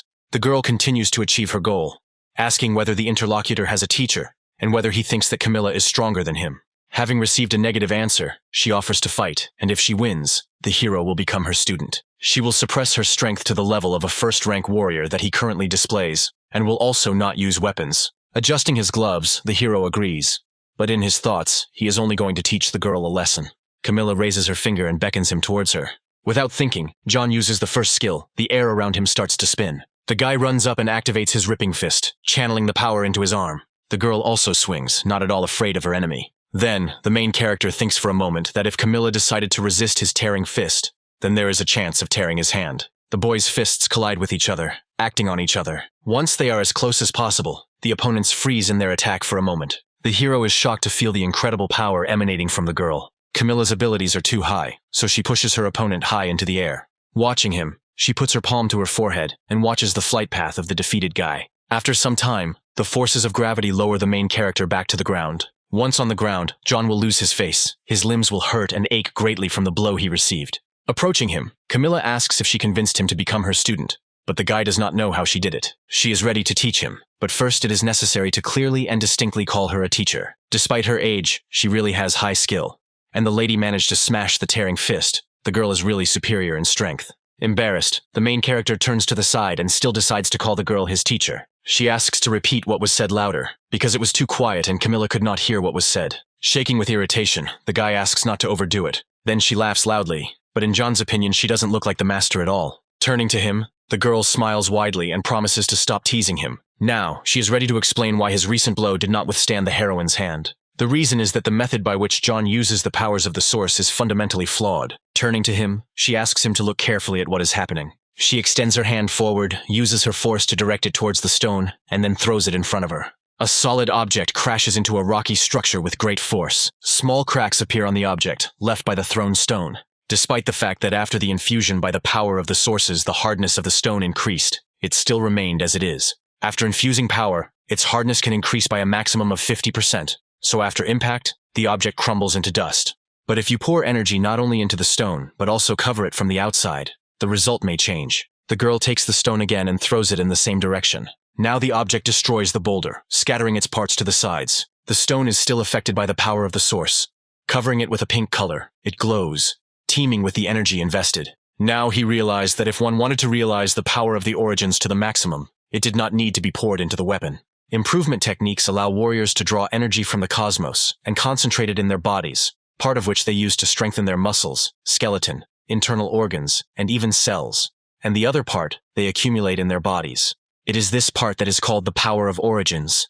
The warrior pours the power of origins into his weapon, thereby comprehensively increasing its quality indicators. But even having become harder, the weapon is not able to free itself from the quality properties of the matter from which it was created. But when, using the power of origins, its surface is covered, everything changes. Namely, the higher the power of origins, the greater the power the weapon is able to release. The guy can't understand why then he doesn't notice any changes in the blade that she is now holding in her hands. All he sees is a pale layer of origin power on its surface. Apparently, John has never used the ability in front of his own eyes. The girl suggests trying to do it. Closing his eyes and getting into a comfortable position, the protagonist concentrates on activating the skill. He tries to perform this action by straining even more, and suddenly, his eyes light up with a blue fire. The activation was successful. Looking at the newly minted teacher, the boy suddenly realizes that by doing this, it is possible to more clearly see the power of the origins of other people. Looking with the naked eye, he can only see a faint glow emitted at the moment of the explosion of origin power.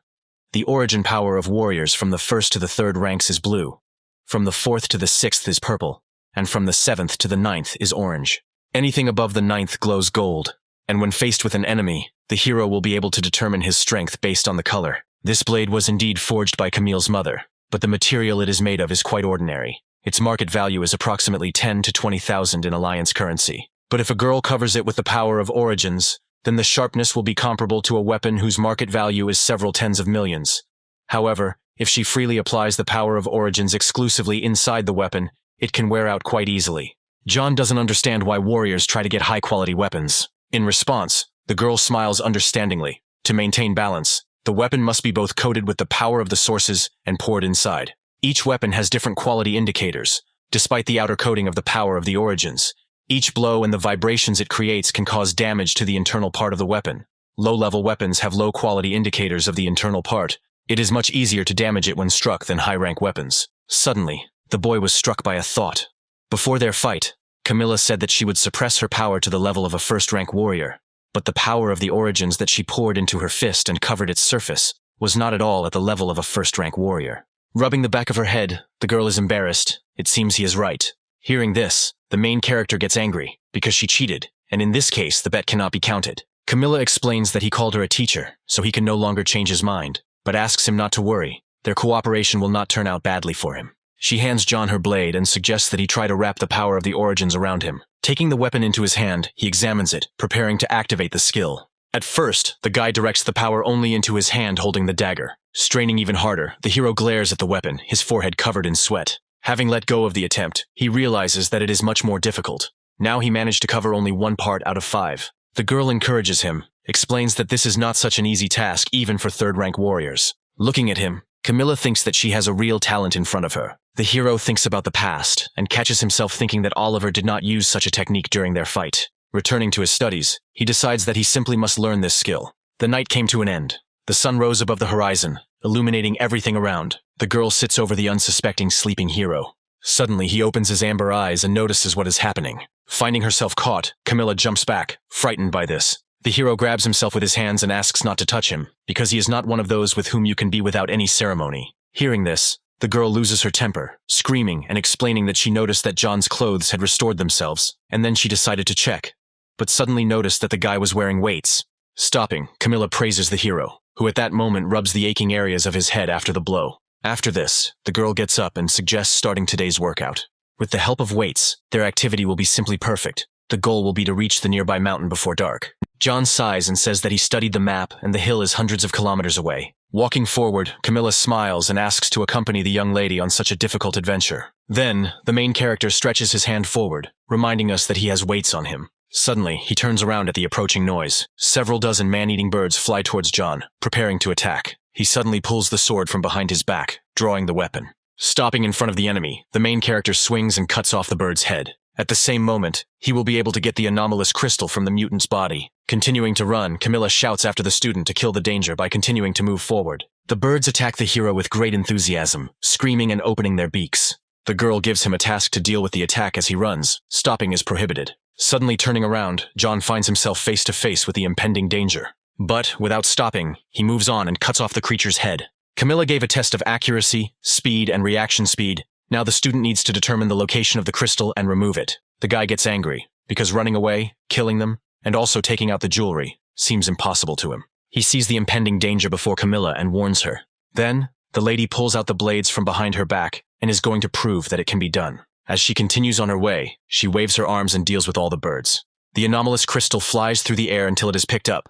She explains that John only needs to achieve unity in speed, accuracy, and reaction speed. Turning to the student, Camilla opens her palm and shows the boy the precious stones. The hero tries to do as the girl asked and delivers an accurate blow. But in front of his face, the crystal shatters into small pieces. The guy doesn't give up, continuing to try again and again. But he can't make an accurate cut. Breathing heavily, he sits down on the ground, speaking of extreme fatigue. Throwing his head back, John asks for a rest, since they have already run quite a long distance. Turning to the teacher, he asks why the birds attacked only him. Smiling wryly, she admits that she rubbed John's clothes with something that attracts these birds. Hearing this information, the hero opens his eyes wide in surprise. The guy starts frantically examining his clothes and sniffing the fabric. Realizing the sincerity of her dreams, John confirms the presence of a strange smell. It seems the lady has gone too far. Standing up, Camilla explains that this was done for his development, and now they are moving towards the mountain without stopping to rest. The guy throws his head back, offended. It's obvious that only 2 minutes have passed. John looks up tiredly and smiles crookedly at the girl. She's not joking, holding her blade to his neck and pointing viciously, telling him that he should listen to her. Slowly getting up, the guy agrees. He leans heavily and holds onto his legs. Opening the system, John notices that after his morning run, the progress has increased to 6,000. At this rate, he will be able to complete the task before reaching the city. Noticing movement to the side, the hero discovers birds approaching again. Despite some doubts about Camilla's methods, he cannot deny their effectiveness. Holding the anomalous crystal he had obtained, he felt his speed and accuracy steadily increase. The sunset is gathering in the sky and animals are slowly crawling into their holes. Already completely unable to feel his legs from fatigue, the hero laughs hysterically. He has finally reached his goal. As he lands on the ground, John is outraged by the route he had to take. Approaching him, the girl does not understand why he is indignant, because she herself has run thousands of kilometers. Turning towards the landscape, Camilla adds that there are ruins in front of them, and they will go there to make camp for the night. The hero yawns from exhaustion, continuing to breathe heavily as a dart is aimed at his head from behind. Fortunately, the girl manages to discover this and fights off the danger with her dagger. Then John turns around in fear, covering his mouth with his hand.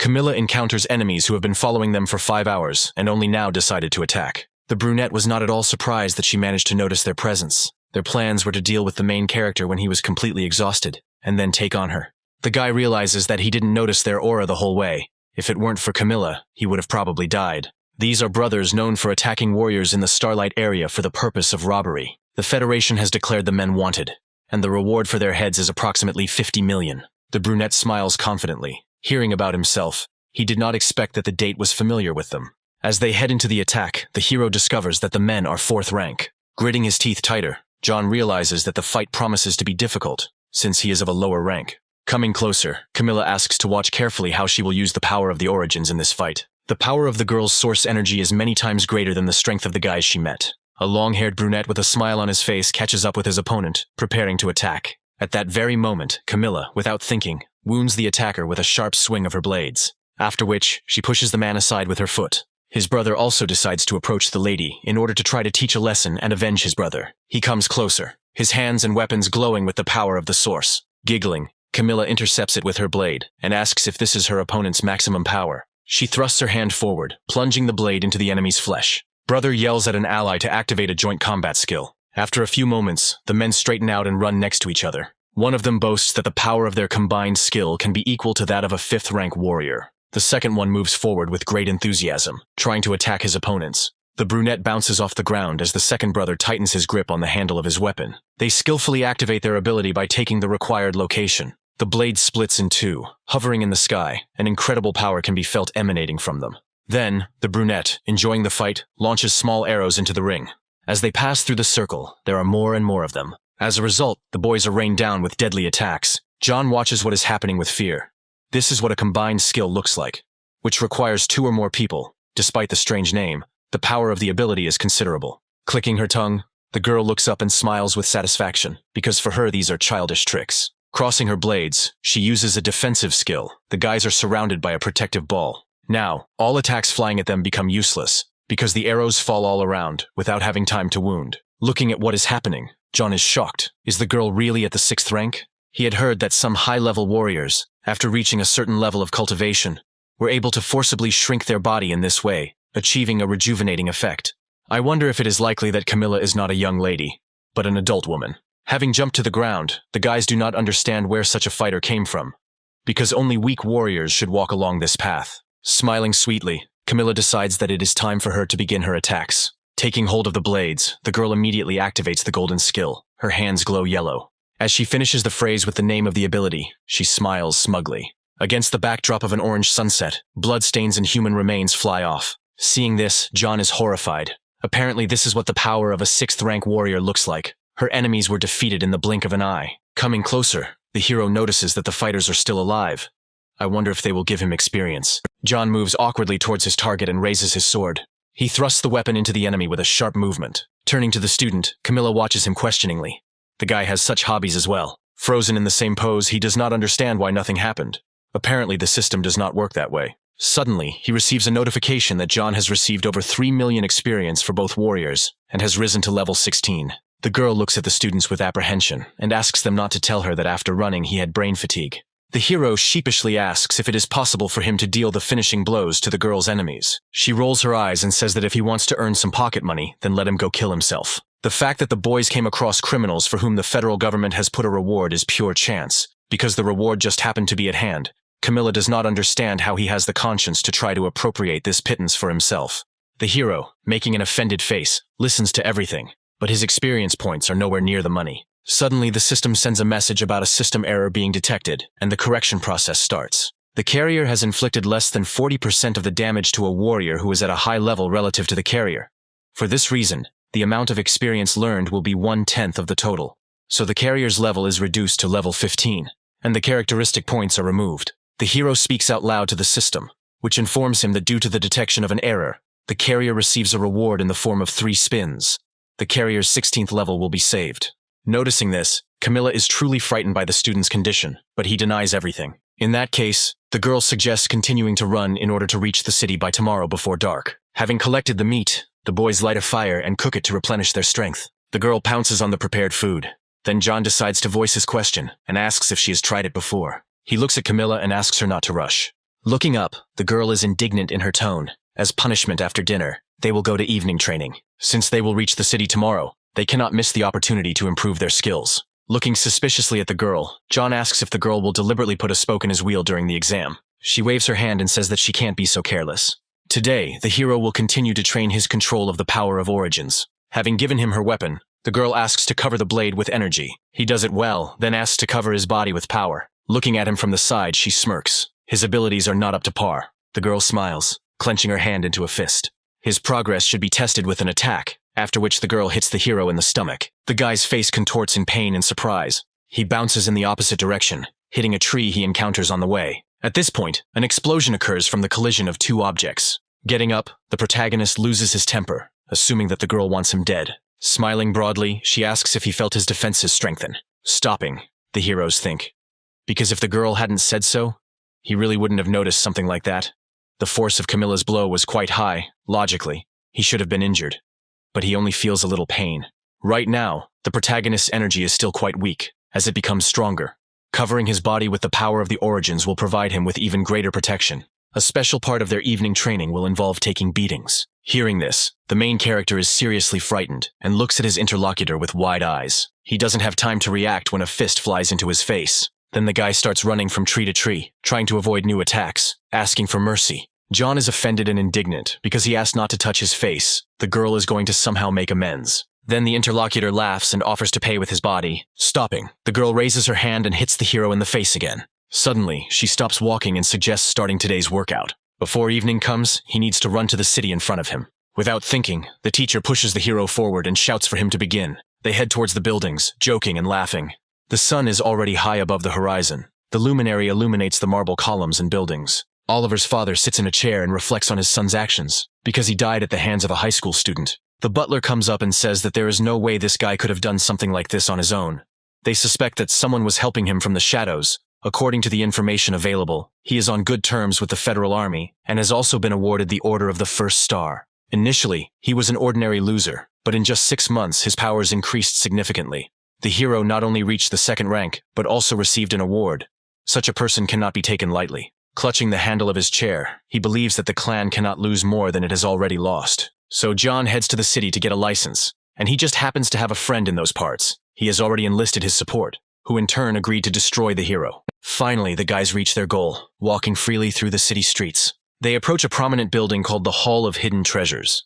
The girl suggests looking around the place, and the guy in turn gets indignant because she calls him a student in front of people. Turning around, Camilla teases the hero, continuing to call him that over and over again. A pretty salesgirl greets people who have arrived. Her assortment includes combat skill cards, anomalous crystal, weapons, and combat equipment. Camilla confidently moves forward and asks John to follow her. The teacher will pick out a couple of combat skill cards for him. Looking at the display case, the girl is outraged by the presence of only silver cards. Looking up, she decides to check if they have any diamonds, but such things cannot be found in the whole city. Those present in the store rudely discuss her behavior, believing that the girl does not understand what she is talking about. Then she turns her gaze to her student and asks him to look at the cards he has. The men continue to discuss all this sarcastically, coming closer and addressing the people. John closes his eyes and explains that they use a spear, and these cards are sharpened for swords and blades. Surprised, Camilla asks where his weapon is, since he has been carrying a sword all this time. He explains that the weapon broke during a battle in the Starlight area, and after receiving his warrior license, he planned to buy a new one through the Warrior Alliance network.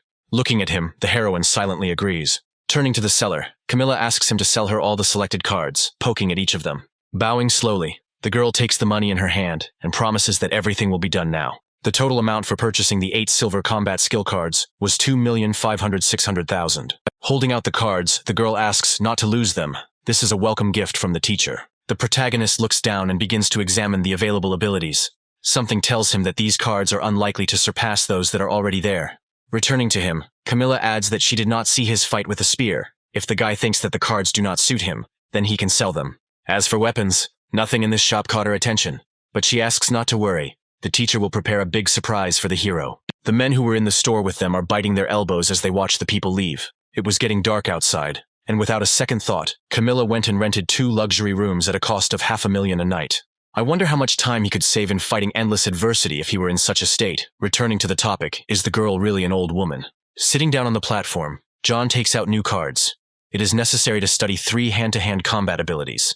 There is no use from the spear skills, but later he uses them for synthesis. One by one, the protagonist takes out abilities, reading their purpose. He will probably be able to increase the power of his attack while using the Ripping Fist. Using one of the new abilities after hitting targets with a Ripping Fist or a moment before will allow you to create the effect of surprise and destroy the enemy's hand with one attack. Suddenly, the door behind him opens, but it's already quite late. As he approaches, John hopes that the teacher hasn't gotten it into his head to organize a new round of training. As he approaches the door, the guy hears the voice of the servant, who says that her friend has ordered a night snack for the guy. He closed his eyes with pleasure. What an attentive girl this was.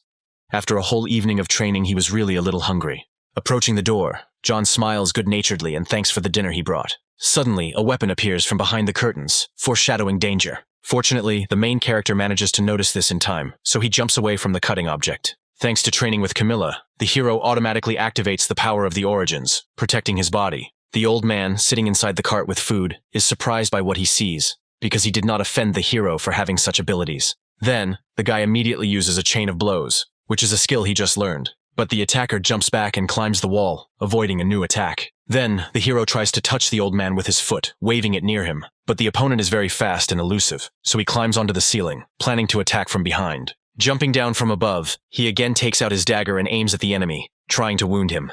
And here, John again protects his body with energy, preventing possible damage. Stopping, the old man widens his eyes, not understanding at all where the second-rank warrior got such amazing protection from. Then, the hero activates another skill. Sparks of fire dance around as he reaches for the enemy's hand. At that moment, the opponent's limb bursts into flames. John at this moment extends his hand forward, and his opponent jumps back to a safe distance. Shaking his burnt limb and trying to brush away the fire, the old man thinks that the information about the guy was unreliable. Suddenly, he opens his eyes and sees the protagonist's fist catching up with him in a new attack. The guy delivers another blow, activating his honed skill. Then, the enemy flies to the side by inertia due to the applied force. The second-rank warrior is destroyed. The observer from the sidelines grits his teeth, catching himself thinking that John should have specialized in working with a spear. Suddenly, the protagonist turns his head towards the second target. He looks at him with fear, afraid that the same fate awaits him as the allied fighter. Suddenly, the hero runs and rushes towards the warrior. It uses a burst of accumulated power and also activates a new melee ability.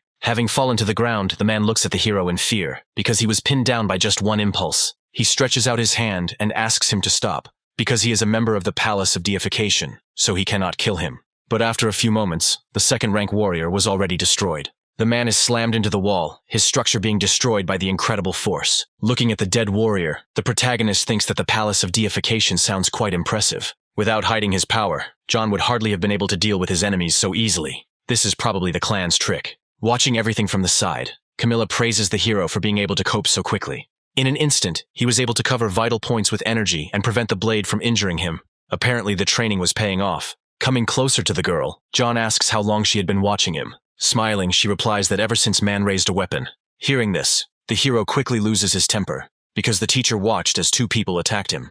But Camilla continues to calmly finish her tea, because she is completely confident in his abilities. Asking from the railing, she promises to arrange for the guy to be given a new room, and for the bodies to be removed. As she leaves, the girl asks not to worry. Everything will be done to the highest standard. The day comes. The sun rises into the sky, illuminating the streets and buildings. The Warrior Alliance branch is in full turmoil, with many people standing in line. I smile peacefully at the girl and tell her that the certification will begin exactly at 9 o'clock, and ask those who have already registered to go to the side to confirm their participation, after which people need to head to the Northern Pavilion, where their combat capability will be measured. The girl says goodbye to the hero and wishes him good luck. She needs to go to the examiner's room and report her arrival. Turning towards the departing woman, John is convinced of her position as an examiner. Pushing everyone around, the giant asks to go forward to the window. Some in the crowd are indignant, while others, on the contrary, are afraid of the man who has arrived. In fact, this man already has the rank of warrior, so it is advised not to mess with him. Approaching the main character from behind, the giant begins to get indignant and reaches out to the guy with his hand. He grabs the man by the hand and demands that he not crowd and stand in line like everyone else. He is surprised by what he hears. No one had dared to say such a thing to him before. He sighs, not understanding why every year he meets warriors who think they are immortal.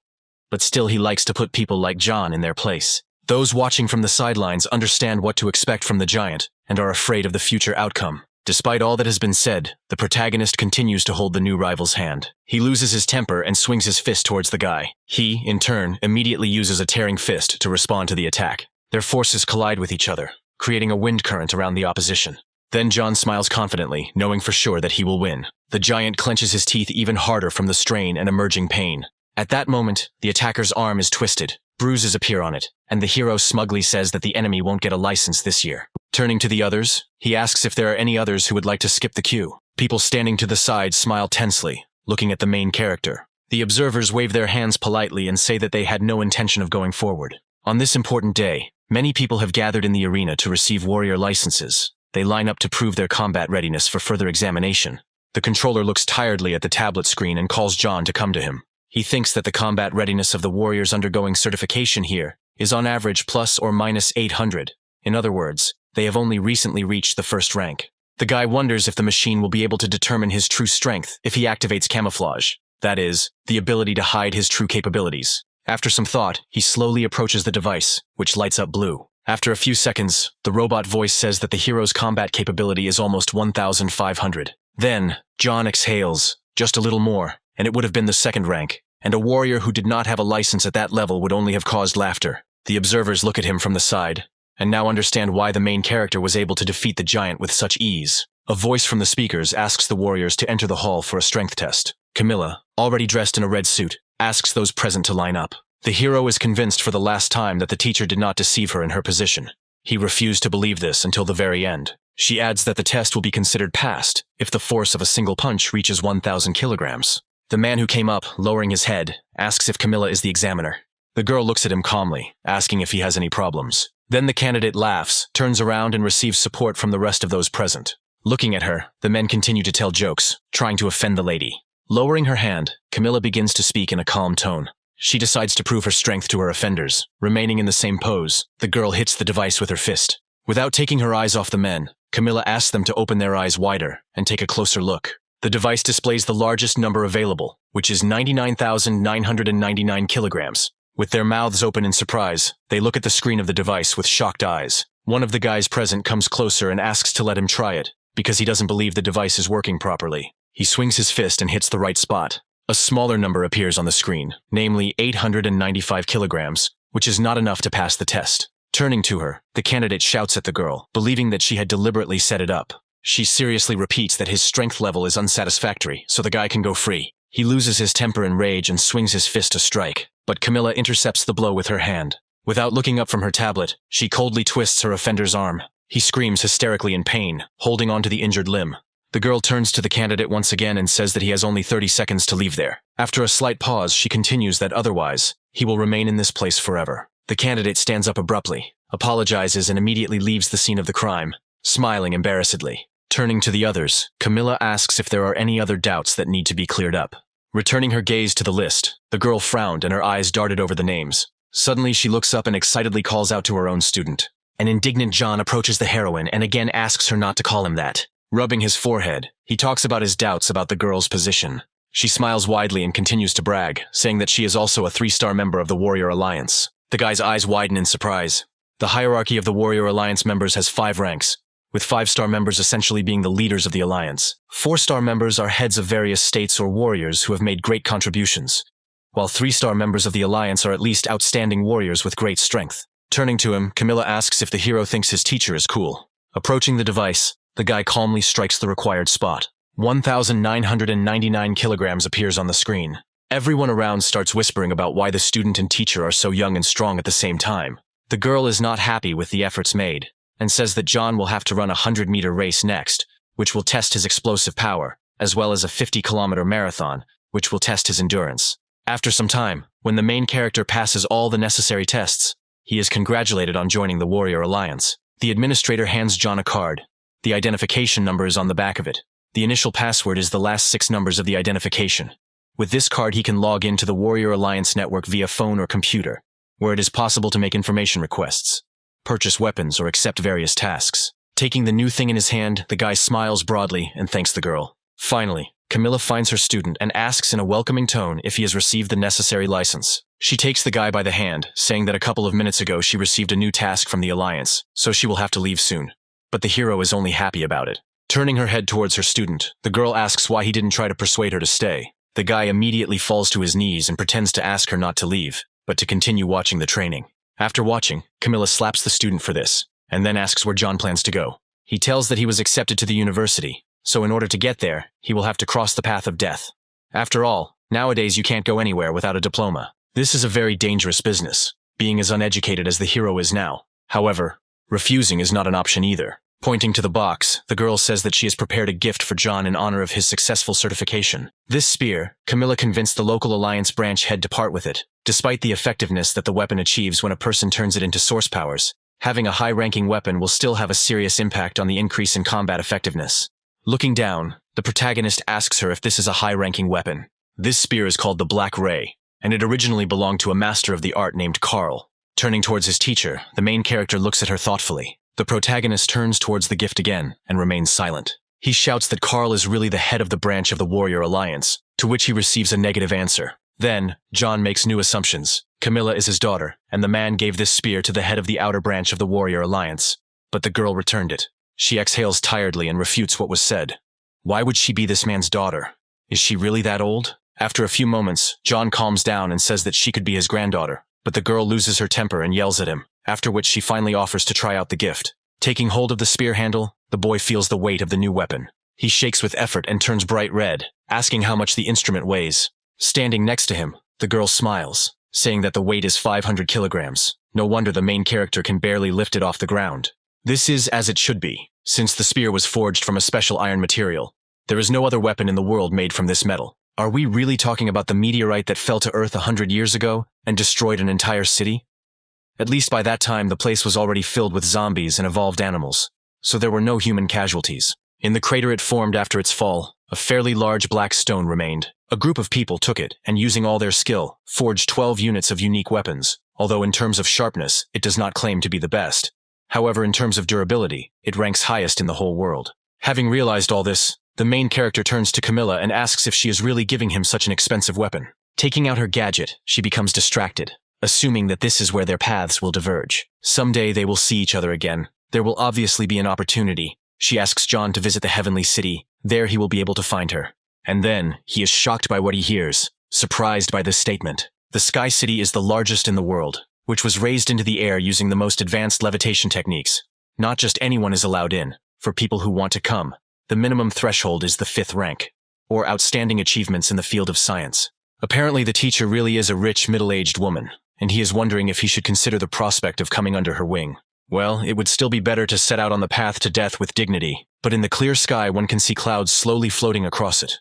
But this calm is destroyed by a scream from the house. The man is unhappy that 2 second-rank warriors couldn't handle 1 first-rank warrior. The servant sits on his knees and apologizes. The strength he has demonstrated is hardly limited to such abilities. Out of aggression, the gentleman breaks the plate, throwing it to the side. Initially, he just wanted to do the clan a favor since he was on friendly terms with them.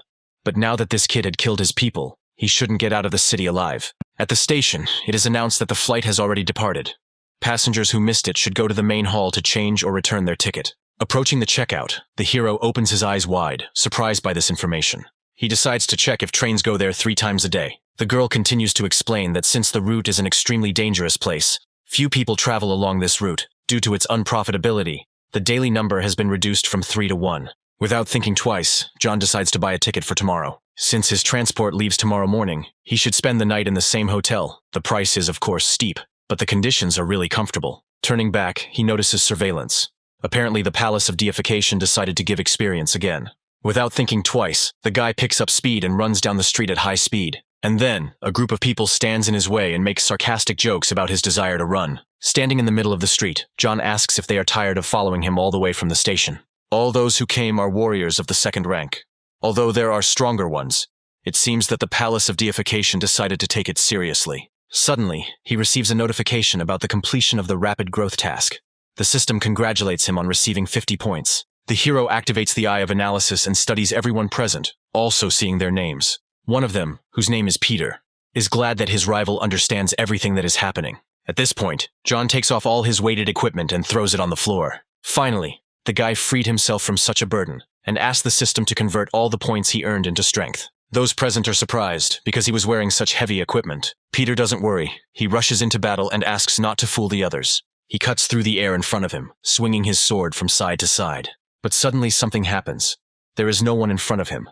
Although a couple of moments ago the hero was standing right in this place. Suddenly John appears behind his opponent, ready to strike. Then the guy uses a hand-to-hand skill, thereby pushing the enemy in the back. Those watching from the side are surprised by what they see, but are still ready to stand up for their friend.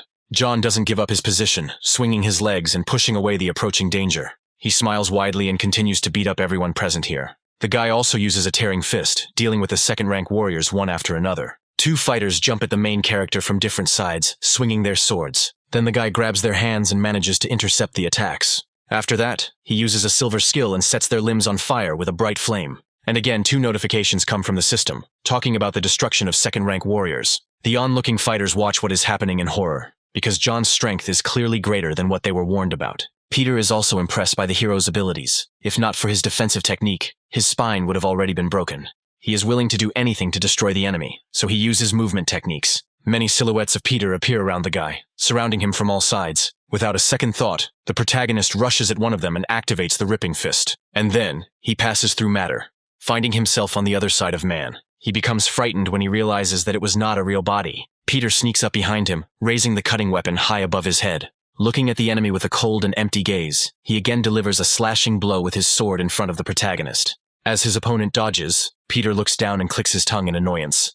Then John drops to the ground after the jump, holding his hand. And then, he looks up, and a lot of noise can be heard from the outside. At one point, the opponent raises his sword up to activate the golden ability. It's called the execution of 1,000 illusions. Many silhouettes simultaneously move towards the opponent. The guy is very confident in his own skill, promising that this technique will cut the enemy into thousands of pieces. But John is not worried at all. He smiles sincerely and says that this task is very simple for him. People are getting closer and closer, wanting only one thing, namely the death of their enemy. At one point, the protagonist decides to use the eye of analysis and discovers that the attackers are using embodiment. Now he is surrounded by many copies, dodging the oncoming attacks. Suddenly, looking at one of them, he calls Peter by name, addressing him. The guy doesn't understand how he managed to perfectly recognize his golden skill. John smiles widely, and his fist immediately lights up with ability, but he's not going to reveal anything. Then, a hologram of a tiger appears behind him as the guy activates the swift fist. John then uses a tearing fist, hitting his enemy in the stomach. Feeling extreme pain, Peter begins to scream loudly, releasing his emotions. The man gets angry, because if he is destined to die, then he is going to drag the enemy down with him. He tugs at his clothes, gathering energy in his chest. A purple ball forms on the man's body. Looking at what is happening, the main character immediately guesses about the activation of self-destruction. Peter's eyes roll back, he tenses up and is already preparing for his own death. A few moments later, a huge explosion appears in its place, scattering the remains of the earth into the air. The main character is thrown to the side by the blast wave and the wind pushes him. And then the guy crashes back into a nearby wall, hitting his back hard. If his teacher hadn't taught him how to use the power of the origin to increase his defense, there would have been little left of the boy. He had to use all the energy in his body in an instant to cover his body. He drops to his knees from exhaustion, trying to catch his breath when the opponent's legs appear in front of the guy. They are happy that they managed to find cover, even though after eliminating the boss he was not fried. But judging by the look of it, the opponent will not be able to raise a fist. One of them is preparing to finish what Peter started, so he is going to cut his opponent. Smiling smugly, John engages in a dialogue with him, denying his fatigue and making malicious jokes. And then he gets to his feet and uses a burst of anger.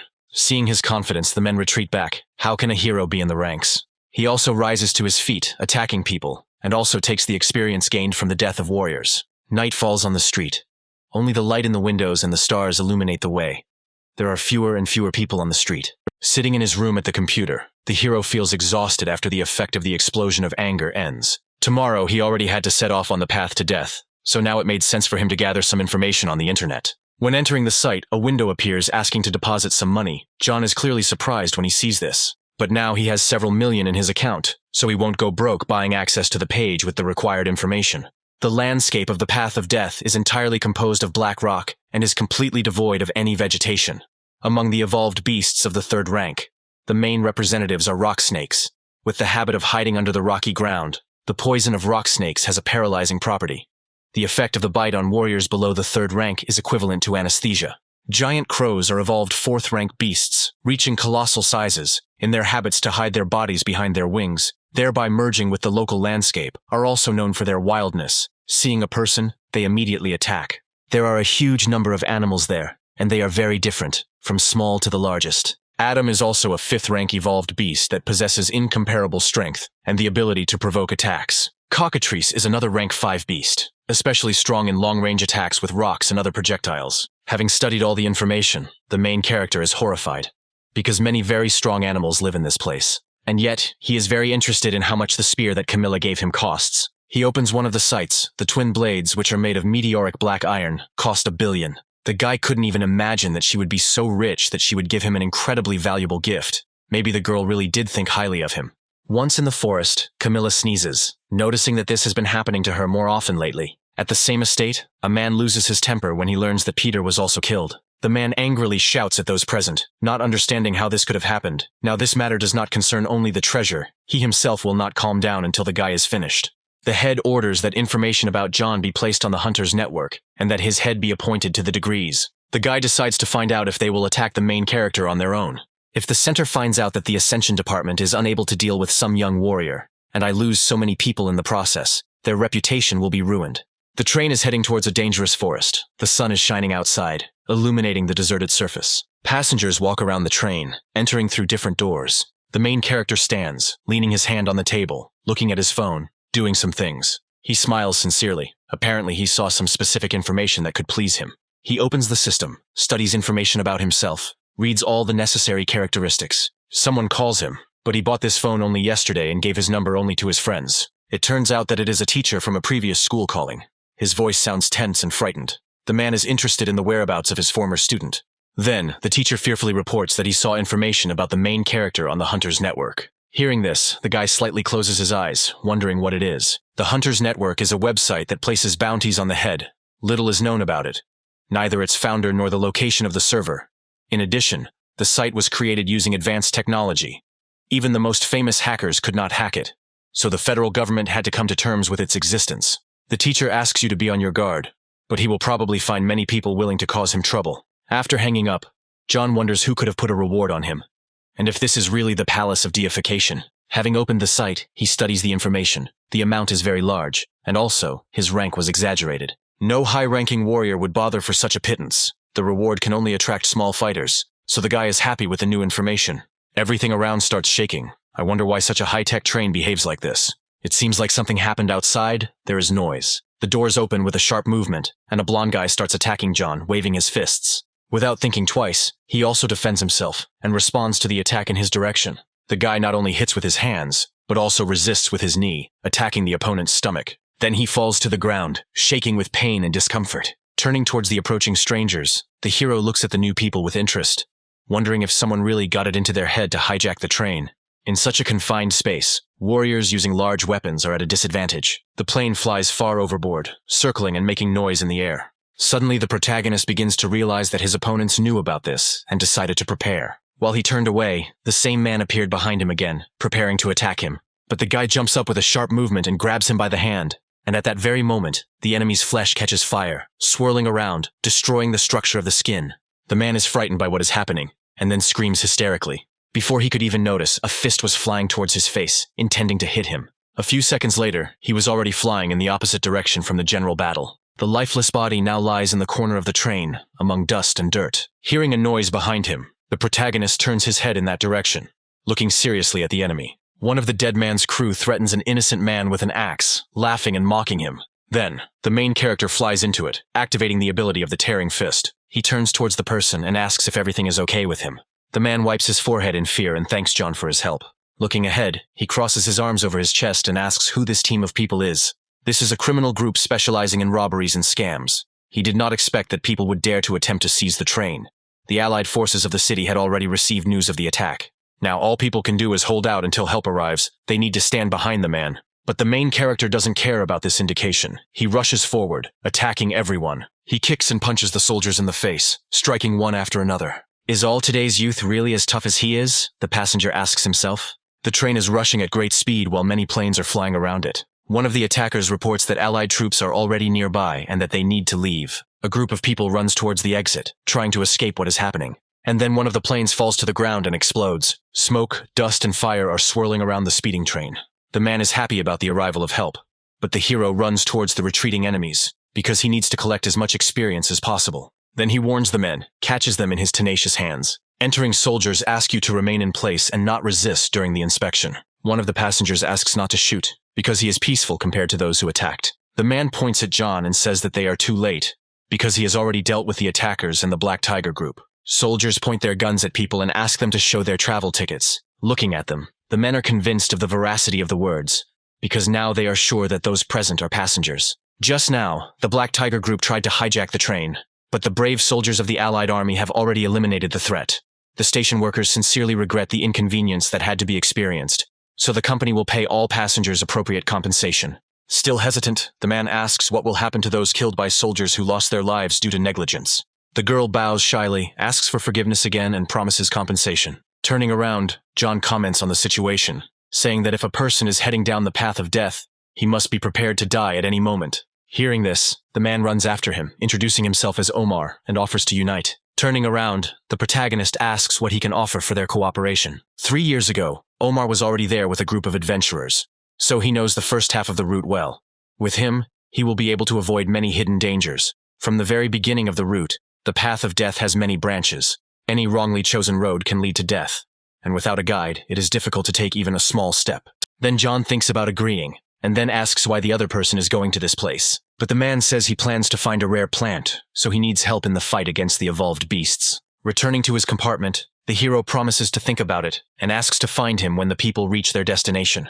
And finally the train reaches its destination. Then dark clouds gather in the sky, foreshadowing death. The guy's starting point will be the only place on the way where people live, namely the Iron City. And then they start moving forward, trying to get there as quickly as possible. Suddenly, an unknown hand approaches the main character from the side.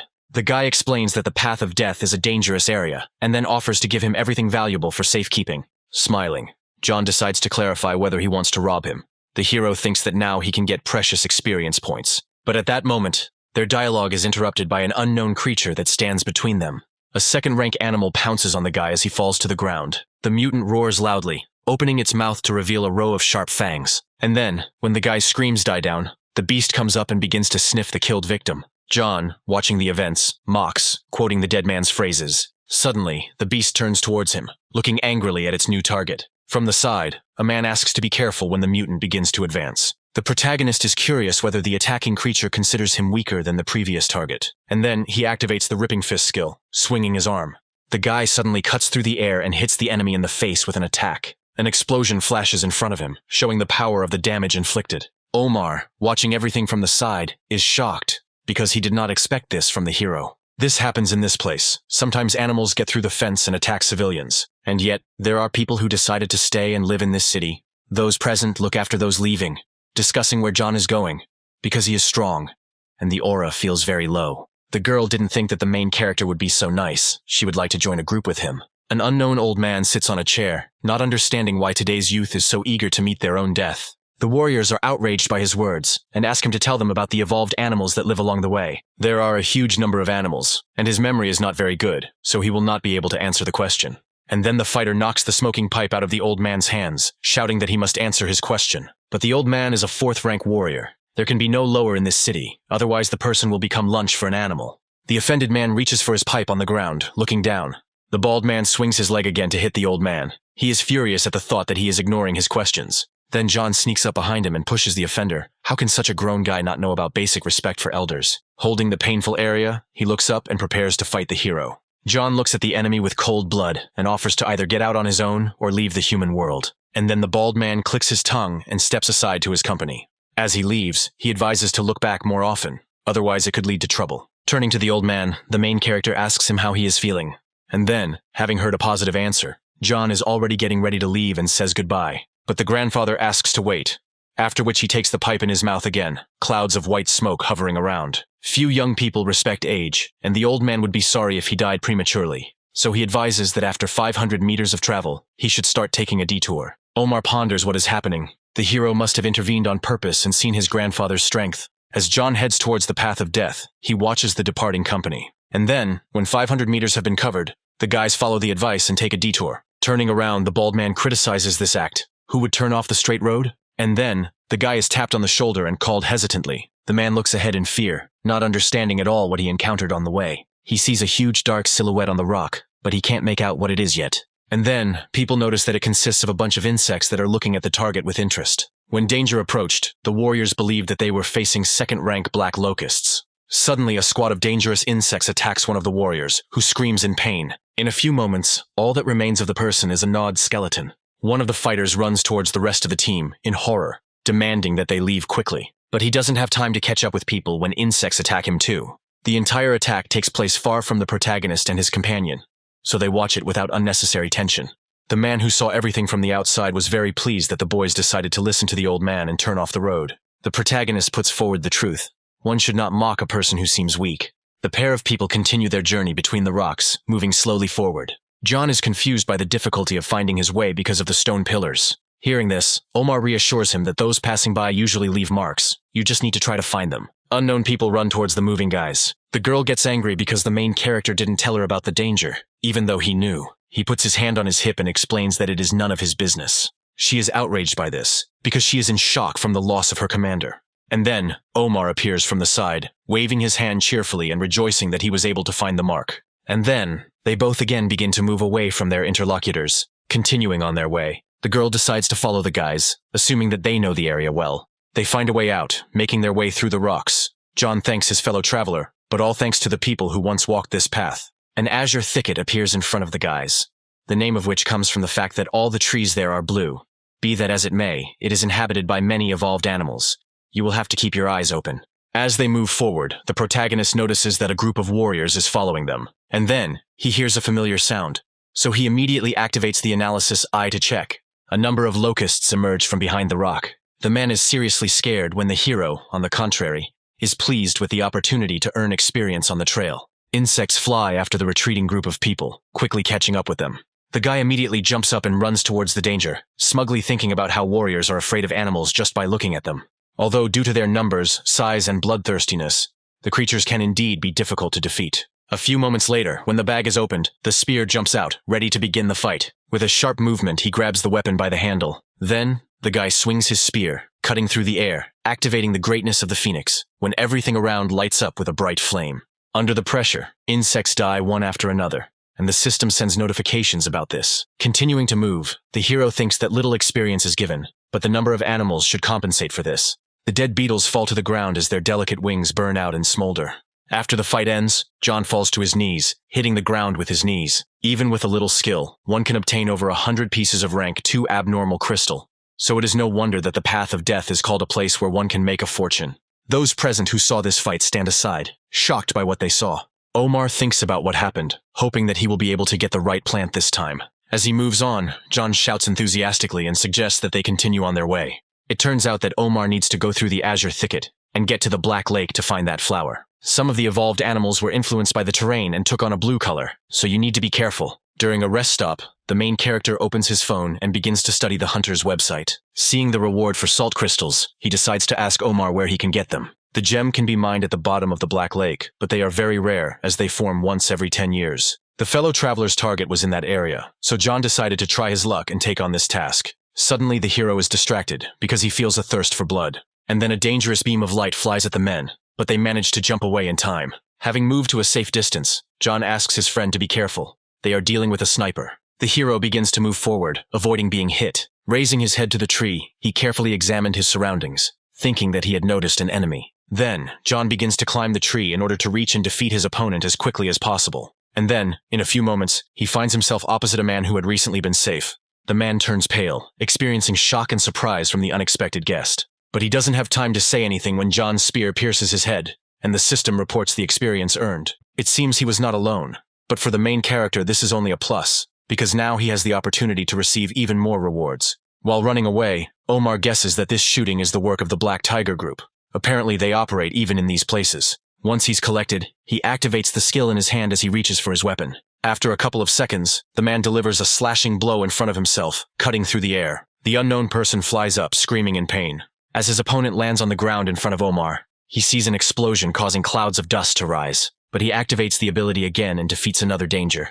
When it's all over, the man stops and tries to catch his breath. This fight was hard for him. Suddenly his attention is drawn to the main character, peacefully walking behind his back. The fellow traveler is very horrified by John, because he managed to deal with 6 people during this time. Stopping next to his friend, he asks where the base of the bandit group is. He doesn't know, however, that the azure thicket attracts many dishonest warriors, since it is easy to surprise and rob other warriors here. John feels that the trees here are completely indistinguishable from each other, both in color and in shape. The local landscape is too monotonous. He does not know how to get his bearings here. But, at this moment, Omar takes out of his pocket a thing similar to a compass, which should help in this matter. The man explains that this device indicates the direction of strong magnetic fields. The closer they are to the center of the bowl, the stronger the magnetic field, so there is little left. Twilight thickens over the forest. Fog envelops the leaves and trunks of the azure trees. Looking to the side, John guesses that there is a high-ranking beast on their way. As he walks further, he notices that the ground around him seems damp. It turns out that rain sometimes occurs on the path of death. Looking up, the protagonist noticeably tenses up, noticing the danger. In front of him, he can see the silhouette of a creature slowly crawling towards him. This is a third-rank royal leech that carefully examines the enemy and waits for the right moment to attack. The characteristics of this beast include low mobility, large size, and it is frightening. Watching it, John asks his friend if he has any salt, because leeches should be afraid of it. And then, Omar suddenly takes out the necessary item from his bag. The main character immediately takes the container into his hands and begins to unscrew the lid. After this, John, smiling slyly, slowly moves towards the creature and then throws salt at the enemy. A white powder remains on the creature's flesh, glistening in the sun. And then, the mutant suddenly rises up and begins to scream loudly, clearly suffering from the poison.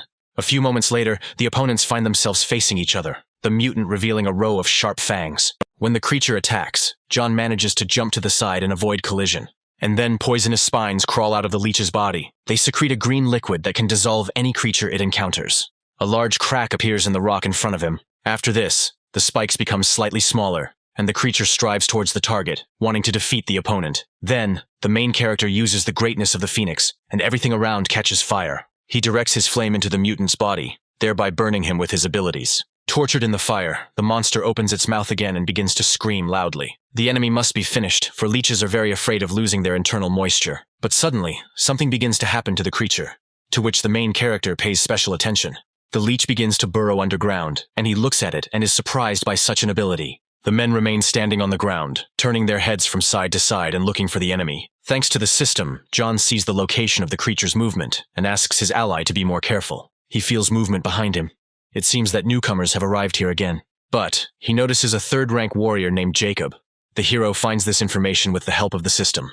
Omar, coming closer, says that this is a hunter who is engaged in robberies. Turning to the newcomer, the man asks what he wants from them. Jacob smiles slyly and says that Omar knows everything himself. He needs money and jewelry. The guy warns the guy that if he takes a step, he risks ending up without legs. And then the hunter smiles at such boldness. In all his years of robbing, he has never heard such impudence from his prey. After this, Jacob steps forward, deciding not to listen to the words spoken by the protagonist. Immediately after this, the man falls into the leech's trap, finding himself surrounded by its body. He looks at her with fear, realizing who the enemy is. And then, Jacob's leg and clothes begin to dissolve from the poison released by the monster into him. Suddenly the man, losing his temper, swings his weapon, trying to chop up the mutant. The guy watches what is happening in confusion. How could he kill the leech with such ease? But from its belly a gigantic number of larvae jump out, which can move quickly and drink human blood, sucking onto the human body. Small insects begin to quickly crawl up Jacob's leg, eager to get a snack.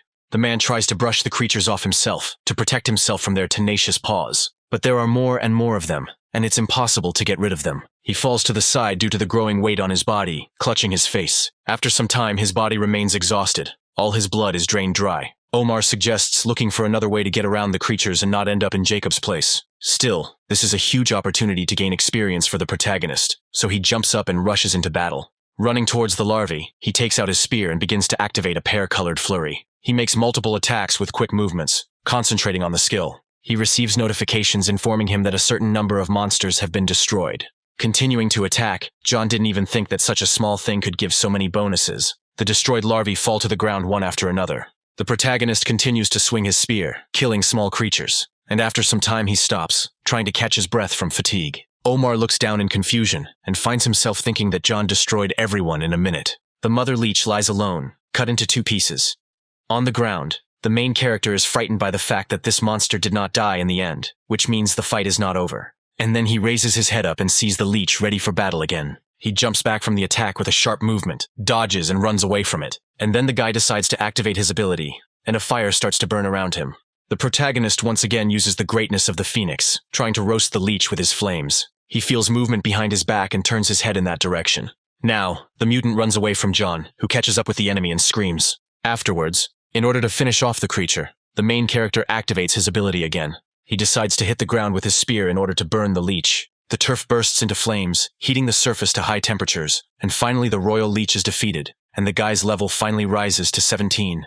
The experience is truly enormous, and the 4th rank anomalous crystal can be sold for more than $1 million, and the leech skin itself should be a good material. There is a quest on the Hunters Alliance website to collect leech skins, the reward for which is very good. Opening the system, John decides to invest all the points he gets into strength. The men continue their journey. Following this road, they will soon reach the Black Lake, and so closer to dusk the guys reach this reservoir. Finally, Omar confirms that in front of them is the very Black Lake they were so eager to reach. Approaching it, the main character puts his hand into the water and notices that its temperature is very low. Then, the fellow traveler falls to his knees and begs the protagonist to get the salt coral from the bottom of the lake. A man cries. His daughter has been infected with a deadly virus that is gradually destroying her immune system. When its symptoms finally manifest themselves, even the slightest cold can take her life. In recent years, the lobster had been rushing from side to side, asking questions, looking for information, and finally found out that the salt coral growing at the bottom of the Black Lake could cure her ailment.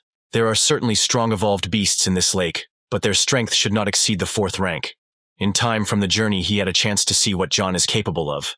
Finding this plant should not be a problem. The guy listens to his ally, silently watching the events unfold. He turns to Omar. Without such a person nearby, the hero would not have been able to get here, so he is ready to help. The man hands his ally protective glasses, which also have a spotlight, which will make studying the lake much easier. Omar decides to warn John that finding the crystal is highly dependent on luck. He puts on protective equipment, determined to get the plant he needs at any cost. And then, the main character jumps into the lake from the shore, plunging into the water. Once there, John feels only cold on his body. But he finds a way out, wrapped in the energy of the origins. This problem is not felt so critically. The guy didn't meet a single fish in this large body of water, which causes strange feelings and doubts. When he reaches the bottom, he sees neither salt crystal nor coral there. Suddenly, the main character sees something white. Apparently, it is the necessary plant. And then he notices movement in front of him. It turns out that it is an evolved beast. This is a huge fish, ranking 4th. The guy noticeably tenses up and becomes more serious, because he is in a disadvantageous position, especially with such a strong enemy nearby. The creature swims past him, pushing with its tail. The speed of the mutant is enormous, so the main character will not be able to dodge his attacks. And then, he decides to activate the explosion of anger in order to save his own life. At the last moment, the guy avoids the creature's claws and swims away. He finds himself again at a small but safe distance. And then John swings his fist, concentrating all his strength on it. Suddenly, the guy activates a tearing fist and rushes forward at the enemy. Once he gets in his face, John hits him with great force. And then, under pressure, the monster flies to the side. Due to being underwater, the tearing fist was unable to show its strength. It is unlikely that this fish died. There was also no system notification of its death after it. At the bottom of this body of water, there are many bones, most likely killed by this creature. There is something shining among them. These are probably the salt crystals that the main character needs. Taking a closer look at the area, he notices that there is also the required coral there. Swimming closer, John is happy that he has finally managed to find the necessary resources. But he doesn't have time to take the jewels, because the guy is overtaken by a mutated fish. The protagonist suddenly opens his eyes, seeing the approaching danger. It turns out that his fist-splitting skill was useless. The guy uses the ability again, aiming at the creature's body. After this, he begins to swim away when he realizes that it has not affected the fish in any way. She opens her tenacious claws again to catch the protagonist. The guy realizes that his attacks in the water do not cause any damage, and as soon as the timer of the explosion of anger comes to an end, the chances of surviving in the water will greatly decrease. Then he decides that he needs to get to the shore immediately, and begins to surface. The creature in turn continues to pursue its goal. Do not leave John behind. He starts to panic, because he is fighting with life at this moment. And then, a brilliant idea comes to his mind as the guy turns and looks at his opponent. The claws click loudly, squeezing the protagonist's body. But it turns out that this was a diversionary tactic, and John was alive and well. He hopes that this combat gear will be durable enough, because it costs several million. The boy narrows his eyes and prepares to swim out. And then, the main character finds himself high above the water, dragging a giant monster with him. Omar, seeing this from the side, is horrified by the size of the creature. And then the guy grabs the animal and throws it forward, throwing it to the ground with such force that sand and dirt from the shore fly high above the ground. Now, the creature cannot resist in any way and finds itself in a losing position. The main character squats down, preparing to attack the fish. It deals a crushing blow, after which the system reports the destruction of the creature and awards well-deserved experience points. Omar moves closer to his ally, dragging his things behind him. He was very worried about his friend and wondered if everything was okay with him after this battle. Becoming serious, John says that he got some salt crystals and coral. Returning from the water, the main character drags the items he obtained with him. He comes closer to the man and asks if this is the plant the man was looking for. Seeing the found target, Omar begins to cry and thanks John for it. Now his daughter will be saved thanks to the help of the main character. And then, the man also decides to thank the main character and hands over the skill card that he got from his ancestor. But Omar has no opportunity to master it. He sincerely wishes to give this precious thing to his savior. But John starts to refuse, because this is a gold-level movement technique card.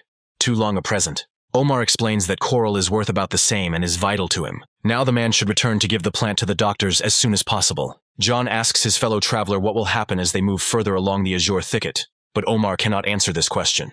Now it's time for the guys to say goodbye. They wave their hands cheerfully. It's almost dark outside, so the main character makes a fire and starts cooking the food he's found. He looks at the resulting movement map and finds its name quite cool. The guy already feels how his body becomes light and smooth. The ability is truly impressive. Lightning flashes in the sky, the clouds thicken. John seems unhappy because of the clothes that have just been hung out to dry. In the end, the rain turned out to be too heavy. Maybe it was worth finding shelter. Suddenly, a scream and cries for help are heard from the forest. The girl runs away from the high-ranking beast. She falls in front of the protagonist when he looks at information about her through the system. Her name is Louise, and she is a 3rd-rank warrior. The hero extends his hand to the girl to help her up.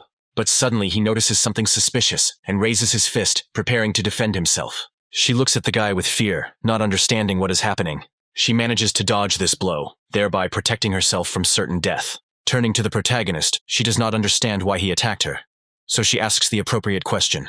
Then John names the girl's name and rank. She is probably a hunter who plans to rob him. After hearing all this information, Louise is shocked as to how he could have known all this. For her, none of this matters, because the network of hunters has placed a large reward on John's head, and that's what worries her. She raises her hand up, offering to begin, and at that moment several men emerge from ambush. One of them immediately jumps up and runs towards him, preparing to strike. But the main character deftly jumps away from the attack. He slides his feet across the wet ground and then uses a pear-colored flurry. The attacker finds himself surrounded by sharp spear blows. The first warrior is destroyed. Under inertia, he flies into the air and then dies. 3 unknown people also run towards him to destroy the main character. One of them knows how to blacken the eye, uses the skill and starts waving his arms from side to side. The next one also activates the ability, but it requires a rectangular object to do so. The last one, like all the others, uses the skill, but takes a wrench as a combat weapon. The protagonist looks at everything that is happening, and then uses the verdict and mirrors each of the attacks. He grips the handle of his spear tightly, swinging the weapon.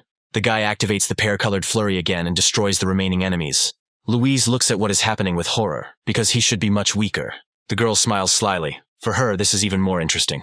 She laughs loudly, excited at the opportunity to take on a strong opponent. And then, Louise immediately moves away, spinning around herself. The girl's speed is truly impressive. She probably uses movement technique. She delivers clear and accurate blows towards the main character, who defends himself using a spear. Suddenly, he intercepts her attack with his weapon, thus blocking it. That's when Louise jumps back, smiles widely, and praises the guy. The girl swings and activates the Fallen Dragon skill. A purple light glows around her, causing her instrument to fly forward towards John. He looks up and sees blades flying over his head, but the guy manages to dodge them. Turning to the enemy, the main character is happy about this, because he successfully avoided the attack. But turning back, John notices that the weapon is returning and could hurt him. Then he turns in the opposite direction and knocks away the tools with his spear. But they circle around, acting along a certain trajectory. The blades move closer and further away from the guy, but he doesn't back down and works on his defense. The protagonist becomes even more tense as he realizes that the blades won't come off him. Louise laughs hysterically. The more force he puts in, the faster the blade bounces back. They won't stop until they cut the guy. The completely cut-up hero runs towards the girl and decides to deal with her first. He screams with effort as he moves towards Louise to strike. She is only surprised by the hero's riskiness, managing to jump to the side. Grabbing her weapon again, the girl suggests that the enemy was not appreciated. She immediately uses Sickle Slash, straining herself from activating the skill. But at this moment, the main character will accumulate a blow of accumulated power. So he uses it as well as Pear Blossom Barrage, chaining these attacks together. A loud, bright explosion is heard. Particles fly in different directions. The girl is surprised. She doesn't believe what's happening. John's strength has suddenly increased. But the third-rank warrior is finally destroyed. The system says so. The tired hero finally emerges from the forest and continues his journey across the field. He finds this region strange, because there is a dense forest nearby, where rain falls with great force, and next to it there is an arid desert. Luckily, John has some supplies. He brought along a drink that can keep the body hydrated, and so he steps on the spot and his foot sinks into the sand, and it looks like he's in trouble. A worm appears in front of him, which has high mobility, and is also able to hide perfectly among the sands, and is also able to destroy a person with one blow. The creature stands on its hind legs in front of the guy, baring its teeth, showing sharp fangs. And then, the main character puts his hand behind his back and grabs the handle of the weapon. He takes a fighting pose and prepares to attack, activating the greatness of the phoenix at this moment. After this, the monster opens its mouth as a fiery projectile flies towards it. The protagonist's powerful skill hits him right in the face, burning it. The creature falls to the ground, letting out a painful cry before doing so. The main character watches the enemy with a smile. Did he really manage to defeat him so easily? Even though the enemy is of impressive size. And then, someone starts laughing behind his back, so John turns his head towards the sound. An unknown company catches up with the hero. They rejoice at the sight of the killed mutant. And then the man turns his head towards the guy and doubtfully asks him if he killed the monster. One of them throws caustic comments in his direction, feeling the worm. He does not believe in John's abilities. And then he looks at his interlocutor and says that the prey is his, and he will take the reward himself. A man turns to his colleague and asks for help in taking teeth and crystal from a dead creature. A dark-skinned girl approaches her colleague named Pierre and asks him not to do anything stupid. The man continues to ridicule both her and the hero. Hearing this, a girl named Margot loses her temper and yells at Pierre, saying that she is tired of putting up with him. The guy watches what is happening with confusion, not knowing how to react to the situation. As the others continue to laugh, a seemingly dead worm rises up behind them. The blonde girl is shocked and asks to turn around so that the men can protect themselves from danger. Hearing the sound, the man turns his head back, and then Pierre doesn't have time to save himself, because the mutant attacks with lightning speed. John looks at what is happening with irritation, because by killing the fighter, he could take experience points from him. One of the warriors begins to accuse the main character of being the surviving mutant. The guy calmly repeats that the monster is his prey. The man continues to run towards him, swinging his weapon to attack. The main character quotes a phrase about how one can die at any moment on the path of death, and then cuts off the warrior's head.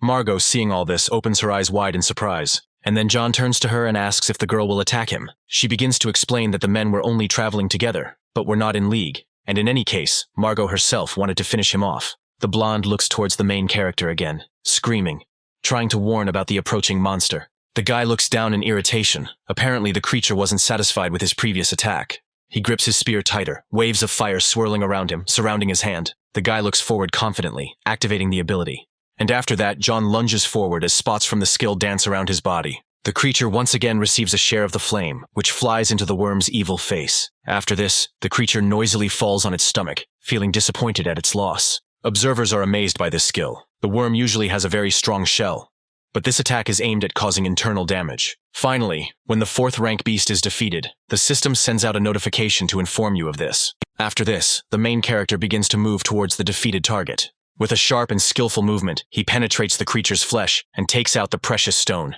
The observers continue to stand in place and discuss John's abilities. The dark-skinned girl still decides to head towards the guy to discuss some things with him. She becomes embarrassed and asks to leave some of the worm's teeth for their company to sell later. Margot offers to exchange this opportunity for other materials at their disposal. The guy turns around and offers to take everything, because he doesn't need the creature's teeth. Hearing this, the girl is delighted and with shining eyes thanks John for this. And immediately after that, she turns towards the team and calls them. No one could have imagined that the main character would agree to give it up. The blonde girl suggests that he might have taken a liking to Margot. People immediately begin to extract the worm's precious teeth in order to sell them later. The remaining fighters look out from behind the victim to check if the protagonist has left. The guy who defeats the animal continues on the path of death, heading off in search of new adventures. Suddenly, the ground beneath his feet disappears, and as he falls, John assumes that he may have run into the worm again. Having stepped onto the ground, the hero takes a fighting stance and prepares for battle. Suddenly, the ground disappears from under his limbs again and he begins to fall. The main character flies in the darkness, screaming hysterically from fear and surprise. And then, after some time, he finds himself on the floor, having hit it. The guy gets down on his knees and clutches his sore head. It seems like he fell into some kind of hole. Looking up, he sees a carved door, decorated with patterns. It looks like a secret passage. It is possible that the boy found himself in the ruins left from the war between humanity and alien invaders that took place in the last century. Many places along the path of death are relics of this war. There is a strange switch on the door that may be some kind of switch. Turning his head to the side, John notices a multitude of red lights in the passage. He noticeably tenses up, becomes serious, and it seems as if something is approaching. An animal runs towards him. With the help of the system, the guy determines that it is a 3rd-rank yellow-covered one. The mutants are becoming more and more numerous with every second. They are advancing towards their enemy. The protagonist grabs his spear, looks at the mutants, and gets ready to fight. He immediately activates a pear-colored flurry to defeat his opponents in one fell swoop. One rat is defeated. The system awards experience points for defeating it. With full concentration, John swings his spear and kills one animal after another. Having finished with everyone, the guy relaxes, breathing heavily from fatigue. There can be no threat from the enemy, but their numbers are very exhausting. However, his efforts were not in vain, because John managed to earn a lot of experience and anomalous crystal. The rats probably ran towards him out of fear. As he walks further, the guy thinks that there might be other people in this place. A threatening dagger blade suddenly appears in front of his face. The protagonist holds out his spear, defending himself from the oncoming attack. It turns out that Margot is standing in front of him, and she is very surprised by such a meeting. Seeing her, John gets scared and doesn't understand who the lady in front of his eyes is. He asks whether it was because of them that the rats ran in this direction. The girl smiles awkwardly and says that the team fell into the sands by accident, and they really did scare off a pack of animals recently. Since they met, it was probably not by chance. So Margot decides to introduce her friends, namely Vager, Morgana, and Smith. John also introduces himself and offers to continue the journey together, since they had the chance to meet at the end of the world. Morgana goes on to suggest that they found themselves in the midst of historical ruins left behind in 2554. Hearing this, Margot is surprised by her knowledge. More than 100 years have passed since that moment. Also, the main character adds that he saw a strange seal on the wall while passing by. He thinks the shape of the notch looks very familiar. Suddenly, a brilliant idea comes to the guy. He smiles radiantly from the realization of something. John takes out an abnormal crystal from his bag. It belonged to a killed yellow rat. Having met them, he could not understand where the animals came from. But it seems that the enemies are the key to the solution. Taking the precious stone firmly in his hand, the protagonist brings it to the opening in the wall. And then it fits perfectly and lights up with a bright light. As it turned out, the guy's guess was correct. The door in the truth opened thanks to the jewel. In the last century, Humanity has widely used anomalous crystal as a new source of energy. At that time, people used it not only to strengthen their energy sources, but wherever possible, it seems that these ruins work on this stone. As they move on, the warriors see a lot of trash on the ground, scattered and broken things. Most likely, the guys ended up in an abandoned laboratory from the last century. They stop in the middle of the road, greatly surprised by the effects of time they see. They notice a mutant. During the war with alien invaders, Earthlings created new species of people by combining human and animal DNA. The strength of the new people turned out to be unusually high, but due to their extreme cruelty, they were very difficult to control. Therefore, ultimately, research in this direction was curtailed, and all mutants were eliminated. Who would have thought that after a whole century, such terrifying creatures still have not completely disappeared? An unknown liana crawls along the ground between the legs of those present, who do not notice it. Suddenly the creature attacks the man, wrapping itself around his leg, and then Smith is pulled to the side at great speed, causing him to fly downwards. People immediately turn towards him and scream, frightened by such an outcome of events. At this time, the plant continues to appear from all sides, becoming larger and larger. The guy gets scared and fear appears on his face. At the moment when the heroes drag him into their lair, he screams and asks for help. Margot is going to meet her friend. She asks him to hold on. But at this moment, the plant already lifts the guy high above the ground. He cannot resist it. The creature squeezes Smith's body with great force, and he is unable to resist or fight. Morgana and Vhagar watch in horror. A dark-skinned girl screams at her friend, very afraid for his life. Suddenly, the main character jumps up from his place and rushes to help the guy, cutting the vines with a sharp movement. When the man falls to the ground, the guys start to come closer to him to find out if everything is okay. But there is no help for Smith. This is a very strange place. We need to quickly find a way out and get out. The hero's hand still moves, his fingers shaking, showing signs of life. The man breathes. Even though his body is pierced through, Smith's name continues to sound in the air. The boy slowly rises to his feet, his body deformed. Seeing this, the main character immediately understands that it is all about the virus contained in these plants. John shouts from the side that the guys were looking for an exit. They need to leave immediately. Then John grabs Margot's hand and pulls him towards a safe place. A fire appears behind them and the mutant crawls out of his cage. The creature screams loudly, trying to catch up with the heroes in order to attack. At some point, the guy turns in his direction and looks back in fear. He demands that the boys move faster, because the enemies are catching up with them. Stopping, John puts his spear in front of him and tries to hold back the mutated Smith. The distraught boy raises his hand higher, swinging at his target. But at this moment, the main character manages to swing his spear and cut off the guy's limb. The virus is unusually strong, and infected warriors immediately turn into monsters of the same rank. In addition, even if the head is cut off, the infected person's body will continue to move, and the slightest bite will result in instant infection. To deal with him, you need to completely immobilize them, John says, continuing the fight. Suddenly, out of nowhere, plants appear, moving towards them at great speed. Fortunately, the main character manages to dodge at the last moment and is not injured. But there are more and more vines appearing around that can infect it. John doubts that these are ordinary vines, more like a peculiar unknown species of evolved beast, whose body contains a virus. Taking a fighting stance, he asks to be careful no matter what happens. The plant moves at an indescribably high speed, enveloping all the space around it. The runners use sharp movements to cut through the attacking creature, trying to avoid infection. But suddenly, Margot is surrounded by vines on all sides, enveloping her body. Fortunately, John comes to her aid and destroys the mutant with a sharp movement. He notices that the danger is high, and it will be difficult to cope with the plants.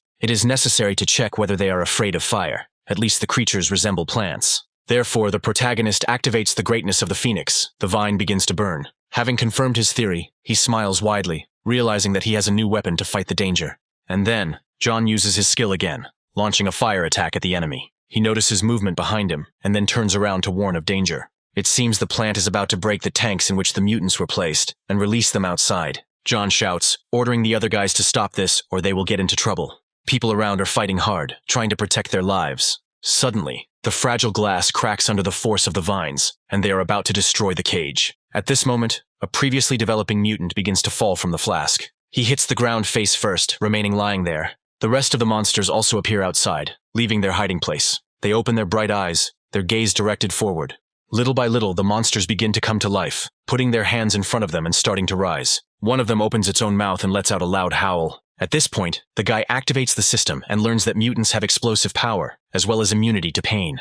At the same moment, the main character orders the guys to leave, but suddenly, the enemy's paws appear near his face. He manages to dodge in time, crouching before the creature's attack. The guy is very worried because he could die at any moment. To protect himself, the protagonist uses a pear-colored flurry, activating multiple attacks. But since mutants do not feel pain, the enemy does not stop and continues to move forward. Therefore, the enemy hits John, and he in turn flies forward. Seeing this, Margot becomes very scared and calls her new ally. Evolved beasts run forward, trying to cause as much damage as possible to their opponents. The girl actively swings her weapon, cutting through the air with attacks. But the mutants do not give in to this and move forward at great speed.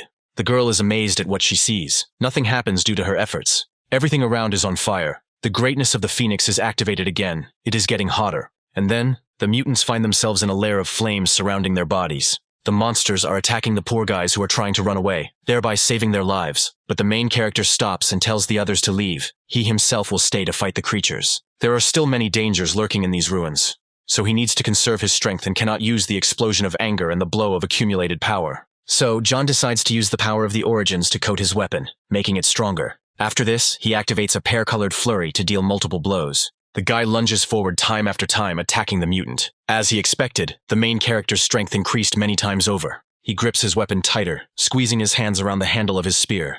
And now, finally, the third-rank monster is destroyed. The system reports this.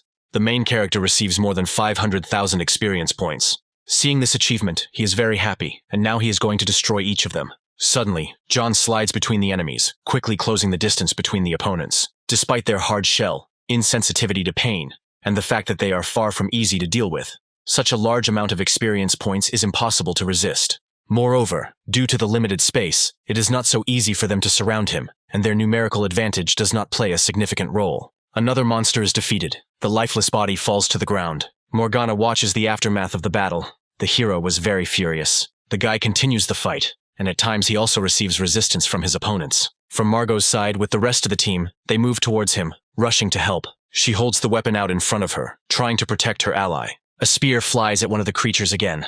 The mutant notices this, and is noticeably frightened by the impending danger. And then John pierces the monster's head with his weapon, not allowing the girl to finish the fight. The system sends notifications and congratulates you on leveling up to 18. And then the main character asks her to send 12 points to strength and the rest to endurance. He feels his power increase. Now it is much easier for the guy to swing the black beam. Marco looks at him in surprise.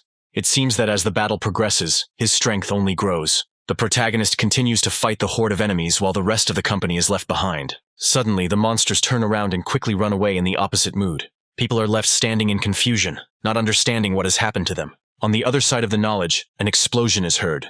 There was also a growling sound, most likely from a strong evolved animal. The mutants unite, stop next to each other with their mouths open and scream. After this, they suddenly turn around and run in different directions. It seems like something summoned them.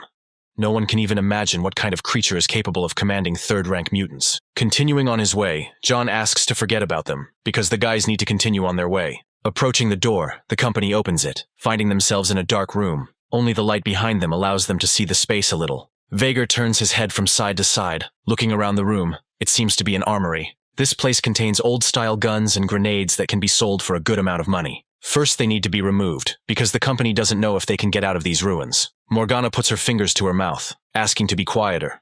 It seems that the sounds of battle can be heard behind the door. And then, each of the guys closes their mouths and begins to listen to what is happening. This means that the guys are not alone in this place. There are probably other warriors behind the door who may know where the exit is. They lean on it and start pushing to get out. Light penetrates inside.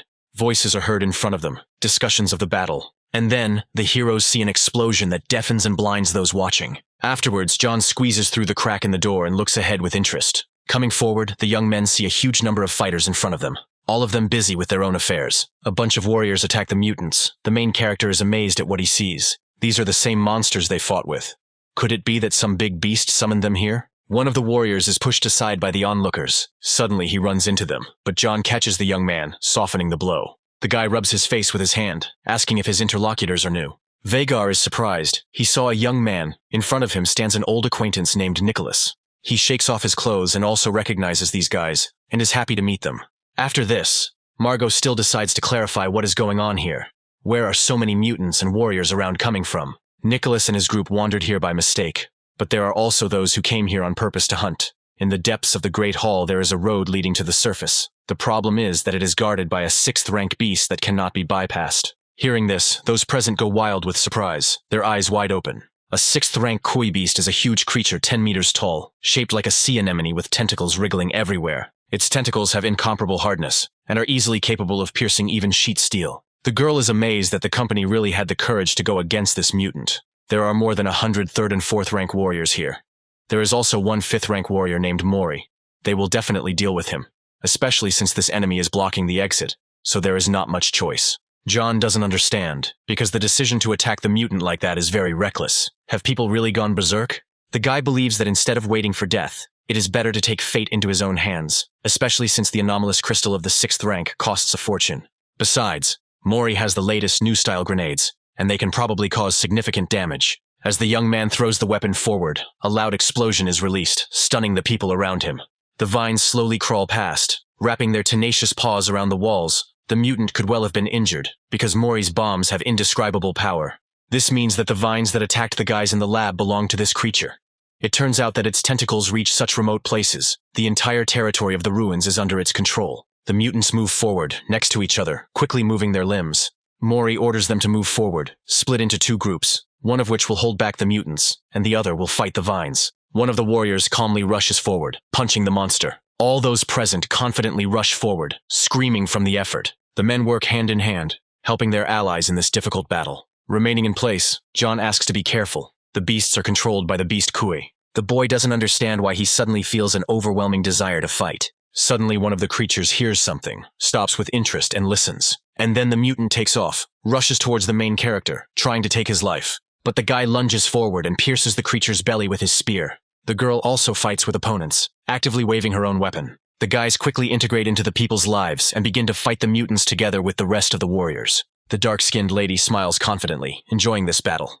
It seems that her condition and the well-being of the rest of the group became the same as that of the rest of the room. Those present seem to be overcome with euphoria, and their overall fighting spirit increased. Raising his head from the slain enemy, the protagonist notices that all the mutants seem to have been destroyed. The girl points to the vines. It seems the creature is on its last legs. People continue to fight. It is important not to weaken the pressure and continue to fight it. And then the warriors go crazy, shouting that they want to get the 6th rank anomalous crystal. The girl enthusiastically calls John to continue on his way forward. He puts his hand on Margot's shoulder and asks her to stop. Something strange is happening. When they found themselves in this room, everyone inexplicably became extremely excited. All the warriors except Mori were in this state. Probably his bomb contains gas that stimulates adrenaline. Gas of this kind dramatically increases the adrenaline level. Despite the short-term effect of increasing combat capability, it also has a detrimental effect on the body, so people fight to the death no matter what. Mori can just sit and wait for the Beast Kai and those warriors to kill each other, and then effortlessly reap all the benefits. Suddenly the vines begin to twist at their base. The warriors believe that the beast is running out, so they should continue the fight and not slow down the pressure. They receive blows from this creature. The vines attack people with sharp movements. The observers stand to the side, watching one of the wounded warriors. But now only an infected zombie, no longer human, is looking at them. The newly minted ones are slowly moving towards them, ready to attack. One of the guys shakes the girl, trying to bring her to her senses, but it turns out to be a futile exercise. A new wave of battles begins. People around fight with zombies, killing their own friends and allies. As the fighters got rid of all the mutants, the creature used the humans closer to create new puppets. Be that as it may, judging by the monster's condition, he doesn't have much time left. The man shouts for people not to be afraid to kill the mutants, because they are no longer friends. At that moment, Mori jumps high into the air, raises his own weapon and cuts through the air. He cuts off part of the vine, continuing to fight the mutant. And then the beast begins to fall backwards, no longer able to move. The creature's body is cut open, revealing the internal organs that previously supported its viability. The boys look at this in surprise and see the gem inside the defeated one. They immediately jump up and run towards him to take the crystal. Mori smiles widely and says that the jewel can only belong to him. And then he goes crazy, heads towards the enemy, and cuts up people's bodies as he moves. A group of people watch in amazement. But John believes that Mori does not deserve the crystal. He runs to the target and begins to dig into the creature's internal organs. When Mori laughs, the protagonist is already flying behind him, ready for battle. He swings his spear behind his head, looking at the man with a cold expression. Mori turns to look at him, looks at him slyly and thinks that he probably decided to covet his anomalous crystal. And then the boys circle around in battle, swinging their weapons. The protagonist reveals Mori's identity, talks about the man's plan, and shares his observations about the bomb with psychotropic substances. The surviving fighters discuss this with discontent, not believing that the guy could have deceived them. Then, the warriors unite and decide to attack Mori en masse and take the reward for defeating the monster for themselves. They run towards the man, taking out their tools for battle, wanting him dead. But the enemy is not ready to retreat. He is also preparing to attack, smiling with pleasure. Watching what is happening, John analyzes the situation. He is not able to repel the attack of a 5th rank warrior, but the enemy must have spent a decent amount of strength in the battle earlier. Therefore, The hero decides to test his strength and activates the skill, after which a small wall of protection appears in front of him. Mori subsequently receives the same attack to the face, flying into the air from the force directed at him. An explosion passes through, illuminating the space with a bright flame and throwing up dust from the ground. The angry warriors still seek to attack Mori for his betrayal. The boys' faces twist into a furious grimace as they try to overcome him.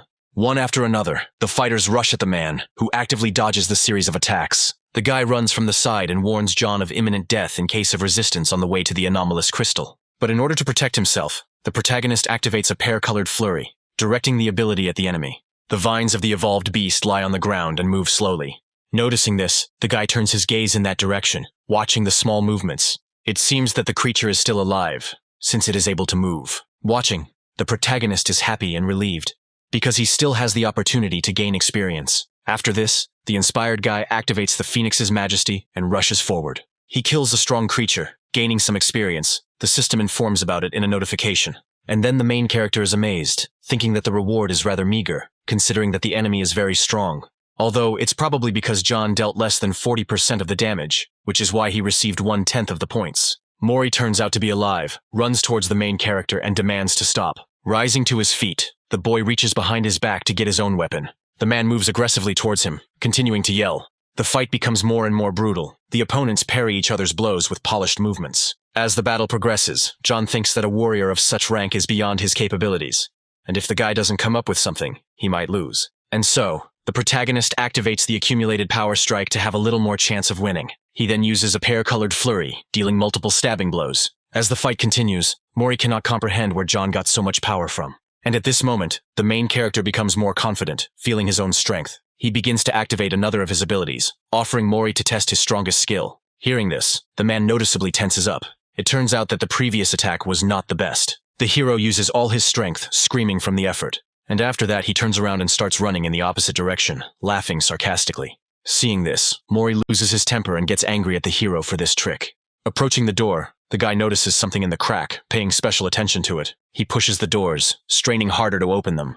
But the opponent is already catching up with him from behind, shouting at the enemy, drawing attention to himself. And then, the protagonist clenches his teeth even harder, straining with all his might to clear a path for escape. Suddenly, the door gives way and opens, creaking slowly. The man at this point comes close to John, putting his sword behind his back. And at the moment when he strikes, the main character jumps back sharply, saving himself from injury. Mori is pinned in the door at this point. He twitches and grunts. Rising to his feet, the man curses out loud, cursing his opponent for such a cunning trick. At that moment, the main character throws a bomb towards the enemy, giggling cheerfully. And then, when the weapon is in front of Mori's face, he says his last word, realizing the sadness of the situation. The moment the bomb explodes, a notification is sent stating that a 5th-rank warrior has been destroyed. Finally, the main character reaches level 19 and receives well-deserved stat points. The guy rubs his head. The bomb saved him a lot. Without it, he wouldn't have had a chance to survive. Once safe, John distributes his points, putting 10 into strength, 7 into endurance, and 2 into speed. Familiar guys appear in front of him and run towards the hero in fear. He smirks because he's not hurt. Margot asks about Mori's health.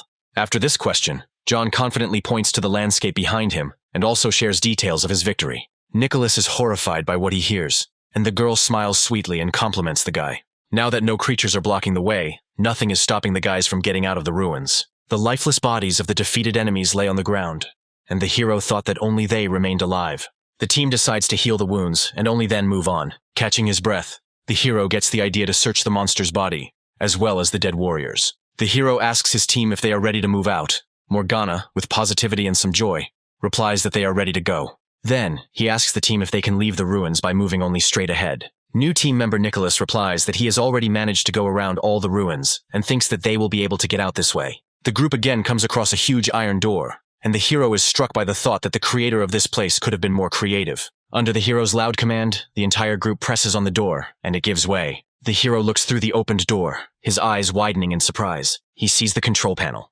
Everyone goes inside and Margot asks Nicholas if he can start the control panel, to which he replies that the technology used here is too old, and he doesn't know how to use it, and also advises him to figure out how to turn everything on. The protagonist says that this whole place is powered by anomalous crystal, and they should find equipment with connectors for them. The guy sees a box on the wall and assumes that it is the power supply. Opening it, he sees slots for crystals that he needs to fill. Immediately, one by one, he begins to put them in place. After about 6 crystals, nothing happens. The hero shouts with the utmost displeasure that the control center is using too many crystals. Some time passes, he only has 2 crystals left to insert. The entire shield is filled with crystals, but nothing happens. Enraged that nothing happened after 20 crystals, the hero punches the shield. The shield lights up, emitting red lightning, and after a few seconds it finally turns on. The hero notes that to launch it, he really had to hit the shield. Margot asks with joy on her face if the hero found out how to turn on the remote control, and he replies that he had to sacrifice 20 crystals in order to start it. Nicholas, full of joy, cries out that they have finally found the central portal and they will all be able to get out. The hero asks if Nicholas can turn it on, and he replies that he will try. After some time, his ally pulls the lever on the panel. The room is illuminated by the bright light of the opened portal. Nicholas speaks of his genius. He claims that he is confident that the portal will lead them to the surface. Together they run to the center of the opened portal. Nicholas shouts that the energy from the crystals will not last long, and they should hurry. The whole team stands in the center of the portal. The heroes dissolve in the bright light of the portal's rays, moving on to their upcoming adventures. An explosion occurs, raising a cloud of dust, and the heroes fly in different directions in disarray. The protagonist lands perfectly on his feet, which cannot be said about Nicholas, who sobs from the fall. Lying on the ground from the fall, he says with relief that they got out. A joyful Nicholas says that they finally survived. Vhagar notes that they survived again. The hero decides that it is time to part ways with the team and says goodbye to everyone. Turning her head towards her interlocutor, Margot wonders where the main character will go next. He replies that he plans to move only forward, without stopping for a second. Margot wonders if the hero is heading in the same direction as she is. Morgana asks if Margot will be bored, and if she wants to catch up with the guy. The girl, looking at her ally, discontentedly notes that Morgana talks too much. Smoke enveloped the small campsite, and sparks from the burning fire hung in the night air. The hero, sitting by the destroyed wall, notes that it is quite cool in the desert at night. During the battle, the hero never learned the 6th level crystal, and that is what he intends to do tonight. Opening the bag, he sees that the crystal has acquired some human features. The crystal absorbs other crystals located in the hero's bag. And then, the guy, perplexed, wonders about the crystal acquiring a spirit. He doesn't believe that this can happen.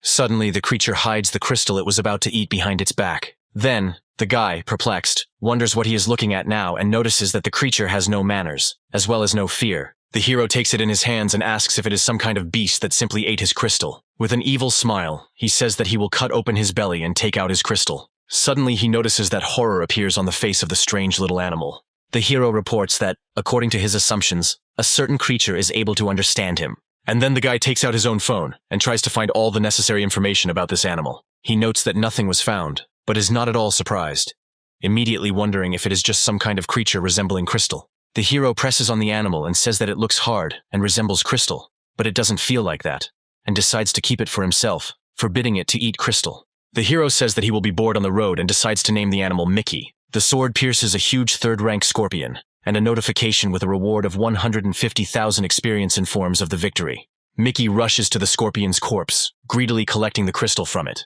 The protagonist allows Mickey to keep the gem, since he has already helped him collect a lot of the mineral on the road.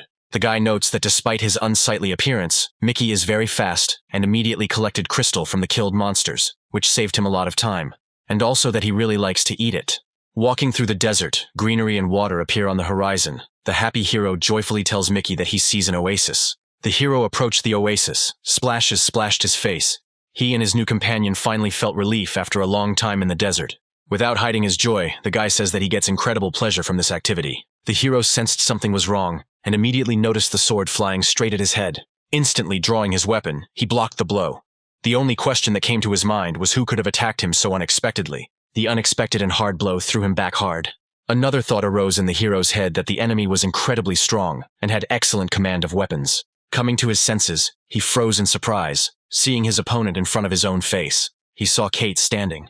The girl probably felt unwell because she could barely stand on her feet. She stares at her interlocutor in surprise, not believing her own eyes. At that very second, Kate lost consciousness and began to fall right into the hero's arms. John was clearly scared, hanging over his wounded friend. He asked if everything was okay with the girl. Looking at his hand, he saw blood, immediately noticing the wound on his ally's body. Taking off the equipment from his back, the protagonist is about to get the necessary medicine, which he is going to apply to her body. Turning the girl over onto her stomach, he notices a wound on Kate's back, as well as torn fabric from her suit.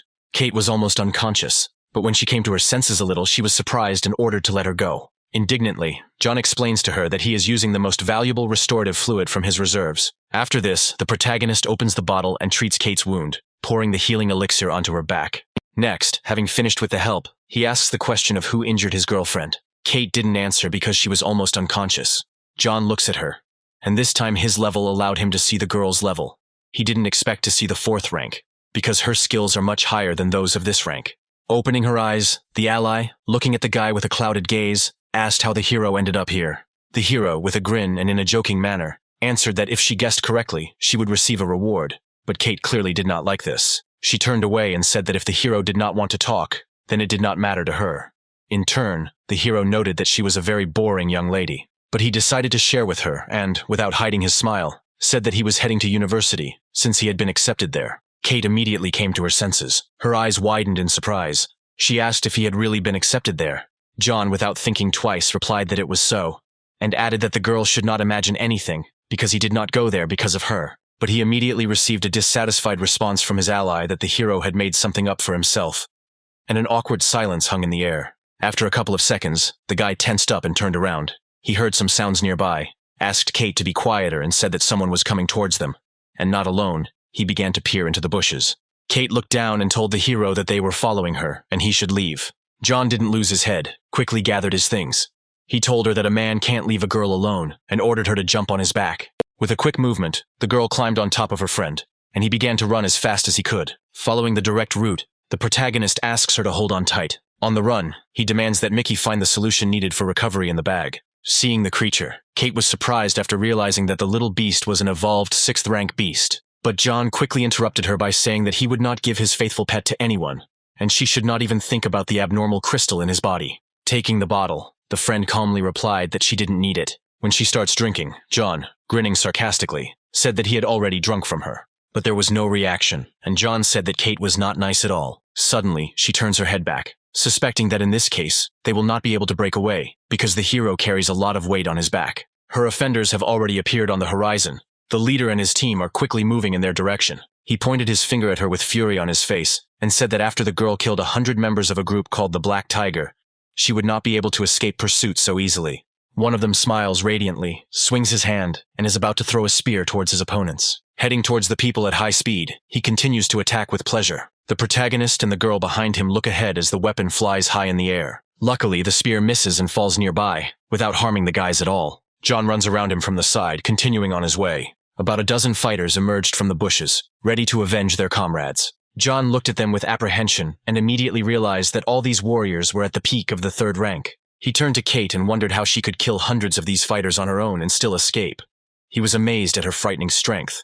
The offender, rubbing his long mustache, tells the hero that he should give up trying, because he cannot escape their pursuit. But Kate looks straight into the man's eyes with a cold-blooded gaze, confident in her own victory. The enemy looks at Kate with great anger and fury in his eyes, and says that she has no chance after they injured her, and they should not be afraid of the girl. Taking a look at John, he said with a smirk that such a weakling would not be able to protect her. The guy immediately wilted and was extremely surprised by this statement. The man, licking his teeth, suggests that Kate should give in and surrender to him so that he can give her tough love. Hearing these dirty words, she puts her hand on her ally's shoulder and asks him to put her down on the ground.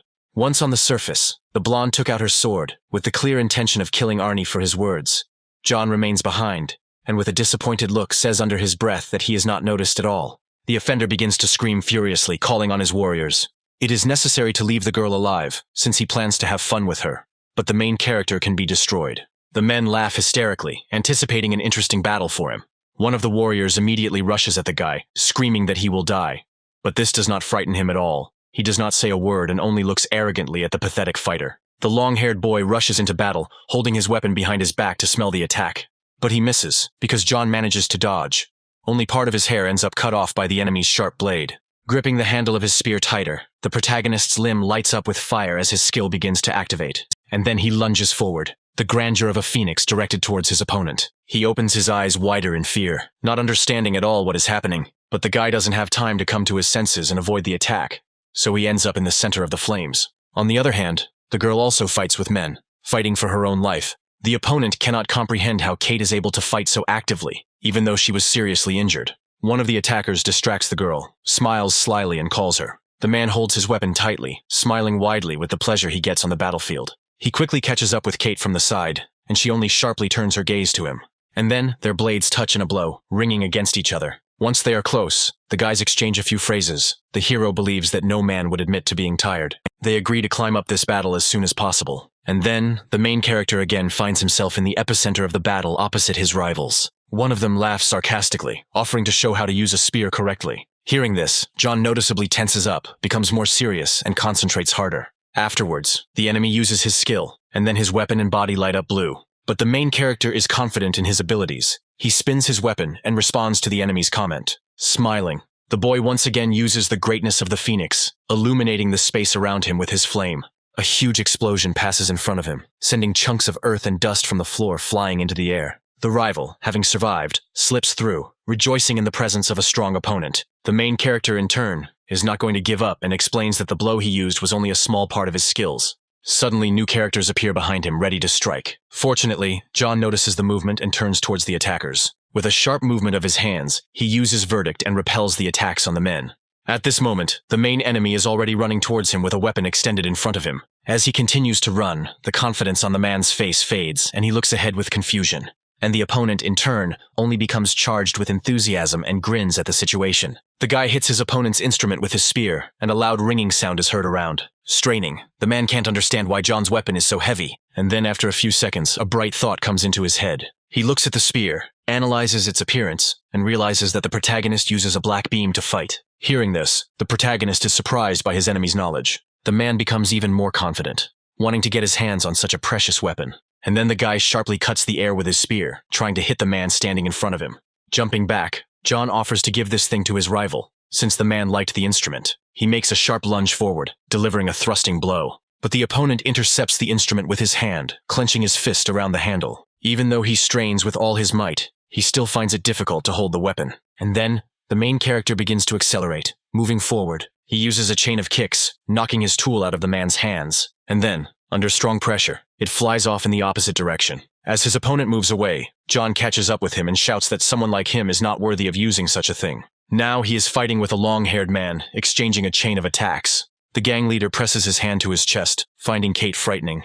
One of the enemies uses a skill called Thousand-Fold Piercing, smiling widely as he attacks. The girl looks seriously ahead, watching every movement in order to move away if necessary. And when he stops, she immediately jumps up and attacks. With a swing of her hand, Kate cuts off her opponent's head with a sharp movement. The hero warns his friend about someone approaching from behind. When the commander appears behind her, the girl turns around irritably in response to humorous comments and asks him to watch himself. At that very second, John turns away and continues to fight with the two guys. One of them bares his teeth, smiling slyly. The main character groans with displeasure, continuing to move actively. This trio moves very harmoniously, and the people manage to combine the advantages of long and short weapons. So the fight promises to be difficult. Catching up with his opponent from behind, the man calls out to John, drawing his attention to himself. Jumping high into the sky, he activates a new ability called Meteor Strike. Realizing that the guy is in danger, the hero's eyes widen in horror at what is happening. A multitude of weapons are moving towards him at a gigantic speed, cutting through space. Looking at the approaching enemy, the protagonist realizes that he has no choice. He looks at the man in front of him. It seems like it's time to use an explosion of anger. And then the guy strains himself with all his might, activating his ability. Suddenly, the man notices changes and is very surprised by what he sees, because John's power has become many times greater. He continues to push forward, determined to do his best to win. After that, the guy activates a pear-colored flurry, poking the enemy with sharp movements. Looking ahead, the opponent is perplexed. Unable to dodge, the guy's head is pierced by a spear. The system reports the destruction of a third-rank warrior. The fighters discuss the situation among themselves and decide to use their strongest skills. The long-haired boy tenses up, the air around him becoming engulfed in hot flames. He quickly cuts through the air with his swords, an ability called the Wrath of the Red Lotus. Looking at this, John only smirks and says that he is capable of similar things. After this, the main character uses the greatness of the phoenix. Then his body is enveloped in fire. A hologram of a screaming firebird appears in front of the man, leaving the fighter standing there in confusion. And after that, the flame captures him in its tenacious paws. Another warrior is destroyed. The next opponent grips his instrument tighter, preparing to attack. Raising his sword into the sky, he uses his ability to attack. But John doesn't care, so by spinning his spear, the guy repels each of the attacks. Swinging his sword one last time, the protagonist seriously wishes the guy death. Realizing the gravity of his situation, he looks at his opponent in horror. But again, he doesn't have time to do anything in response, so he loses his life. Smiling, John is glad that he has finally dealt with all the dangers that were imposed on him. On the other side, Kate finds herself at a disadvantage, a battered girl clutching her wounded shoulder. The leader is already happy about his victory and asks the heroine not to delude herself with hopes about the fight. Before he could finish speaking, John found himself above his head, about to attack. When he lands, he thrusts his spear into the turf, scattering chunks of earth in all directions. Finding himself in front of the girl, the hero invites him to look around in search of his allies. And then, the man realizes the full extent of his situation and insults the fighters. Suddenly, the enemy activates the ability, squeezing his weapon in his hand tighter. His eyes sparkle with rage and desire to defeat the boys. Jumping high above the hero, he activates his ability to attack him. Looking at his opponent, John smiles confidently and tells him about the secret thing he has in store. They move towards each other, holding their instruments out in front of them. And then the main character's spear hits the enemy's weapon, and cracks appear on the axe. After this, John delivers a punch with his accumulated strength into the man's abdominal area.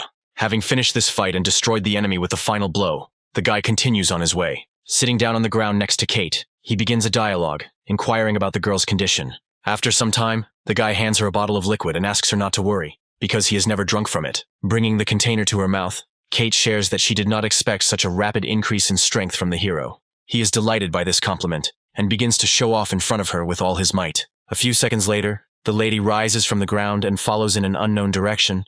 It turns out that they are both going to the institute. John slowly gets up and asks to wait, explaining that because of helping the girl he feels tired. But Kate doesn't answer and continues to walk away, shouting after her. The guy gets to his feet and runs after her. Entering a new territory, John is glad that finally something resembling an ordinary forest has appeared on his path. Turning his head from side to side, he guesses that there is very little time left until the university. A voice is heard from behind. The man does not want to let the guys into this place. On the way of a guy named Chappie, Margot yells at him, unhappy with why he talks like that. He explains that he heard about some kind of competition among applicants, and considers intimidating competitors to be a completely reasonable step. The girl looks ahead with confusion, not understanding why he decided to kill them. Raising his hands up, Chappie explains that he has no reason to do this. He just hopes that his acquaintances will turn around and go the other way. Hearing this, the guy loses his temper. There are a lot of dangers behind him, so he is not going to retreat. The guys watch the company from the side. John tells Kate that he knows these people. The main character follows them, waving his hand cheerfully. Seeing the guy, Margot is sincerely happy about this meeting and smiles broadly at her old acquaintance. He approaches Chappie, saying that he is also going to university, and whether John should turn around in that case. Hearing this, the dark-skinned girl is surprised that they are both applicants, but the difference in their strengths is very big. Having heard this entire dialogue, the young man compliments Kate and calls the hero tactful. Coming closer to the girl, Chappie reaches out his hand to her and offers to let her through only if she becomes his girlfriend.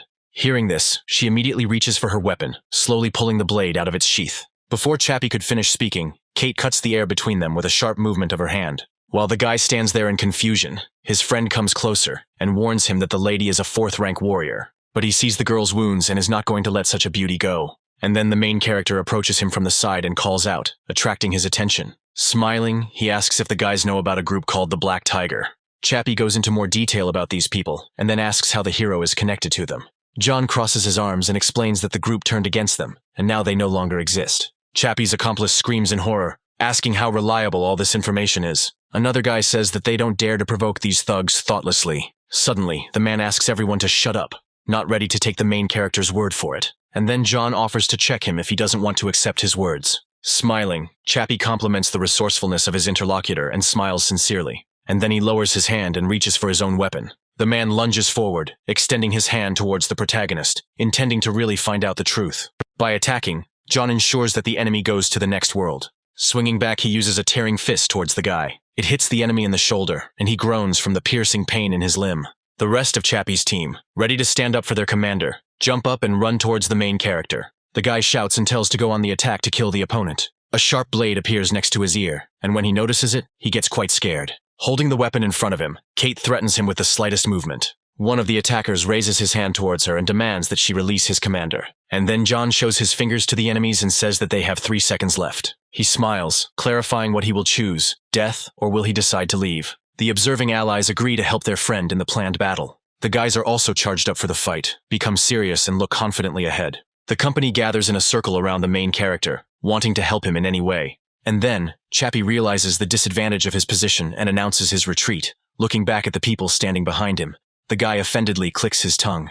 Margot thanks the protagonist for standing up for her, because the enemy is quite strong and has a depraved character. Turning shyly to Kate, the dark-skinned girl says thank you. Smiling politely, John says that they are one of them, so there is no problem with this. Turning to the girl, the hero asks whether they will reach the end of the path of death if they continue to move forward. Awkwardly placing her hand behind her head, Margot asks if their group can join them, and then he agrees to this. He is going to look after each other. People reach a small camp in the forest. Many people are sitting around fires, gathering strength to continue their journey. It seems that they are all heading to university as well. There are really a lot of applicants. Turning to the boys, John asks them approximately how many enter the university each year. Margot, lost in thought, says that there were 5 people selected from their academy, and about the same number from Chappie's academy. It turns out that only 10 people came from her city, and only John was taken from Starlight. She shyly says that they are all very far from the strength of the main character. This year, a person from the Sky City who reached the 5th rank was enrolled. Kate intervenes in the conversation, saying that she studied with him in the same academy.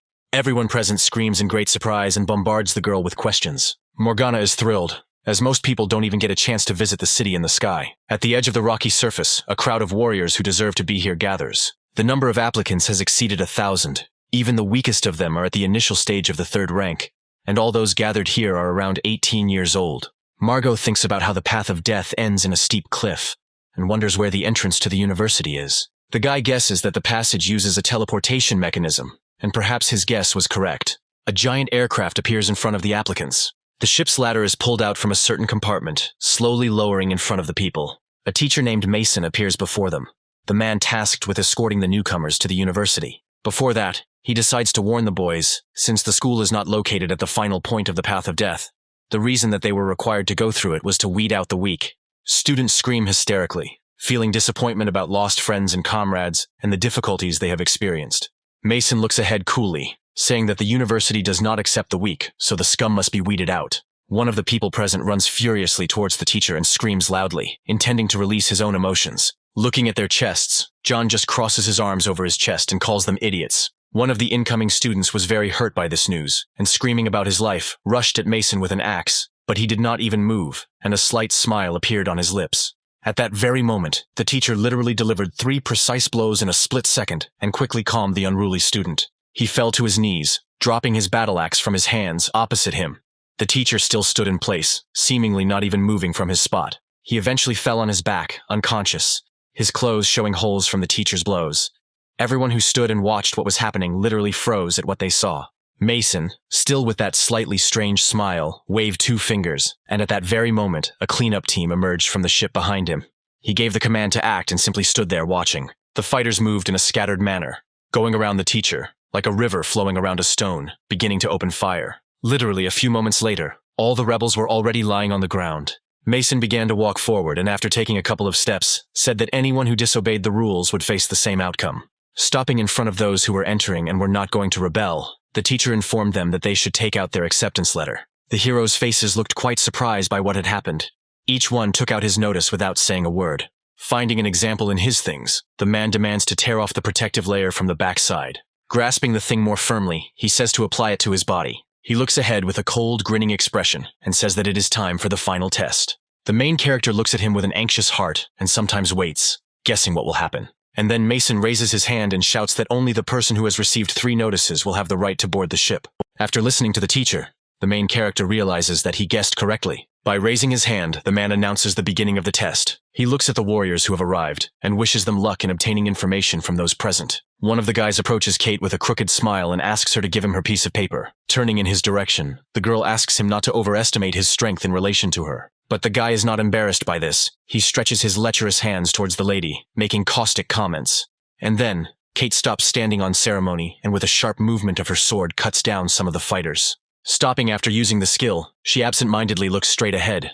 Seeing this from the side, the other warriors bare their teeth and watch the girl's new movements. Having taken a whole stack of the necessary sheets, Kate hands them to the main character. But he refuses, so the girl suggests that Morgana take them. Seeing this, the lady is delighted. Sparks play in her eyes, she thanks her savior. One of the guys applying to the university takes away her acceptance letter, hitting Margot hard in the shoulder. At that very second, the blonde comes up to her and offers to take the sheets. They are enough for 3 people. Rubbing her face, Margot says to share them with Vagar and Nicholas, and plans to get her own. As Chappie approaches his acquaintances, he comments on the number of notifications he has received. Suddenly, the guy grabs his weapon and runs towards them, demanding that they hand over the sheets. But Margot stands in front of the girl, thereby protecting the prey. The sound of heels on the ground can be heard as the stranger moves straight ahead. The man is amazed by Kate's speed and offers to board the ship after presenting 3 notices. The girl immediately hands Mason a paper, thereby proving the power of her abilities in comparison with the others. A man named Dorian greets a female student, enjoying their contact. Unnoticed, he looks at the serious Kate in confusion. Then, Dorian looks down in understanding and remains standing in his place. He climbs the stairs to the ship. Apparently the lady remained uncommunicative, suggests meeting at the university itself. Mason invites the girl to go further, but Kate remains outside, waiting for her friend. There is a fierce battle on the field between Nicholas and Morgana. They quickly swing their instruments. At the moment when the girl feels tired, she begins to call Vega for help. But the main character is already nearby. He catches up with the enemy from behind, lighting his path with flame. Trying to avoid the attack, the man jumps to the side and curses. Within a few moments, a mass of notifications are released from the bodies of enemies. It was John who used a movement technique called Silent Tread. Gathering around the guy hands the sheets to the others. Now this amount should be enough for everyone. The men, having realized the essence of the situation, notice the sale of sheets and run towards the hero to take them. He turns coolly towards the people, commenting that he didn't like his rivals yesterday. One of the attackers uses an ability, grabbing his weapon. But due to the slow advance, John pierces the enemy's head with a sharp movement. The system congratulates him on his victory. Chappie grits his teeth harder, making a displeased face, amazed at his enemy's abilities. Another team member decides to test his strength and also lunges forward to attack. And then the main character snatches the weapon from the hands of his opponent, commenting on its shortcomings. The guy decides to demonstrate his strength by taking the spear more firmly. The striker believes that he can fight as well as John, but he doesn't have time to finish speaking when the main character's spear pierces the enemy's neck, leaving him without a continuation. The system again talks about the destruction of one of the opponents, namely, a third-rank fighter. Without losing the enthusiasm in their eyes, the guys run towards their goal. One of them uses Pegasus Sword, another uses Lushan Dragon Slash, and the third uses Star Nebula Pierce. Looking at the impending danger, John says with confidence that the number of people will not change the outcome of the battle. By quickly swinging his spear, he activates a wall in front of him and also uses the Verdict skill. Now, all attackers receive the same damage that was directed towards him, and the main character turns towards Chappie. And now, the guy asks his rival to be more careful in the next life. The man screams hysterically and asks them to wait. He asks them to let them go and leave them alive. But the main character no longer hears, activates a blow of accumulated power, and a pear-colored flurry pierces the guy with stabbing blows. When he lands on the ground, dust rises around from the people falling. The system congratulates him on gaining experience. The survivors look at the ferocious John in horror, assuring him that it is better not to mess with him. People who are on his team thank the hero for his help and protection. Looking up, he sees something in front of him that he did not expect at all. Kate had been waiting for him at the entrance to the ship all this time. While giving the notice to the teacher, the main character admires his new friend. Congratulations are heard, those present have passed the final tests, and now they have officially received the right to study at the university. From that moment on, everyone became fellow students. The main rule for students is the prohibition of killing students. Morgana is outraged because they were just forced to fight to the death, and now they are pretending to be a good person. The journey to the sacred area will take about 3 hours, so the guys have a chance to catch their breath on board. John seems surprised that there is not a single porthole on this ship. Apparently no one wants the students to know the exact location of the university. To the general public, the 4 universities in the south and north are the most prestigious in the country. But in fact, it is the mysterious university that has the right to call itself the best. In such aspects as the qualifications and strength of teachers, scientific research power, and the level of soldiers, it is at the highest level and is in no way inferior to the strongest foreign universities in the world. Those who are considered geniuses for ordinary educational institutions are not even fit to be trash here. They were simply taken and got rid of. In one fell swoop, they weeded out the lion's share of those who arrived. It is not even known whether those from whom the notice was taken away will be able to return safely. And so, after some time, the plane lands in the required place. Mason approaches the guys and informs them of their arrival at the university. Students stand near the inscription and look at the carved door. The teacher invites them to enter.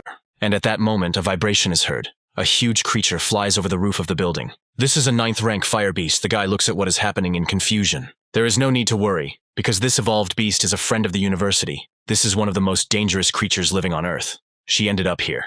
It is not for nothing that this place is called one of the most mysterious and powerful educational institutions. Stopping at the entrance, the teacher talks about the need to collect data. Another assistant greets applicants from the southern regions, asks them to line up and go through the scanning process one by one. After a person undergoes the necessary operation, he is given a card with a number. This thing is a pass to the university, and at the same time a savings card. The alliance currency is not used on the territory of the educational institution. Students can pay for the purchase only with points that they will receive. Here, each of them will be awarded 500 points every month. they must use them at their own discretion. One of the arrivals decides to clarify whether people from other units will also be admitted to the institute. In addition to them, people from northern places are coming, whose number in total amounts to 641 students. Their tests began earlier, were carried out in the northern region in the zone of extreme cold. Approaching the girl, the main character asks about the meaning of the number on the card, and then Kate shows him hers, with the group number written on them. The guy understands that due to the effect of camouflage, the equipment has assigned him to the 10th group. Taking into account the girl's strength, she falls into the first group.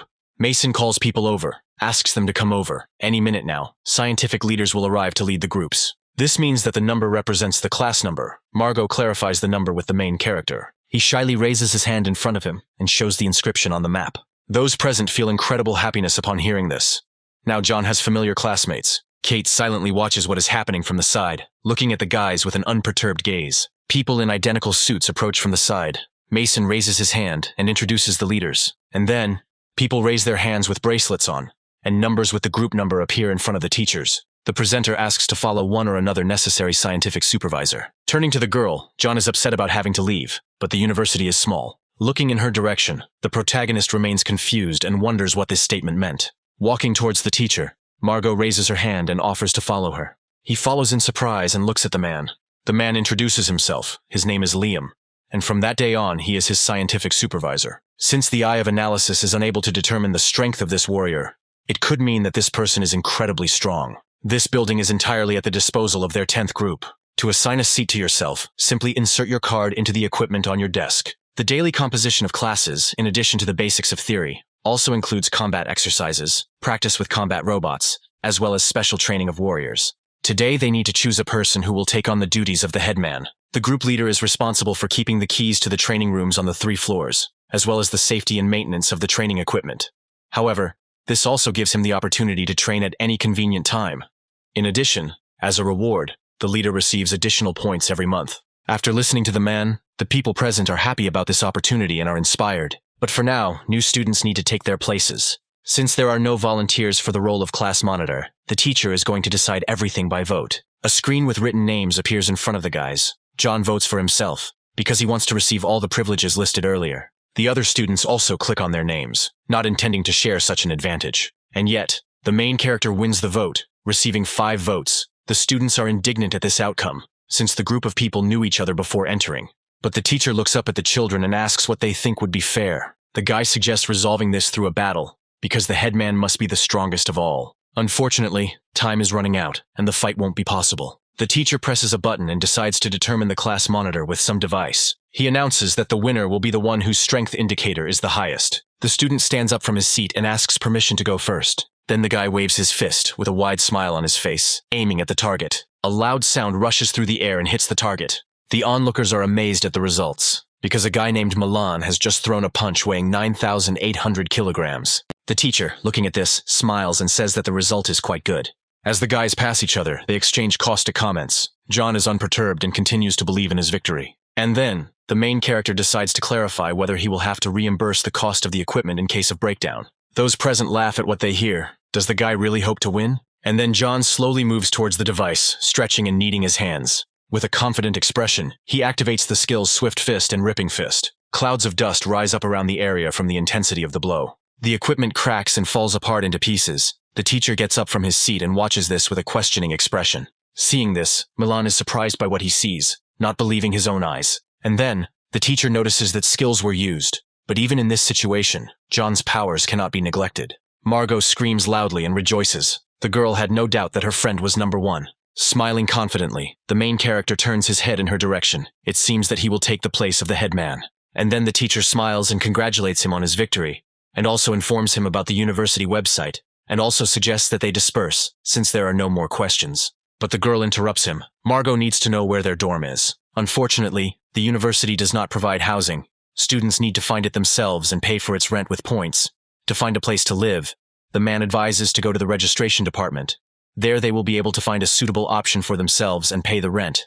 Having finished the dialogue and communicated all the necessary information, the teacher dismisses the students. The area of a typical apartment is 50 square meters, and monthly rent costs 50 points. The rent for the Bamboo Grove cottage is 500 points, and it also has a training room with all kinds of equipment. Morgana looks at the photograph with delight, thinking that there is no better option. The guy comes closer and explains to his friend that with such expenses, she won't even have enough for food.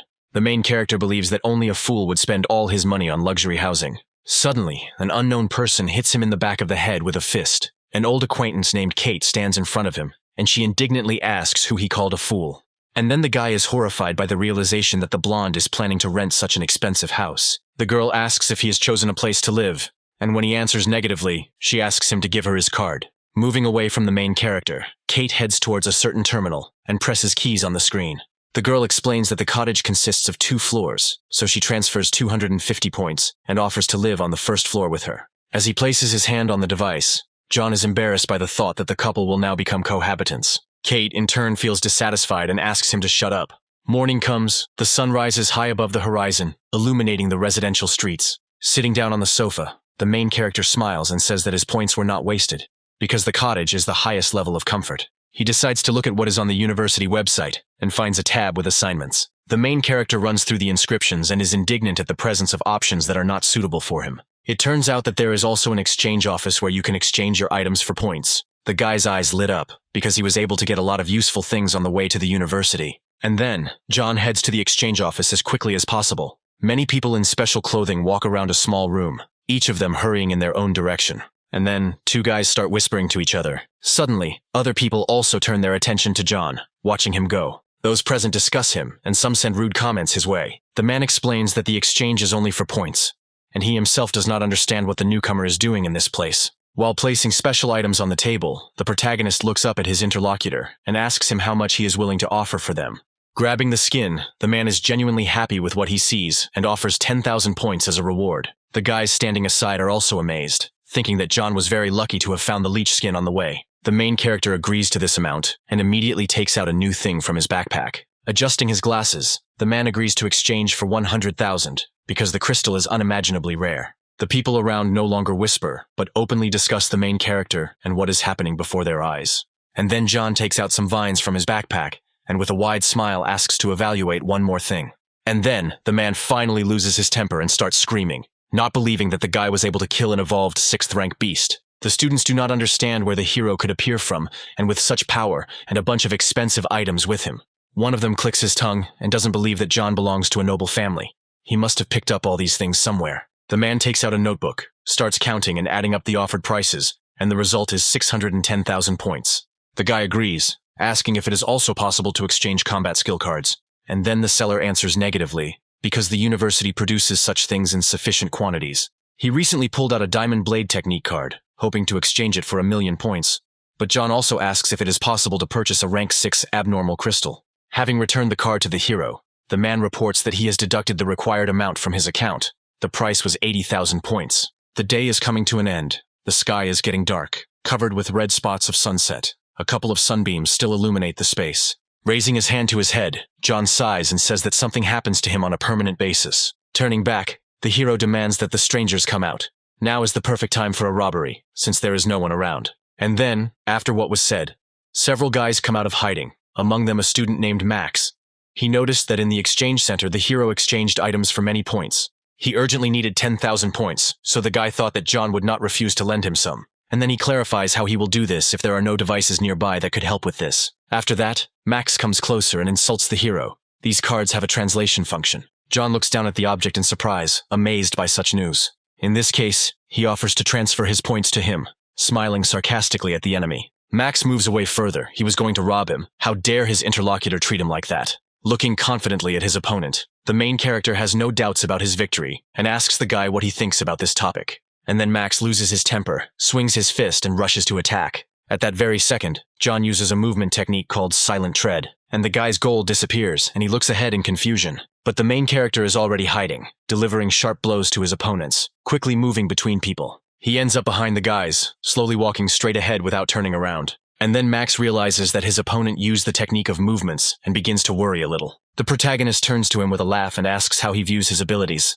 Before the enemy can respond, John activates a chain of blows, followed by multiple kicks. He also uses another ability. His palm lights up with flames. But Max is not going to retreat. He then uses the fist of the great snake. His hand, with the help of a hologram, becomes the head of a reptile. Seeing this, the guy turns around in fear and pays attention to it. He doesn't have time to dodge, and the enemy's attack hits him in the face, pushing him aside. Max is extremely unhappy. He decides to do something bad. John shouldn't have provoked him. He still demands the money back, but the protagonist advises them to be glad that they ended up at the university. If the battle took place outside the school, the boys could have been experience points for John, and then he uses a tearing fist. And then Max laughs loudly, not doubting his own victory, and also uses his ability. After a couple of seconds, the boys merge into a dance of attacks, their fists touching. And then the opponent feels his arm being twisted. It's all about John's ability. Max falls to the ground and screams in pain and resentment, ordering his friends to take him to the hospital immediately. Coming closer, the main character angrily comments on everything that is happening, and is not going to let people leave. And then the guy's eyes widened in fear. He doesn't understand what could happen now. Raising his finger and smiling broadly, John asks for 10,000 points to be transferred to him from each of those present. Hearing this comment, the guys get angry and refuse this condition. But the main character is not going to retreat. He offers to break the arms and legs of his opponents in exchange for this. Of course, Max would not like to get even more injuries. He promises to send him a transfer. Moving away, the guy asks how the transfer of funds can be carried out. Crying in fear and pain, Max takes out his card and explains that he needs to press a button on the side, which will cause a display to appear on the front of the card. After this, the guy asks the hero's account number, which he needs to know in order to make a transfer. Clicking his tongue, he finishes the action and sends the money to the account. Beaming with happiness, John is delighted that he managed to earn about 30,000 points to his account in a matter of minutes. Turning around, he thanks for the points he received and also says goodbye to the guys. Max is confident that he is not going to let the hero get away with all this. The people who remained safe are discussing what happened. They were quite frightened by the murderous aura. Is John really a first-year student? And then one of them is going to put all his money into getting a big group together and causing a lot of trouble for the guy. Arriving home, John calls his friend by name, after which he suggests having lunch together. Kate sits in her room, an aura hovering around her. The girl is focused on using some skill. Using a monitor in the living room, you can order delivery without leaving your room, she says. The guy treats her, offers to choose whatever she wants. But for now, the girl should take a shower after fruitful work. As she gets out of the bath, she is surprised at the speed with which the delivery arrived. There are many different dishes on the table in front of her. The food looks so attractive and appetizing. The hero also spears a piece of meat on a fork and joyfully brings it to his mouth. He hasn't eaten for a very long time, on the path to death. All he had was protein bars and bland fried animal meat. Turning to the guy, she asks where he got so many university points from. Smiling, John offers to kiss him in exchange for information. Hearing this, Kate immediately takes out a gun and brings it to her friend's neck, who is jokingly scared and surprised by the presence of a gun at the table. During his defense, John calls his friend his big sister, which makes her even more angry. Kneeling down, the protagonist is ready to call the girl whatever he wants, especially considering that they are roommates. And then, Kate really loses her temper and then pushes the hero to the side with her foot. Once on the battlefield, she offers to come closer and show him the heights of his strength. Hearing this, John is surprised, because Kate has already taken a shower, and the training has long since ended. He wonders if she's probably decided to follow the example of her previous teacher, and use the training as an excuse to give him a dressing down, if he's surrounded by only explosive girls. Kate becomes more serious. How could the guy dare to relax during a fight? During this, she lunges forward, delivering a stabbing blow with her sword. The main character clicks his tongue, and drops of blood appear from his mouth. But it's not about the girl's attack. She looks at her friend with surprise and horror. While he coughs, Kate asks when John could have gotten injured. He smiles and explains that he visited the exchange center in the evening, exchanged materials from evolved beasts for a considerable number of points, and eventually a second-year student noticed this, and a fight broke out between them on the way, and in the end he was given 30,000 points as compensation. The girl turns away in displeasure, and then throws away the medicine for healing wounds, which restores blood vessels. It must be taken twice a day, 2 tablets at a time. Looking down at the jar, John doesn't understand why he would waste medicine for the sake of a scratch. Turning towards her interlocutor, Kate points to her forehead and says that he is sick after all. Leaving the room, the girl asks to have a good rest, and John wonders if she could really like him. The feeling of energy continuously flowing into the body is simply incredible. In addition, during this absorption, the hero's points simply increase insanely. This can really be called a random discovery. In the future, it will be possible to absorb high-ranking anomalous crystal more often for the sake of increasing points. However, a 6th rank jewel contains a colossal amount of energy that the body can barely cope with, and it feels like the body is being torn to shreds. The warrior's body is a receptacle, and only by strengthening it can one accommodate a greater amount of energy from the sources, thereby steadily increasing one's strength. Based on this, the war must tirelessly harden his body. Having finished the thought, the guy looks up and loses his concentration. He notices his partner jumping over the fence, wondering where the girl is headed at such a late hour. Apparently, she is having a secret date. But John decides to forget about such thoughts and concentrate on improving himself. Max sits in his chair. He has already visited the doctor. But he does not let go of the thought of teaching his opponent a lesson. One of his subordinates comes and reports that he has brought a certain man named Darius. The man slowly steps forward, indignant, because he was called from the first-year students. Darius says hello. He appears in front of Max. The man is a tall and large man. And then they push him from behind, asking him not to block the road, and he falls sharply. Turning in the opposite direction, Darius indignantly asks who dared to push him. Kate stands in front of him, her gaze unperturbed. The girl calls him a newbie. Hearing this, the giant loses his temper, his eyes widening with aggression. He doesn't care at all what year she's in, because now her song must be sung. But she is still unperturbed and confident in her own victory. Calls the enemy a mediocrity and cuts the air with her sword.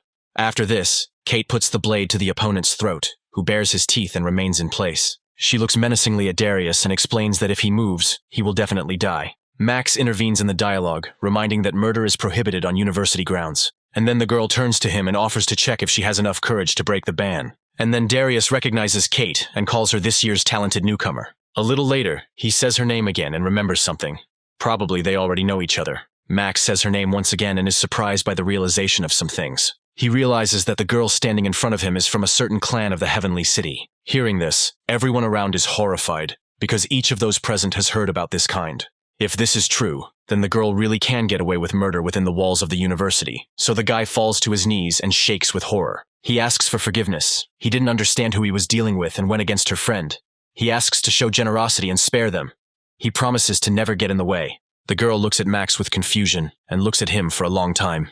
Lowering her weapon, she immediately turns around and walks away. Feeling extreme fear, the giant falls to the ground. Darius inhales slowly. The girl has finally left. The atmosphere around her is too scary. No one knew, even to think, that he could be connected with such important people as Kate. The night ends. The sun rises from the horizon, illuminating everything around. The birds wake up and begin to sing. Yawning, the protagonist gets out of bed and calls his friend named Kate. And so, going out into the living room, the guy is surprised at what he sees. There is breakfast on the table. Apparently the girl leaves for university very early. Although she looks cold, she is actually quite caring. Arriving at the site, the main character notices students from his new class. The guys make snide comments, hinting at cohabitation with the blonde. The teacher announces that the theoretical lesson is over, and that the students will now have some time for independent study and training. The university has an unusually free academic atmosphere. Students can attend theoretical classes at their own discretion, and absence will not affect their credits. From what they heard, most people are happy and smiling, because now they can safely skip classes. However, tests are held monthly, and exams are held every 6 months. So if the grades are at an unacceptable level, then one should not blame the insensitive punishment. And now, students are upset because they won't be able to skip classes because they need to prepare for exams. One floor above their office are the strength training rooms, where students will find all the things they need for their daily workouts. Since the main character is the headman, he is given a map. The room opens at 6 in the morning and closes at 12 at night every day. After use, it is necessary to clean up. After that, he asks to give his card to get 500 points. Finally, the man takes the object in his hand and sends it into the hole on his table. Seeing the gigantic sum on the screen, he is shocked by what he sees. The teacher decides to find out where the main character got so many points from. The students discuss what they heard, look at each other, and are surprised by the number. This is impossible. Yesterday no one had points, and today there were so many. This could not have happened. The guy gets up from his seat and accuses the protagonist of hacking the university system. The teacher looks at the students angrily.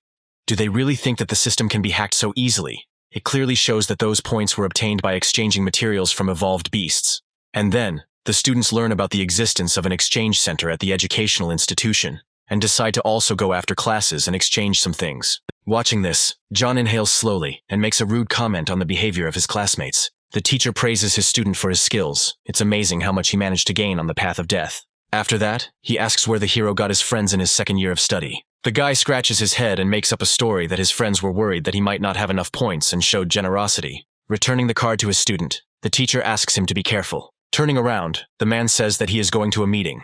In a week, there will be a meeting among the first-year students, so it is necessary to train. When the time comes, he will select the 5 strongest among them, who will compete with the rest of the first-year students for the title of the best. Hearing this, the guys are motivated and promise that they will prepare responsibly. After finishing their classes, each of them goes to the training room. People take wooden balls and swing them in front of them, while others use exercise machines. The guy also uses a wooden spear to practice the necessary strikes. Approaching him, a classmate asks him how he views the exchange of experience. Margot is already coming closer and turns to a guy named Milan, not understanding what he is trying to achieve. He explains that he just wants to warm up by fighting his headman. A classmate is sure that yesterday the hero used some trick to break the device for measuring strength. It is impossible to explain, because the aura is practically not felt. The main character does not agree to fight, because his opponent is too weak. He is afraid of accidentally injuring him. And then Milan loses his temper and swings a wooden ball towards his opponent. He in turn jumps back, avoiding the attack. The main character smiles broadly and says that the attack is too slow, and offers to show how it should be done. He immediately uses a pear-colored flurry, dealing multiple blows in one sharp movement. The guy barely fights off some of them, trying to hide from the attack. But he doesn't have enough strength, so Milan flies high into the air under the onslaught of John. And then the rest of the classmates also unite. They want to help their friend and decide to attack. The team with which the hero was heading to this university discuss what is happening and also decide to help their friend. And then John dissuades them. He alone is more than enough for these weaklings. Thanks fate for providing the opportunity to assert the authority of the headman. Milan has already risen to his feet and is rushing to attack the hero again in order to inflict many more blows in order to take revenge. He raises the handle of the weapon behind his back to swing at him. Suddenly, John uses the verdict skill, thereby reflecting the attacks aimed at him. After a few seconds, he also delivers a chain of kicks, hitting the opponent. Some of the attackers were unable to stay on their feet. People fell to the ground, while others remained standing on their feet. Coming closer, the protagonist asks if Milan has experienced enough humiliation. The beaten guy breathes heavily, rubs his cheek and sighs. He looks silently and seriously into John's eyes, and John, perplexed, maintains the silence. And then Milan asks for forgiveness, saying that he lost clean. The girl was sure that John would cope on his own. Just recently, she had been more worried about him than anyone else. After a couple of seconds, the main character shouts, asking if there are any more dissatisfied people. When they entered here, the scan revealed that their combat ability was the weakest, which is why they were assigned to the 10th group.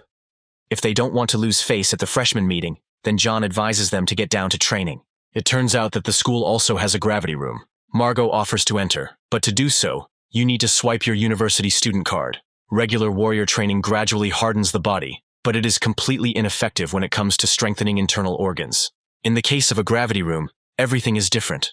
While in it, the body's cells are in a state of intense exhaustion, and the load on the internal organs is also unusually great. Therefore, the use of cultivation techniques to absorb the energy of the origins and other training have an unusually high effect on strengthening the body. Moving on, the main character pays attention to the whole surrounding atmosphere. Apparently this is what this room looks like. Everyone present is here for the first time. The dark-skinned girl pays attention to some things. She comes closer to the sign. It turns out that using the gravity room requires points. Nicholas decides to calculate that an hour under double load will cost 120 points. They only get 500 points per month. They still need to spend money on food and rent. They can't afford it now. Approaching an acquaintance, John offers to sell the flesh of the Kai beast. It is quite expensive. In addition to the ability to exchange items for points, you can also complete tasks that are published on the university page and receive points for completing them. Taking out his card, John offers to practice at his expense. To start with, it's worth trying the easiest option. Those present are incredibly happy, thanking him for such a service and the opportunity to progress in training. Approaching the device, the main character takes out his card and holds it to the sensor. A voice announces that the double gravity boost training has begun. Everything around begins to vibrate and make loud sounds. The students raise their heads higher. Nicholas is indignant, squatting down. Apparently it's really hard for him. And then Morgana starts screaming loudly. Is this really a double boost? Under conditions of increased gravity, the body's cells are in a state of continuous exhaustion, and at the same time, they are continuously disintegrating, giving birth to new cells, stronger, and in greater quantity. Under such conditions, using the cultivation technique to absorb the energy of the origins of the abnormal crystal will be much more effective. After a moment, the students sit in relaxing poses and concentrate. Those present were very tired. Could John's strength really be so high that after an hour he was able to continue training? Nicholas gets up from the ground and is about to leave, commenting that if he stays in this place for a while, he will fall apart. 3 hours later, the protagonist opens his eyes and looks straight ahead. He raises his head. I look around. Apparently he is the only one left. Since this is the case, we can try triple amplification. The guy approaches the device again, applies the card, and the triple gravity amplification training is launched. And then, he is suddenly pressed to the floor. The guy hits it hard. He's bleeding there. He's straining himself a lot. This load is really heavy and great for him. The body is torn apart by pain. It seems as if the internal organs and skeleton are about to be torn apart. However, the system shows that experience points are growing at an impeccable pace, even faster than when killing evolved beasts. The remaining students return to the training room to continue to hone their skills. The dark-skinned girl is worried, because the main character has been sitting in a gravity room for 5 hours already. Morgana explains that this place is equipped with an intelligent system that will turn everything off and issue a warning if it detects that a person cannot continue training. Entering the room, one of the students reports that the headman is currently improving under triple amplification. Those present are horrified. Is he really that strong? And now, the absorption of the energy of the origins of the 6th rank anomalous crystal has been completed. After classes, it will be necessary to go to the exchange office and buy a few more pieces. Under the triple force of attraction, his reaction speed slowed down significantly. The power of the tearing fist also weakened unusually. And yet, if under the triple boost, he released the tearing fist with all his might, its power could also be increased threefold. The system offers training in conditions of high gravity, intends to use the first level. Suddenly, an unknown object rises and directs red radiation towards John. The machine releases a fire laser at incredible speed, directing the attack towards the student. The main character didn't put on any equipment. If he was hit by a laser, he could very well die. He shouldn't have started training so recklessly. A couple of seconds later, 2 lasers are already flying at him. He dodges them with quick and sharp movements. The guy uses the silent step movement technique when there are more and more dangers around. 30 minutes later, the training is over, and John feels like he was on the verge of death. As he leaves the room, he calculates his finances and finds that the 5.5 hours cost 820 points, but their effectiveness is comparable to about 2 weeks of previous training. Margot was very worried about her friend and asked if everything was okay with John. Nothing could have happened to him. He asks the guys to continue training, and he himself goes away on a small matter. Nicholas is surprised, because he was in the gravity room for about 5 hours, and he looks like he went for a walk. While the sun is shining outside, high above the horizon, the main character heads to the exchange office. Unfortunately, he didn't have enough for even a dozen anomalous crystals. He can't sit and rest on his laurels. He needs to find a way to earn more points. That tall building must be the competition tower. Anyone who can break into the top leaders there will be able to get the corresponding amount of points every day. The competition tower consists of 100 floors. The university ranks the students based on their strength, and the students in the top 100 become the masters of the corresponding floors, so even defeating the master of the first floor of the tower means falling into the top 100. The weekly ranking and floor distribution are updated based on the battles that took place in the competition tower. In order to encourage the hosts and the precedents, the university has set different rewards in the form of points for the hosts. The higher the floor, the higher the reward. There is also a weekly ranking among students of each year. For being in the top 10 of the ranking, the university also gives out an award. The newcomers of this year turned out to be quite strong. Someone on the second day already managed to challenge the 20th floor. While the protagonist is sorting out the registration for the battle, the students mock him. A few moments later, John finds himself in a large hall where people are fighting. The loudspeaker announces that the winner is second-year student Euler. The next guy needs to get ready. John will go up against the same student. Hearing his name, he wonders if it was really his turn so quickly. The workers discuss the protagonist's identity, remaining completely confident that John will lose. The device for measuring combat capability shows a result in which the guy does not even reach the 3rd rank. Coming closer to the protagonist, Euler asks whether he will fight with weapons or bare hands. Looking confidently at his interlocutor, he takes off his backpack and says that he will not need a weapon. Euler is furious at what he hears. He doesn't like this tone at all. The guy immediately activates the skill and uses a tearing fist, directing it towards the main character. He looks at what is happening with interest, apparently. Someone else is also using the same skill. After dodging, Euler decides to activate his new ability to show off his own power. He uses multiple strikes towards John, but he runs between attacks with sharp, quick jerks, using the technique of movements. How he can move so quickly even with a giant box on his back, the opponent cannot understand. The guy smiles widely. It just so happens that he also has the technique of a tearing fist. After this, John confidently swings his hand, which bursts into flames. Some in the stands are surprised by what they see. Some are already confident that one of them will win.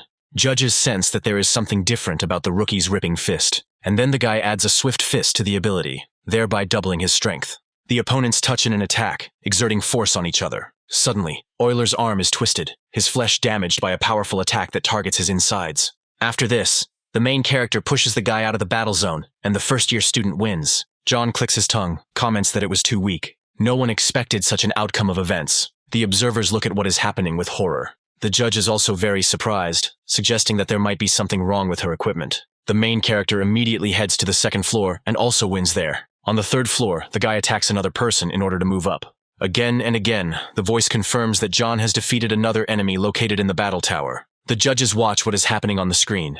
They do not believe that he reached the 4th floor fighting only with his bare hands. Still, there is a possibility that something is wrong with the equipment that determines combat power. Once on the 5th floor, the guy is already breathing heavily. He is preparing to attack his next opponent. A girl appears in front of him. She offers to take the weapon from behind his back to fight her. And then, the main character grabs the handle of the tool and asks not to worry. He doesn't wear it for show. After this, John uses the Phoenix's greatness. Then everything around him lights up with a bright flame. A few moments later, the girl is defeated, flying to the side under the onslaught of her opponent. On the 7th floor, the main character slides along the ground, smiling confidently, and once again defeats the enemy. The girl is terrified. The freshman can't get to the 20th floor in one breath. A second-year student named Becker appears in front of John. He is the owner of the next floor. The guy has a premonition that the battle will be serious. Here he is no longer confident in his superiority. And then, the opponent says that the current first years have made it clear to everyone that they cannot be underestimated. Today, the man defeated one of them. He brings the sword to his face and says that he would be interested to see how long the new opponent can last. But the guy has no hurry, so he plans to put in maximum effort in this fight. At that very second, they cut into the air with their weapons, swinging them sharply from side to side. Someone is going to watch the live broadcast from the competition tower, which is the man who made it to the 20th floor. Students in the first group pay attention to this, clarifying who he is. It turns out that John is in the 10th group. The guys are shocked by what they hear. If a student was assigned to this group, he must be among the weakest first-year students. There was no way John could have made it to the 20th floor. And then the guy remembers that the main character is Kate's friend. Breathing heavily, John realizes that he is barely holding on. Probably a 5th-rank warrior is his limit. Be that as it may, he had already managed to discover patterns in his technique of movements. Becker uses Ghost Dance to dodge attacks. At this moment, the protagonist activates Silent Tread, showing that he also has the ability to move. Becker doesn't understand how John was able to predict where he would end up.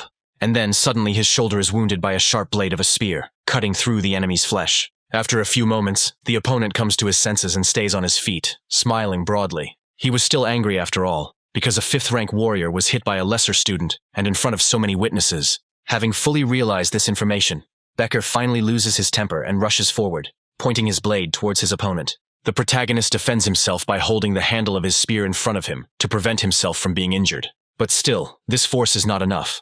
So under the pressure of the enemy, he flies in the opposite direction.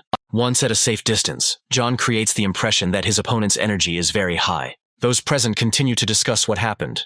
No one would have thought that the newcomer would be able to wound this warrior. Today he is not showing himself very well. Becker promises to be serious, since his opponent managed to really piss him off. He points the gun towards John and promises to put several holes in his body with his weapon. The man swings the blade with quick movements, cutting through the air, also hitting the enemy's spear. Suddenly, one of the attacks ricochets into the protagonist's shoulder, and he tenses up. And so, one after another, movement wounds his body. The guy feels the enormous power of the 5th-rank enemy. Even the residual energy from the swings of his weapon is capable of injuring. Becker smiles widely, ready to see how many of his attacks John can avoid. He hadn't met such a serious opponent for a long time, and the guy felt complete delight from the need to fight and spare no effort. And then, the fight becomes more serious. The main character dodges the oncoming attacks. In any case, the enemy is stronger than him. In John's gaze, one can feel only the will to fight. Moreover, as the battle progresses, this feeling only intensifies. Becker can't afford to screw up. If he does, the guy will be a laughingstock, so this fight needs to be finished immediately. He uses the golden skill, and many ice blocks appear around him. And yet John's abilities prove to be more advantageous, because he uses fire and can melt the attack. Then, cutting pieces of ice continue to break through the flames. It was unable to contain them. A loud explosion is heard. Clouds of smoke appear around and attract attention. When everything clears, the main character appears before the people, who finds himself walled up in a piece of ice. People are shocked by what they see. Is the warrior's strength really that great? The main character cannot allow everything to end like this. He immediately uses an explosion of anger. The judge announces that victory is awarded only if the opponent does not resist for 10 seconds or is outside the arena. Becker begins to move towards his opponent, intending to throw a boulder from the battlefield. And then the elements begin to crack at the seams. The ice makes loud sounds and breaks apart. Suddenly, the enemy's eyes widen in horror at what he saw. He did not expect such an outcome at all. As he gets closer, a fiery whirlwind appears in front of the guy and spreads around him. No one understands how the enemy could use a combat skill while in the ice. It was good that John managed to activate the explosion of anger just before he was chained. And combined with the grandeur of the phoenix, it was not difficult to get out. Now, it's time to finish off the opponent in one fell swoop. He immediately catches up with the opponent. Becker still can't comprehend how he managed to get out of his ice so quickly. Coming closer, he points the blade of his spear at the enemy's face and says goodbye to him. The guy groans from the tension and is worried about the proximity of his defeat. The main character's eyes show confidence in his own victory. He strains with all his might. After this, John uses a blow of accumulated power, thereby pushing the enemy out of the arena. Observers are sending a lot of comments about what happened. The judge turns towards the protagonist, asking if he plans to challenge the 21st floor. He says that he will come tomorrow, but today, he is not going to move up. The guy turns around and looks at the table with the ranking of freshmen. John realizes that he was first in the ranking, Because of the victory over the owner of the 20th floor, he received the right to go to the 21st. It turns out that the second place could not defeat Becker. The guys discuss what happened and can't believe that John ended up in the 10th group. Looking down at the monitors, one of them is about to take note of the main character. Very tired from the long journey, the guy is breathing heavily. He feels the side effects of the explosion of anger. He can't even believe that he made it to college. Someone from behind comments on the main character's appearance. He slowly turns his head back. The rising sophomores ask him why he looks like a beaten dog. It's strange that he didn't die after challenging the 5th rank. Becker was seriously exhausted after 2 consecutive defeats with the first years. That's the only reason he managed to win. If he understood correctly, this guy did not accept the humiliation and sent them to restore his reputation before he had time to recover. The freshmen are taking on too much this year, so the boys would like to teach him a lesson. And yet, despite his condition, John does not back down and responds to all the rudeness directed at him. A dark-skinned guy runs up to him and grabs him by the clothes, trying to hit the exhausted hero. Suddenly something stops his hand. He also pays attention to it. And there, behind him, stands Kate, holding the limb of an unknown attacker. John smiles weakly, saying that his patronage has arrived. Continuing to pull, the girl twists the opponent's arm, bending it until it hurts. After this, the second-year students run towards her, losing their temper. They shout loudly and get angry. But this doesn't scare the heroine, so she swings harder and lands a decent blow to the guy's face. No one thought that the girl's skill would be so precise, not only in the use of weapons, but also in hand-to-hand combat. A few seconds later, Kate uses Ripping Fist, rushing towards the attackers. A moment later, the beaten ones are already flying in the opposite direction. Seeing this, the main character is seriously surprised. It turns out that his neighbor owns a tearing fist, and its power seems more ferocious than his. And so, the offenders begin to run away, afraid of getting even more injured. John thanks his savior and asks the girl how she guessed that he would be here. It turns out that Kate was just watching the broadcast of the performance. First, he spent 5 hours in the gravity room, and then went to challenge in the competition tower. Noticing the guy's appearance, she asks her neighbor if he can move on his own. And then John begins to pretend to be dying. Despite her outward anger, the girl is actually worried about him. After this, Kate sighs loudly and lifts her neighbor onto her shoulders. Holding on to her, the protagonist cannot allow himself to force the girl to carry him on her back. After this, she explains that she is only returning her debt and asks not to overthink things. It's getting dark outside. The streetlights are turning on, trying to illuminate the darkened streets. Everyone around turns around, pays attention to the heroes, points fingers and discusses. Some people envy John's position, while others, on the contrary, despise him for such an act. After some time, the guys reach their place of residence, approaching the gates of the villa. The hero catches himself thinking that the girl's profile looks truly beautiful, and her hair smells very delicious. Without thinking twice, John brings his lips to the lady's cheek and kisses her. After this, he begins to panic and think that she might get angry. The girl slows down, her voice becomes darker. John tries to justify himself and explain his actions. But he's in trouble because the main character is already flying to the side from a strong kick. When it falls to the ground, its weight raises clouds of dust from the ground. He screams hysterically and asks for mercy, admits his mistake and says that he was wrong. Sitting at the table, John reflects that after the kiss, the girl did not attack him. Perhaps she really likes him. Embarrassed and blushing, he thinks deeper and fantasizes, but his thoughts are interrupted by a question from the girl, who asks whether the hero feels better. Sitting with his mouth full, he comes to his senses and responds positively to her concern. Getting up from her seat, she asks to go and help her with her training. The lady suggested exchanging experiences, and John, in turn, assumes that this is just an excuse to beat him. After some time, the boys train in a specially designated room, using wooden instruments. As the fight continues, the boy realizes that Kate is showing much more strength than yesterday. The higher the warrior's rank, the more difficult it becomes to advance further. But in her case, it seems that for her, development is not difficult at all. While defending himself from a bunch of blows, John tries to understand how the girl improves. Suddenly, the guy asks her to be careful, otherwise she will kill her husband.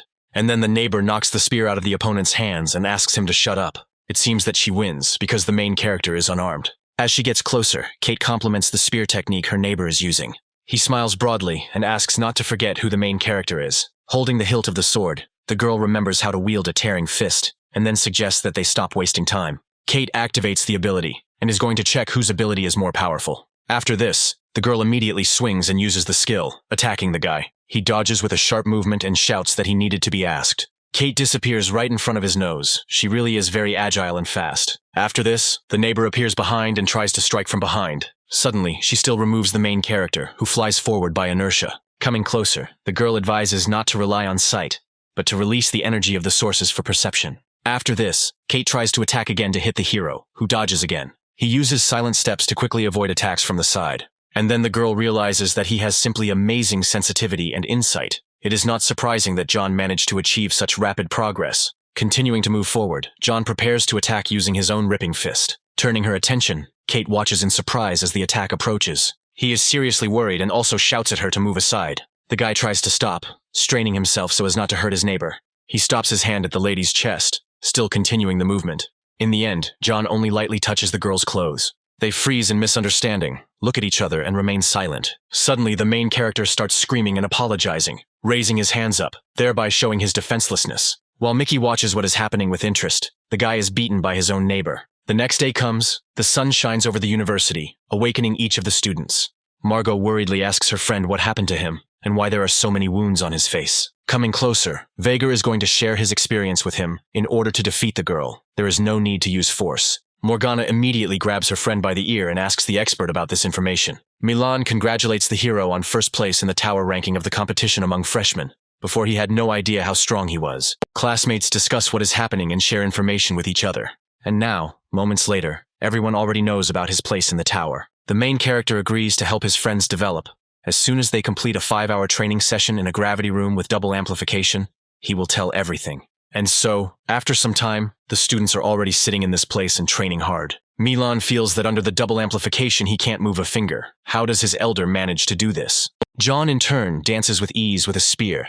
That's what's called a real difference in strength. 5 hours later, the protagonist smiles widely while his classmates die in pain. Finally, it's time to switch to triple amplification. The guy asks if there are any volunteers, but each of those present runs away, making up excuses. Therefore, the main character finds himself in a room completely alone. No one wants to help him. While he was switching power-ups and thinking about his classmates, an unknown person appeared behind him. The guy says that Kate was looking for him, but he, in turn, does not understand what the girl is doing in this place. She holds the card in her hand in fear and says that she has no more points. After this, John sighs, because he is not even her husband, so he does not have to worry about it. Peeking out from behind the door into the room, classmates smile funny and ask an inappropriate question.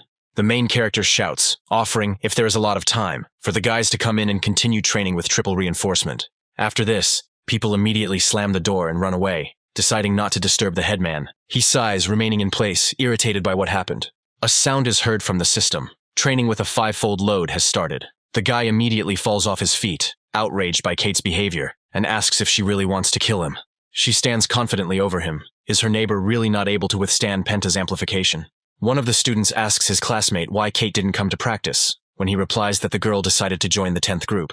He offers a long-haired guy named Moore to teach the main character a lesson. First, he asks to find a couple of people and teach a lesson to the horde of scum from the 10th group. The guy breathes heavily, saying that quadruple would be just right for him.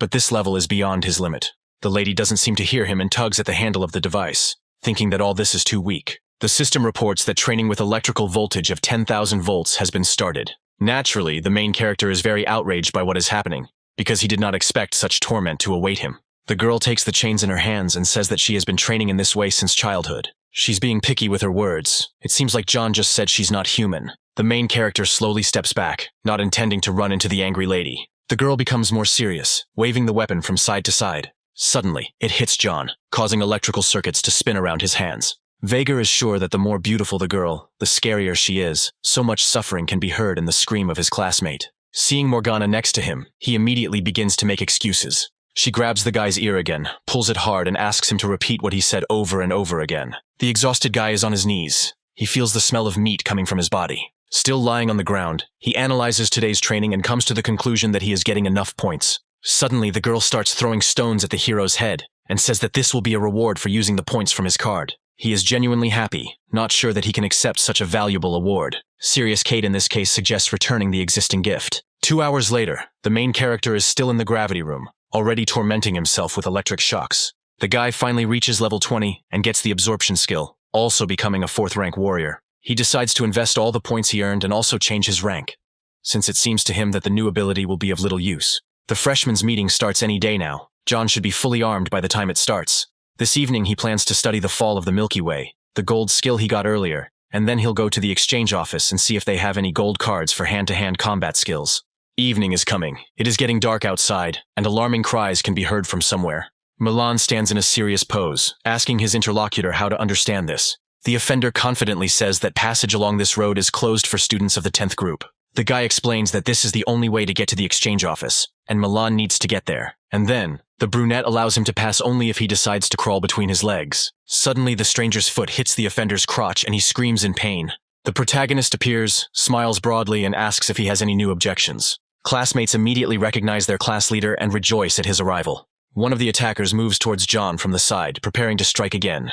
Then the guy uses the golden skill and a hologram of a wolf appears near his face. But the hero is about to respond to the attack using a tearing fist. The opponents meet in a battle dance, using their abilities against each other. Yet John proves stronger, as he pushes away the attackers, holding his injured arm. He decides to ask his opponent what skill he is using. After this, the main character smiles and tells about using a bronze skill, and then offers to fight again. Suddenly, someone present raises his palm in front of him and asks him to stop. The brunette introduces himself as Ronald and talks about the misunderstanding, offering to end this fight. The boy felt a weak aura from the hero, but he managed to achieve incredible power by improving the bronze skill. Striding along, John is still ready to make concessions. He comes closer to Milan and offers to crawl under him, in which case the matter will be hushed up. The guys indignantly point their fingers at the hero and talk about his impudence. After this, he immediately activates the ability and deals multiple blows to the person standing nearby. Ronald is not going to give up, since the hero decided to act this way. He uses a skill called Thunder Palm, striking the enemy in the back. The brunette boasts that his palm is capable of destroying a third-rank beast, and suggests enjoying it properly. The system reports an external energy attack and prompts the hero to use the absorption skill. Only 1,000 points were received because the opponent's skill was very weak. Suddenly, Ronald opens his mouth wide and breathes heavily. The hero cannot understand what is happening. He doesn't understand why John is completely fine and not at all hurt by his attack. The guy immediately punches the brunette in the face, explaining that his ability is useless. The opponent falls to the ground with a crash from John's blows. A stern voice of a teacher appears before the warring parties, informing them that fighting is prohibited on university grounds. Ronald immediately turns his head in fear towards the speaker. He suggests ending this, because everyone got what they deserved. The man turns to one of the students and demands that the guys be sent to the hospital and given appropriate assistance. Milan slowly approaches the hero and thanks him for his help in this difficult dispute. He explains that the guys attacked them on the way to the exchange office. There was no reason for this. At this moment, the main character looks at his interlocutor silently and with incomprehension. At the medical center, the teacher asks Ronald who sent them to bully the 10th group.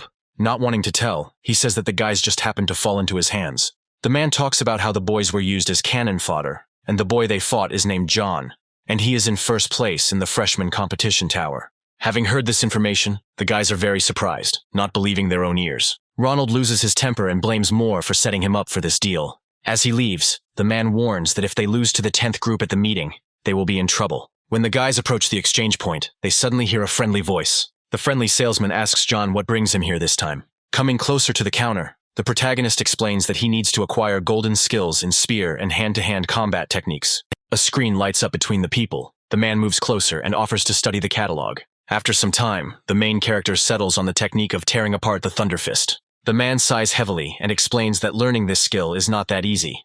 As far as he knows, everyone who tried has suffered greatly. Learning the tearing fist injures the practitioner in the process. Only after reaching a certain level of progress in learning it, can the practitioner use it to injure their opponents.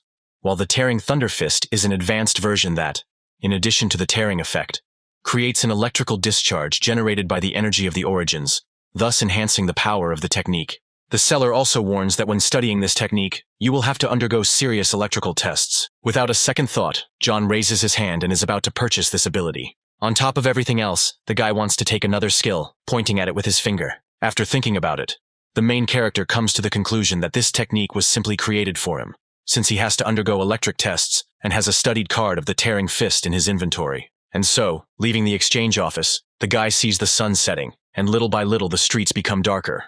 The freshmen's meeting will begin in 2 days. Today, the hero will need to focus on improving new and old skills. And then, Moore appears in front of him. The guy asks if his interlocutor is John. The hero calmly continues the dialogue, clarifying what he needs.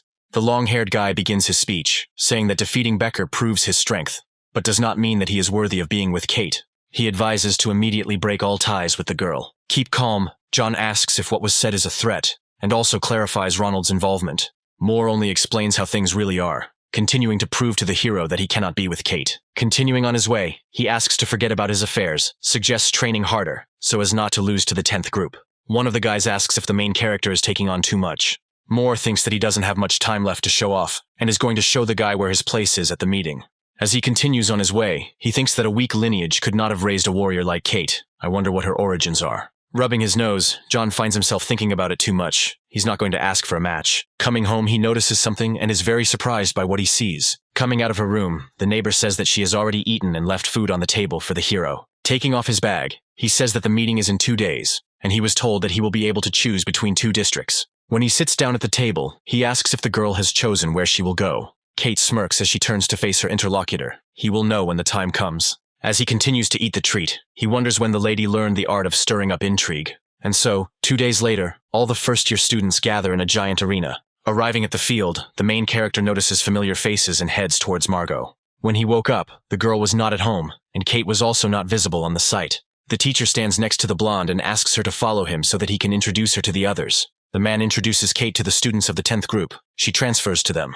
Turning to the teacher, the girl innocently asks him not to tell the reasons for her transfer. Seeing a familiar face, some of the students are very surprised, and the man asks them to be friendly towards her. The main character scratches the back of his head, not understanding at all how the girl could have ended up in this place. Coming closer, the teacher asks in surprise how he knows her. Vhagar turns his head to John jokingly, and says that Kate is the headman's girlfriend. The guy pushes his classmate aside and calmly asks her why the lady decided to transfer to them. And then Vhagar chimes in again and says that everything is done in the name of love. After this, the main character can't take it anymore and pushes the guy even harder. The girl calmly closes her eyes and says that she won't be interested if the others crush the guys because of their weakness. John originally thought he would have to compete with his neighbor at the meeting, but that is no longer the case. Still, he hopes that the girl really likes him. Suddenly, an unknown man appears on the stage and begins to give an important speech. The man calls himself Dr. Payne, and some testing will be done today. The guy looks at him with confusion and recognizes the name of the girl who had previously rejected him. Even at a great distance, one can feel the power emanating from the leader. After all, he is a warrior of the 9th rank. The man deftly snaps his fingers and asks to look at the screen that appears in front of him. During the test, the student is given 2 places to choose from for passing it. The team that has collected more anomalous crystal will win. The reward will be not only points, but also special combat skill cards that cannot be found on sale. The first location is the Emerald Grove, located south of the university. The danger level of this area is relatively low. The second location will be the Ruins, which looks like an abandoned city occupied by high-ranking zombies and terrible beasts. Milan, hearing this, is beside himself with horror. One can die in this place. There was an outbreak of a terrible virus in this area. The warriors who were on a cleansing mission there were all infected and turned into high-ranking zombies. It is said that the lowest level of beasts is 7th. The rest of the classmates join in the discussion, also greatly amazed by what they hear. The teacher approaches the head of the class and asks to distribute the students among the 2 proposed areas. Coming to the center, the main character becomes more serious. It is necessary to divide into teams. John approaches Kate, asking the girl if she will follow him to this place, and she calmly agrees. The guy asks if anyone wants to go with him and the blonde. Despite the danger, risk always comes with opportunity, so John asks the willing to come forward. Margot immediately raises her hand higher, agreeing to support her friend. Vhagar slowly turns to face his girlfriend and silently examines her, as if searching for an answer in her features. He steps forward and says he agrees to go on a dangerous adventure, pulling the lady along with him. Nicholas is not going to stay away either, since 3 of his 4 are looking fear in the eye. Putting his hands in his pockets, the hero looks around and talks about the lack of one more person. Someone clenches their fist until their muscles hurt and tremble. And then, Milan raises his hand and speaks of his intention to go with them. The main character smiles confidently and agrees to his proposal. After this, John stands in front of the main group of classmates and encourages the guys, asking them to show their best. A certain number of planes rise high into the air, following a given course. Turning to his classmate, the hero asks Milan how he is feeling. The guys present make fun of the students, and Margot immediately loses her temper upon hearing this. Looking down, the guy admits that he once visited these ruins. Classmates are very surprised by what they hear and ask again to make sure they heard correctly. Holding his head, he says that he made a bet with his classmates about whether he would dare to undergo combat training there. As a result, wanting to prove his strength, he went to this place with his friends. On the very first day of their stay there, the students were bitten and turned into zombies. After that, the guy ran away so as not to get into the same danger. And then, the main character realizes that all the zombies in that place are carriers of the virus. He turns out to be right. After 24 hours, the person completely turns into a mutant. A huge metal bird flies over the blooming and blossoming flowers. Finally, the students reach the necessary place, namely the ruins, and ask everyone to get off the ships. The main character looks at the space around him with interest. Before they leave, the host needs to be informed of some details.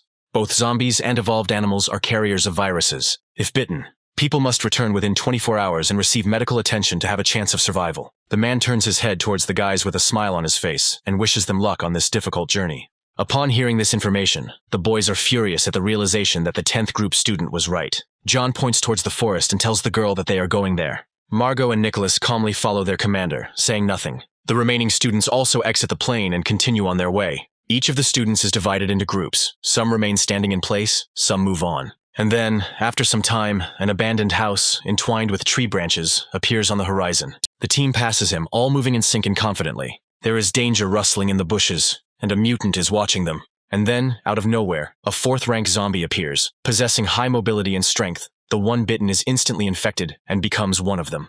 The blonde heroine immediately jumps up and calmly moves towards her target. With a sharp movement of her blade, she cuts through the monster's flesh. Morgana exhales slowly and thanks the girl for her help because she was very scared. The guys unite and begin to noisily discuss what happened, giving their comments. Suddenly, something comes to the main character's mind and he cheerfully raises his hand to his face. And then, Kate turns to the rest of the team and asks them to keep their eyes open.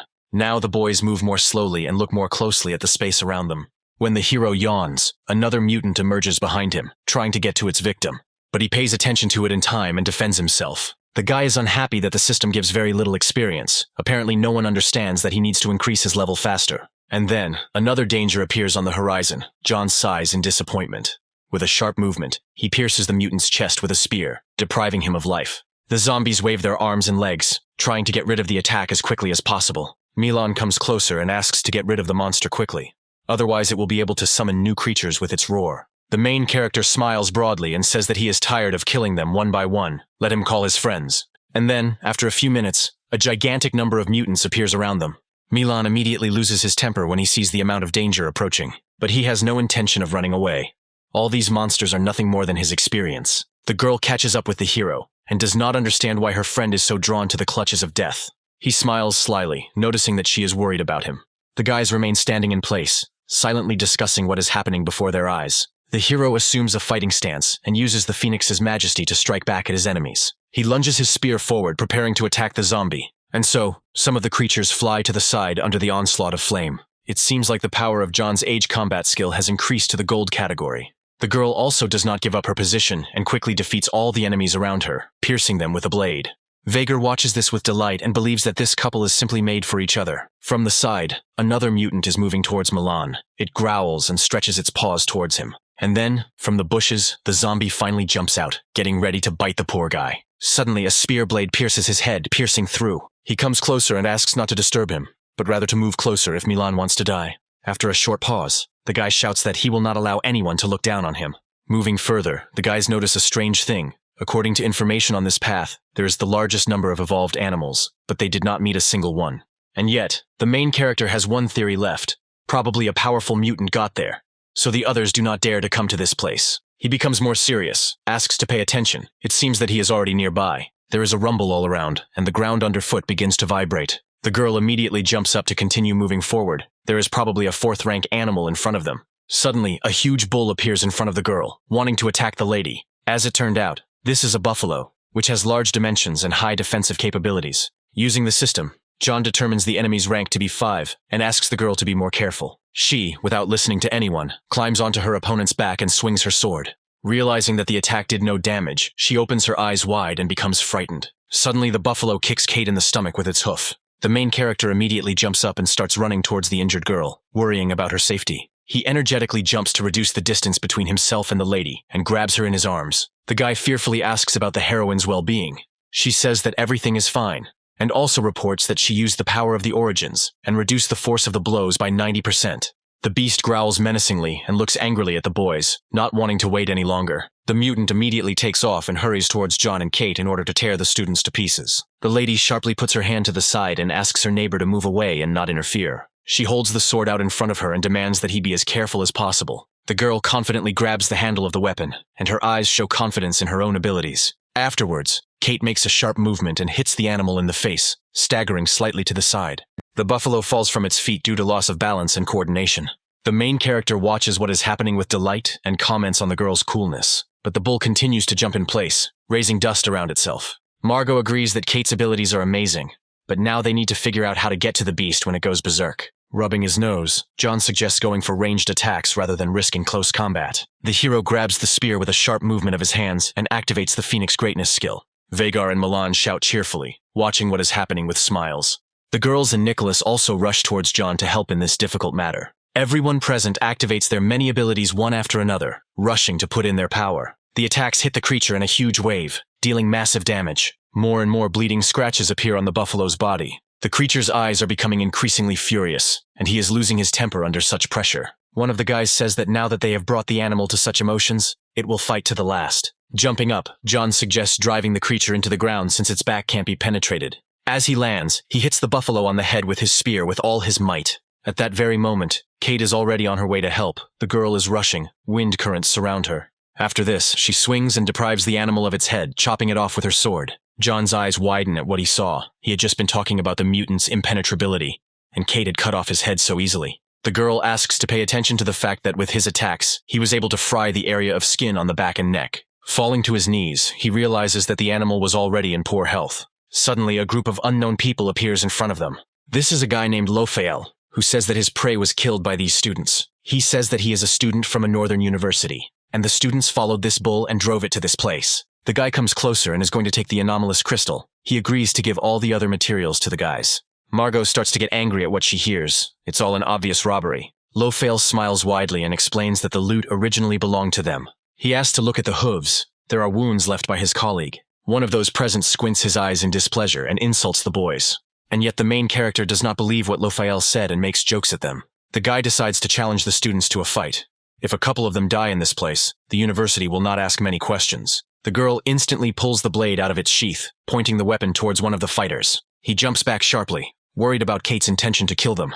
As John catches up with his rivals, he has no doubt that his students will dare to finish them off. He quickly catches up with Lofael, moving closer to his face, swinging his weapon. The rest of the classmates also rush into battle, wanting to kill each of the attackers. The guy shouts in displeasure at how they dare to encroach on their abnormal crystal. John just grins at what he heard, and offers to leave them the jewelry and points from the cards. After this, the enemy is lost. He only wanted simple profit, but ran into serious opponents. The protagonist moves closer and closer, waving his spear in front of Lofael's face. He uses an ability called Shadow, ready to fight with him. And then the guy notices the disappearance of the enemy. He, in turn, ends up behind his back, wanting to attack from behind. The hero turns around abruptly and says that his speed is not impressive compared to the lasers in the gravity room. Falling to the ground, Lofael cannot understand how he read his movements. Suddenly, John decides to test his new technique, namely the Thunder Fist Ripping. He swings and concentrates the force in his hand, and then hits the enemy in the stomach, knocking out all the air he has. After this, the guy flies off in the opposite direction at great speed. And then John rejoices in his new ability, calling himself the Lord of Thunder.